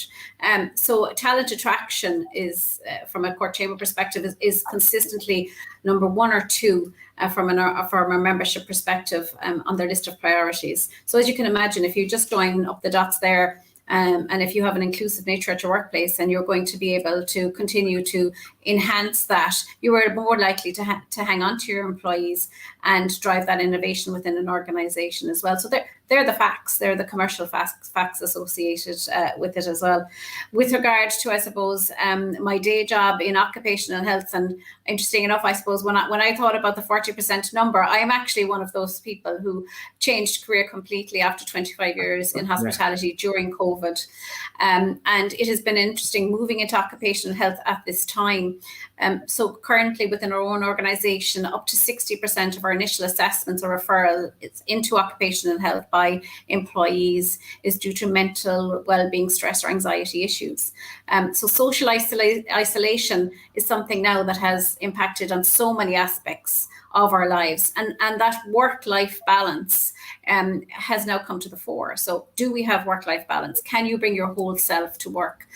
So I think it's interesting, as a whole workforce, we're now experiencing that social isolation and anxiety and stress as well. So again, it's being authentic. It's allowing employees to be authentic. But as everybody has already mentioned, it can't be just something that sits as a policy within the HR team's remit. It now has to be something that is throughout an organization. And we found, from a chamber perspective, with amazing members like VMware, like organizations who are streets ahead, who've 15 years of inclusiveness and policies and procedures associated with it. And then we have those organizations within our membership who are just starting on the journey. So it's really fantastic to be able to share best practice as well. We recently did a survey as part of our diversity program within Cork Chamber, and 42% of our organizations still don't have a policy or don't even know where to start from putting an inclusive policies and procedures in place. So again, it's supporting those organizations to start that journey. And that's the really good thing, I think, from a Cork perspective, is that all of the organizations are so willing to share and help other organizations to move on that journey as well. But again, it's being open, it's being honest, and being able to have those conversations, but knowing that it is now going to be a priority when you are attracting talent. And commercially, as I say, it makes sense. The innovators and the innovation organizations are those who have an inclusive environment for the workplace. And it comes back to the point Don was making earlier about leaders of tomorrow and leaders of the future in the context of the workplace. And I suppose that is the big challenge that we all face now post-COVID and as part of Pride. And given what's happening around the world internationally, that it is important that we can bring our whole self to work or to education. And Don, in MTU, you have an exciting new special purpose award that has just been announced. You might expand on that for us. And in the context of MTU, this is a significant departure on a new journey again. You're on mute, Don. Okay, sorry. Thanks, Jerry. I think just in answering that, I think Paula's point there regarding the number of organisations who don't have D&I policies, or maybe are at kind of a fledgling state or point in their evolution of D&I policies. That's a nice segue into speaking about this certificate in diversity and inclusion in the workplace. We've been overwhelmed with the demand, and we're delighted to see the latent demand that is there, and it certainly satisfies an industry need. The programme will run over one academic year, part-time, 1 evening per week, online, predominantly, with some on-campus sessions as well. But students or learners will take a module on diversity and inclusion in practice, a module on workplace equality law. That will be done before Christmas in semester 1. And then in semester 2, the learners focus on a diversity and inclusion research project, which we anticipate for many of them will be the compilation of their organisation's D&I policy. And just to say as well that last March we partnered with CIPD, the Chartered Institute of Personnel and Development, and we had over 350 HR practitioners from around the country who attended a webinar on D&I and lessons from practice there. So this is something certainly that organisations are really passionate about. And I think as we look at Generation Z or Gen Z, and as we look at trying to attract them and retain them, and as companies consider their talent acquisition strategies for recruitment and retention, comprehensive D&I policies, broad D&I policies, including LGBT+, but also all of the other minority groups as well, will be critically important for talent acquisition and retention. And information, Don, on the new courses available from MTU, and how, if people are watching today or listening into us, can avail that information. Is it through MTU website, or can they email someone directly? Yeah, so you have two options. You can email opd@mtu.ie. So it's OPD for Organisation and Professional Development at mtu.ie. Or alternatively, if you go to mtu.ie and if you go to the part-time programs for Cork, you'll find the certificate in diversity and inclusion there. It's a 20 credit module as our program, as I said, delivered over one academic year, one evening per week. And applications are currently open. Vicky, if I can turn to you in the context of you in terms of not just with Accenture, but in general in industry, can you just talk about some of the positive changes we've seen around representation in the workplace? Yeah, I mean, I think as I said, I've been around a little bit, and I started my career in financial services, which was heavily male dominated. So there was a lot of generalizations about women, full stop, and not many women around, and there were very few visible gay women around. And I do think the thing that I've seen as the biggest change is a lot more visibility of people willing to share their stories in their own time. Nobody should come out unless they're happy to. They feel safe to do that. But really getting that visibility and sharing of stories, because when I think about, did I feel represented in the workplace when I entered the workplace? Absolutely not. And so I stayed in the closet for a long time. And I know what it felt like to try to work being in the closet and work being out of the closet. It's a lot more fun out of the closet, and it's a lot more healthy for me, and a lot less exhausting. So for me, that's a real positive. But I think it was interesting in the last panel. There was a piece around conversations, and conversations were good, but were you making sure you were including the right people in the conversations? And I totally agree with that. But I do think the fact that there's more education, we're talking about things more openly, we're challenging people a little bit more, which is good. As I said, I think still more to do. But when I look at what we've done, even as an organization in Accenture, with the level of dialogue, the level of support, our ally network, which is the absolute lifeblood of our community. I mean, for me, making that transition from the closet to out of the closet, I couldn't have done that without having allies around me and advocates around me to make me feel safe to do that. So I think aspects like that are just massively positive, and we just need to continue to do more of that. But the power of your personal story and the power of the personal is important in the workplace. And for you today, being part of this discussion, but in general, it is about that personal, being able to tell your story that gives people the freedom to do either one of two, either come out, and as we all accept, nobody has to come out.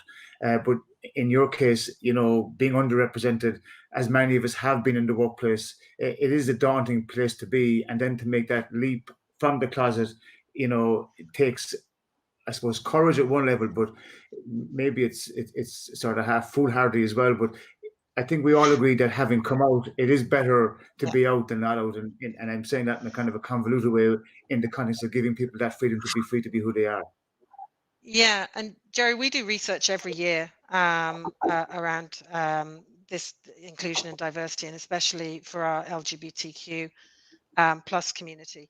And last year in Ireland, our research said that nearly 60% of people who identified as LGBTQ didn't feel comfortable in being out about it, and that actually went to 80% for leadership. And so that shows the scale of the journey still ahead for us to make sure that we are creating the right environments, giving the right protections, and as you say, sharing those stories to give people that assurance and that confidence to share their story when they're ready to share it, but to make sure that they feel they're in an environment where if they want to, they can.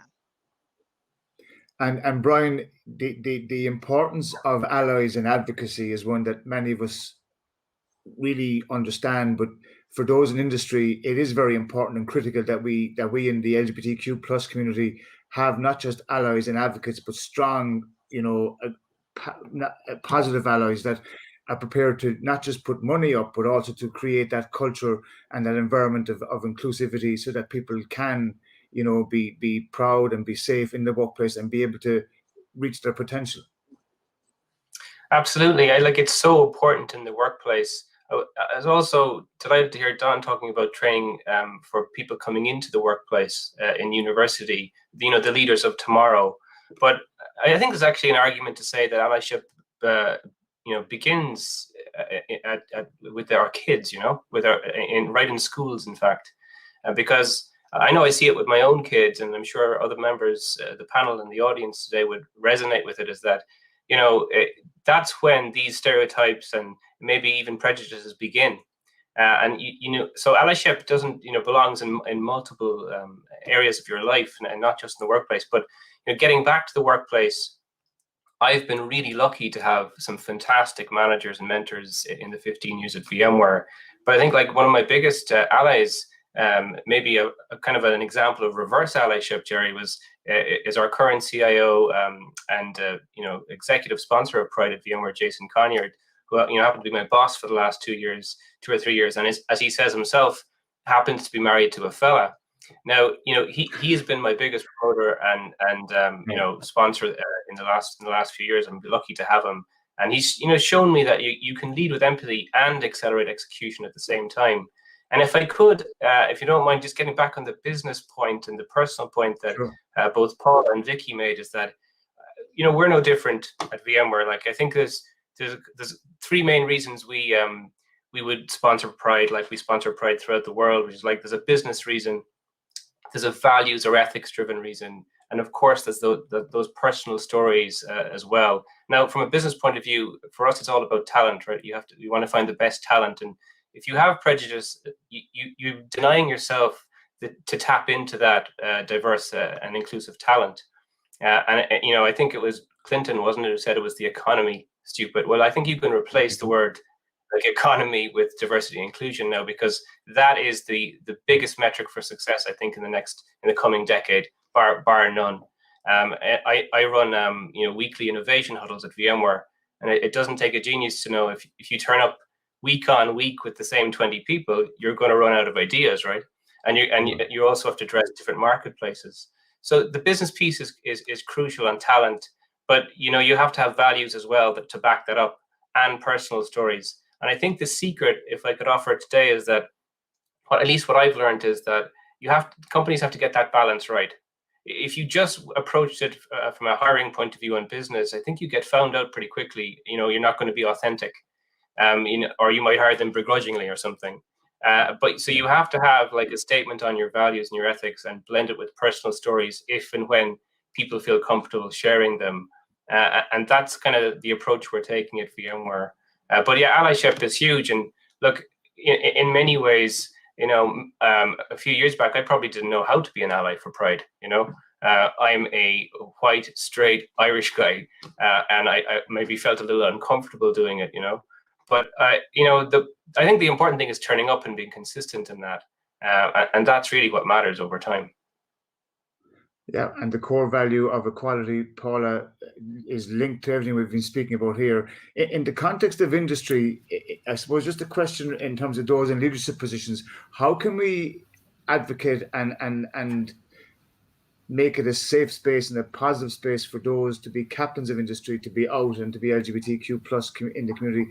Because we do need leaders. We spoke about Jason in VMware. There are others like Vicky today in our call, Don in MTU. But in the context of Cork Chamber and the commercial world, how can we promote and advocate for LGBTQ plus leaders?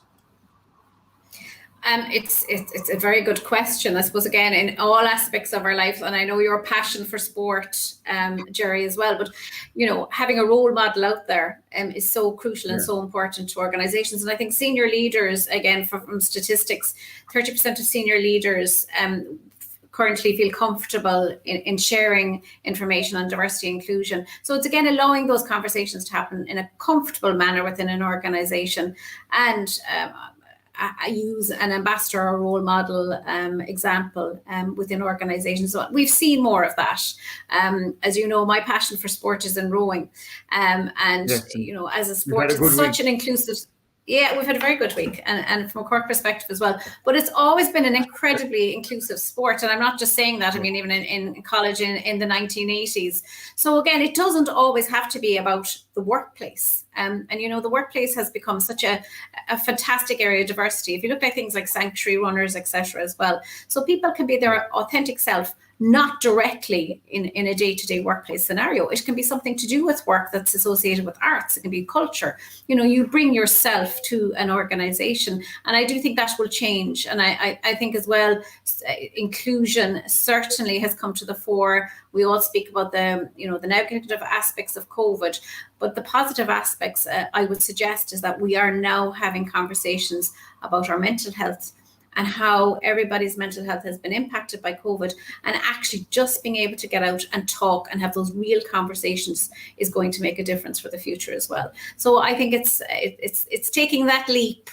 It's having somebody within an organization say, I'm going to lead. And again, I think it's increasingly important that it comes from senior leadership within an organization. But again, that diversity and inclusion does not sit, and it should not sit, in a HR office. It has to be the whole of the organization adopting and accepting policies. And to hear from Don and the program in MTU, I'm thrilled to hear that Cork again is leading an innovation from that perspective, because again, I think it will give an organization that's starting out in this journey the tools to know, okay, so look, let's start putting some of our team members on the course and see where it takes us from there as well. So I'm really excited to see and have a conversation about the course a year down the line and see how we're doing.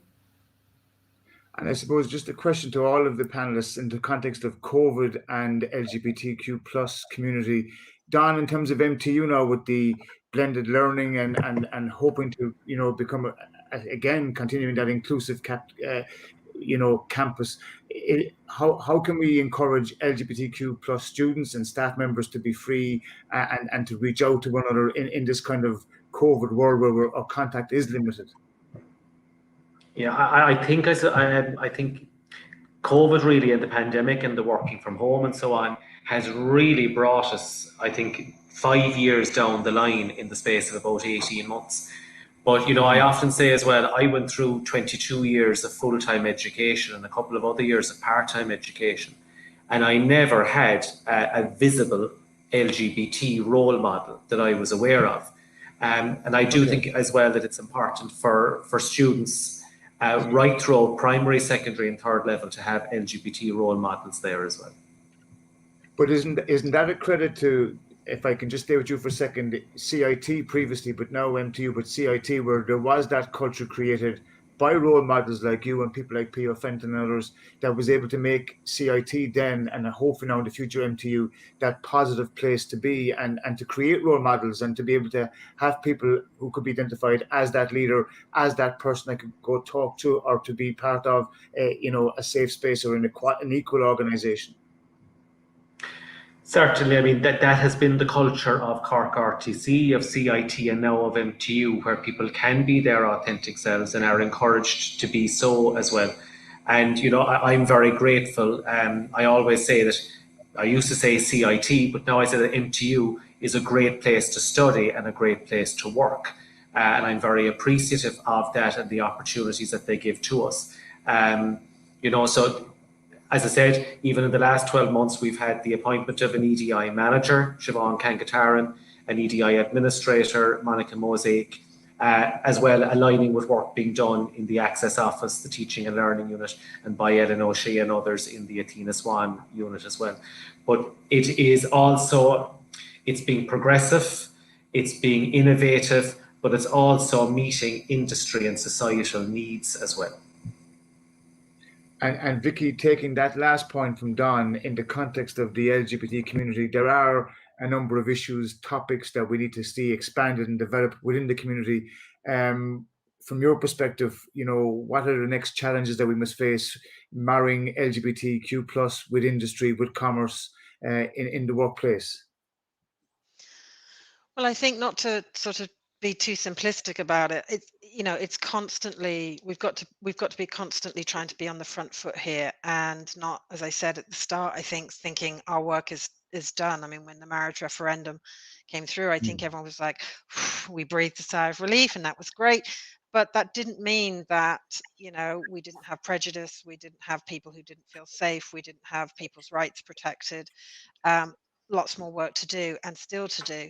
I think from our perspective, you know, and especially I think over the last 18 months, when we have been in this remote environment, the needs of the one have become just so acute that you really need to make sure that you're thinking about individual needs and individual circumstances, and it's not a one size fits all. You've got to really, really try to understand the complexity and diversity of everybody's lives. And so for me, constantly evolving our practices, looking at our language around things, I think is really important. That education piece that both Brian and Don have touched on, which I think is crucially important.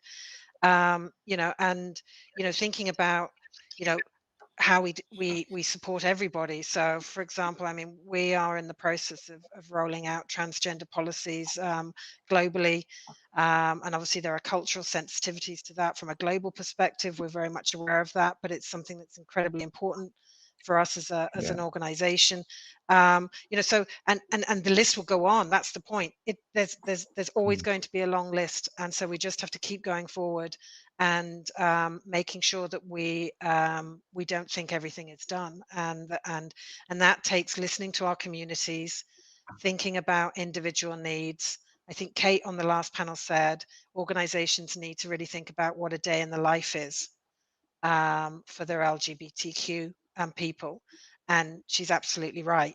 But it's a different day for everybody. Every day is unique, so we really have to think carefully about it and keep listening, I think. And that question, if I can put to you in the context of other parts of the world where there is not the same progressive thinking and there are cultural challenges, not least around transgender equality, which we have a huge journey to make and to take. From your perspective, from Accenture, how do you jump that hurdle in terms of the cultural difference and to bring people together in a respectful way? It is a challenge that at the moment is really difficult, and we all hear and know of people who are either put in prison, who are, you know, challenged in the workplace, and there is that regressiveness taking place. Well, I think this all starts from the top. So our global CEO has made very firm commitments, very visible and vocal commitments across inclusion and diversity. So whether that be sexual orientation, gender identity, race, ethnicity, we have very firm commitments, and that comes from the top, and that is across all our geographies. And, especially here in Ireland in terms of our leadership team, Alistair Blair leading out, Michelle Cullen and Brendan Burney do just amazing work with our inclusion and diversity. So for me, it's a complicated area, but if your leadership is firmly committed, if it's very much, I go back to my point about being part of our DNA, and you stay committed to it and you show that commitment, and you meet those challenges head on, because there are challenges, that's what really defines who you are as an organization. That's your values in practice, and that's what we're endeavoring to do and passionate about as a business. Well, on that note, I've been asked to wrap up the panel, but can I just ask each of our panelists for one final sentence, beginning with Paula, then to Brian, then to Vicky and Don to finish, just as we wrap up the session. So I'll start with you, Paula. Share best practice. There are people out there who have started this journey already, and others can support. I would also say, from a lobbying perspective, Jerry, as an organizations and business organizations, the Criminal Justice Hate Crime Bill of 2021, we are lobbying hugely on that. But I think it's something that, again, globally, to put Ireland on the map, and from all aspects of diversity and inclusion, we need to get that through and keep that momentum going. Thank you, Paula. And Brian? Yeah, just basically keep going, keeping making those small changes, those small incremental changes that will make a difference over time.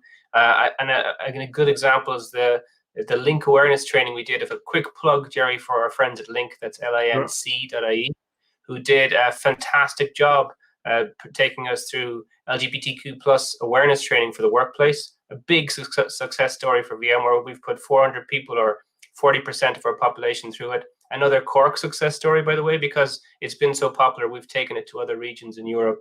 And those changes are things that make a difference, and that's what I encourage people to keep going. And Cork still leads, and Vicky, and then Don. I'll just repeat. Just start somewhere and seek help. I think listen, learn. Done a lot of that today, which is brilliant, and be visible and vocal, and just show that passion for it, show that commitment for it, because that's authentic in itself. Just be real about it, and I think that's great. Great. And finally, Don. Thanks, Jerry. I think just to say that, for those LGBT role models who are out there, keep the flag flying. And for those who are not LGBT community but are allies, please continue your advocacy work, because your work and your support is hugely important. Not alone for us who are members of the community now, but for those who are coming after us in the future. Well, thank you very much to Vicky Godolphin from Accenture, Brian Danner from VMware, Paula Cogan, President of Cork Chamber of Commerce and Cognate Health, and Don Crowley from MTU, for a very interesting, fascinating panel discussion. The importance of practice and of values are important. So from all of us here, happy Pride, and enjoy the rest of the weekend, and stay safe, everybody. Thanks, Jerry. Thank you to our panellists who participated in those engaging conversations. It's great to see so much work being done in our communities by our educators and businesses in Ireland. And here we are, coming towards the end of our conference. Now I want to introduce our next speaker, one who certainly needs no introduction. An Taoiseach, Leo Varadkar.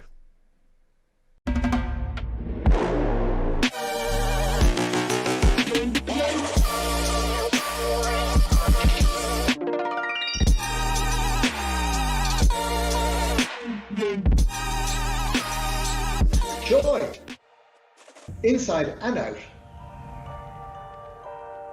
Diversity, all different, all the same. Connection, virtual hug scout. Listening, to laugh, to love, to learn.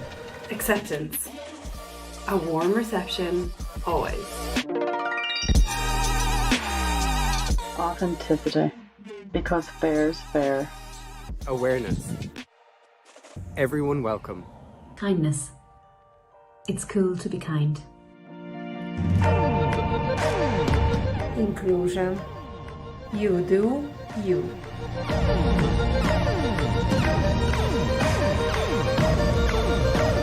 Equality. For you, for me, for everyone.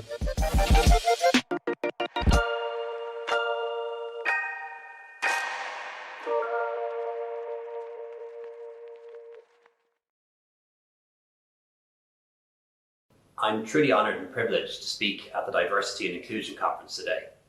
I'd like to thank Clive and all of the organising committee members of Cork LGBT Plus Pride Festival for this opportunity.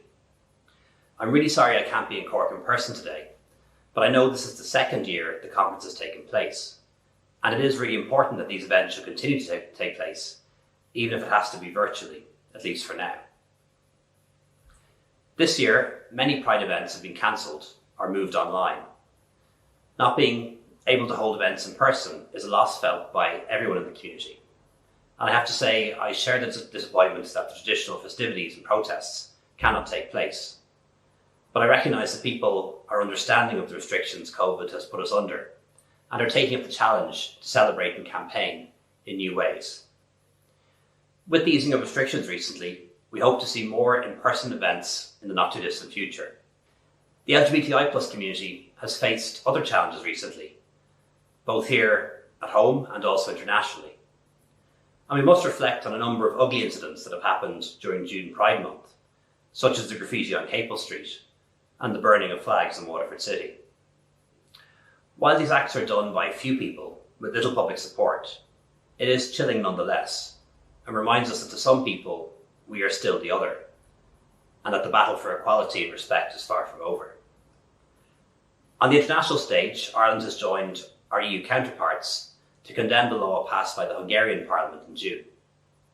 This law is clearly an attempt to target and erase visibility and self-expression of LGBTI people in Hungarian society. There is no place for laws like this in Europe.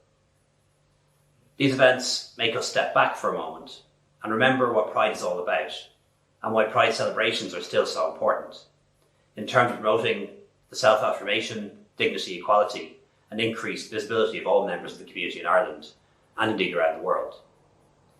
It also reminds us once again that Pride started as a protest, and it still is. It's these themes that the government seeks to emphasise in the National LGBTI plus Inclusion Strategy and the National LGBTI plus Youth Strategy. The aim is to target discrimination, promote inclusion, improve quality of life and well-being of LGBTI plus people in Ireland, and in particular, young people. Ireland remains one of the very few countries that has developed a national strategy for LGBTI plus young people. The mission is that LGBTI plus young people are visible, are valued, and are included. And we're fulfilling this mission by creating safe, supportive, and inclusive environments for young people who are members of the community, improving mental, physical, and sexual health and well-being, and by developing the research and data so that we're able to understand the lives of young people. As we all know, the pandemic has been an extremely challenging time for all of us, and younger people have been especially affected by the public health emergency and the restrictions. Indeed, they've borne the brunt of it in terms of the impact economically on education and on relationships. In addition to the youth strategy, Ireland's first national LGBTI plus inclusion strategy was published back in November 2019. And I'm proud to have led the government that did so and worked closely with it, on it with former Minister Catherine Zappone. The development of this inclusion strategy was underpinned by a robust consultation process, which took place through a series of regional and thematically focused workshops facilitated by leading experts. Regional sessions took place across the country, including an event in Cork. A number of significant goals from the inclusion strategy have been achieved since its launch. For example, in April, the government enabled adoptive couples to choose which parent may avail of adoptive leave, and in doing so rectifies the anomaly that left married male same-sex couples unable to avail of adoptive leave. We also ended the presumption that the adoptive mother be the primary caregiver, and this permits families to choose the best option for them. It also provides for the availability of paternity leave and benefit to the parent who is not availing of the adoptive leave element. In addition to this, the inclusion strategy provides funding to groups who provide support to the LGBTI+ community across the country. In 2020, I know a number of groups were successful in the programme and used funds to run Pride-related events in the community. I also understand that some applications in the Cork area were successful and some really fantastic projects stemmed from this funding. The 2021 LGBTI+ community funding programme is currently open for applications, and this is being run by the new Department of Children, Equality, Disability, Integration and Youth, led by my colleague, Minister Roderick O'Gorman. I know the theme today is Together Apart, and this reflects the challenges we face as a society today. Everyone in attendance knows that having pride in the workplace drives positive change, and fostering the right behaviours, attitudes and actions in the workplace setting is vital for this change to take place and be established. We know that diversity has benefit for everyone, for employers, for employees, and all members of a team. And it's important to people from all sorts of backgrounds, as everyone has different skills and different knowledge that they can provide to help enhance any organisation. And that's a fact that's being recognised in the public sector as well, through the work of the Public Appointment Service. As well as recruitment policy in the public sector, the government is currently looking at other ways to lead in making Irish workplaces the most inclusive in the world. This is a commitment under the Programme for Government, and views are now being sought on the scope of the current definitions of the 9 equality grounds, including the amendment of the gender ground to better protect people who are transgender or intersex. I believe that we as a society must continue to strive to make Ireland a better place to grow up in as lesbian, gay, bisexual, transgender or intersex young people. I'd like to finish once again by thanking Clive Davis for the invitation to attend this great event. I'd also like to thank again the organising committee and all the organisations and participants who've contributed. I'd like to wish everyone participating in Cork LGBT Pride Festival and the Work with Pride Conference every success in the future. Happy Pride, and thank you, Cork. Well, what a fantastic event this has been, but sadly we have come to the end of this wonderful conference.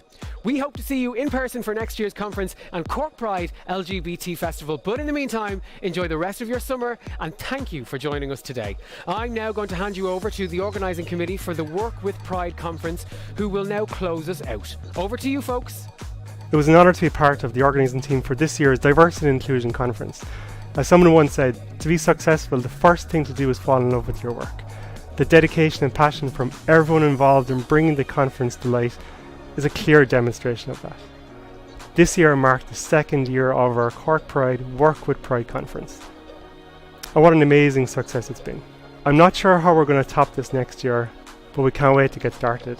Speaking of which, we will be launching our Work with Pride business network very soon. So watch this space for details. It's coming soon. Hope you all benefited from today's session and have lots to take away and distill. I'd like to take this opportunity to thank Munster Technological University, MTU, for enabling me to be a part of the organising team for this event and for their support of Cork Pride. Don't forget to check out our new certificate in diversity and inclusion in the workplace under the part-time programme section at mtu.ie. I'd like to thank all of our Cork LGBT+ Pride Festival sponsors today for their support throughout the year. Cork Pride would not be possible without your partnerships and commitment. I'd especially like to thank our Work with Pride conference sponsors, which include IBEC as our title sponsor, as well as our session sponsors, Accenture, MTU, Cork Chamber, VMware and Energia. Finally, the ISL interpretation of today's conference has been kindly sponsored by KPMG. Thank you everyone for joining today's Diversity and Inclusion Conference in association with Work with Pride and Cork Pride Festival. We're delighted to see so many registrations and participations this year's conference. It really shows and reflects the true level of allyship and advocacy within the community here in Cork. For more information and to stay tuned with us for future events, follow Work with Pride on LinkedIn and Twitter. Have a great long weekend. Thank you to all our speakers and contributors, without whom today would not have been possible. So what thought-provoking sessions, what open and honest conversations, covering so many varied topics which we can all learn from, both as allies and community members.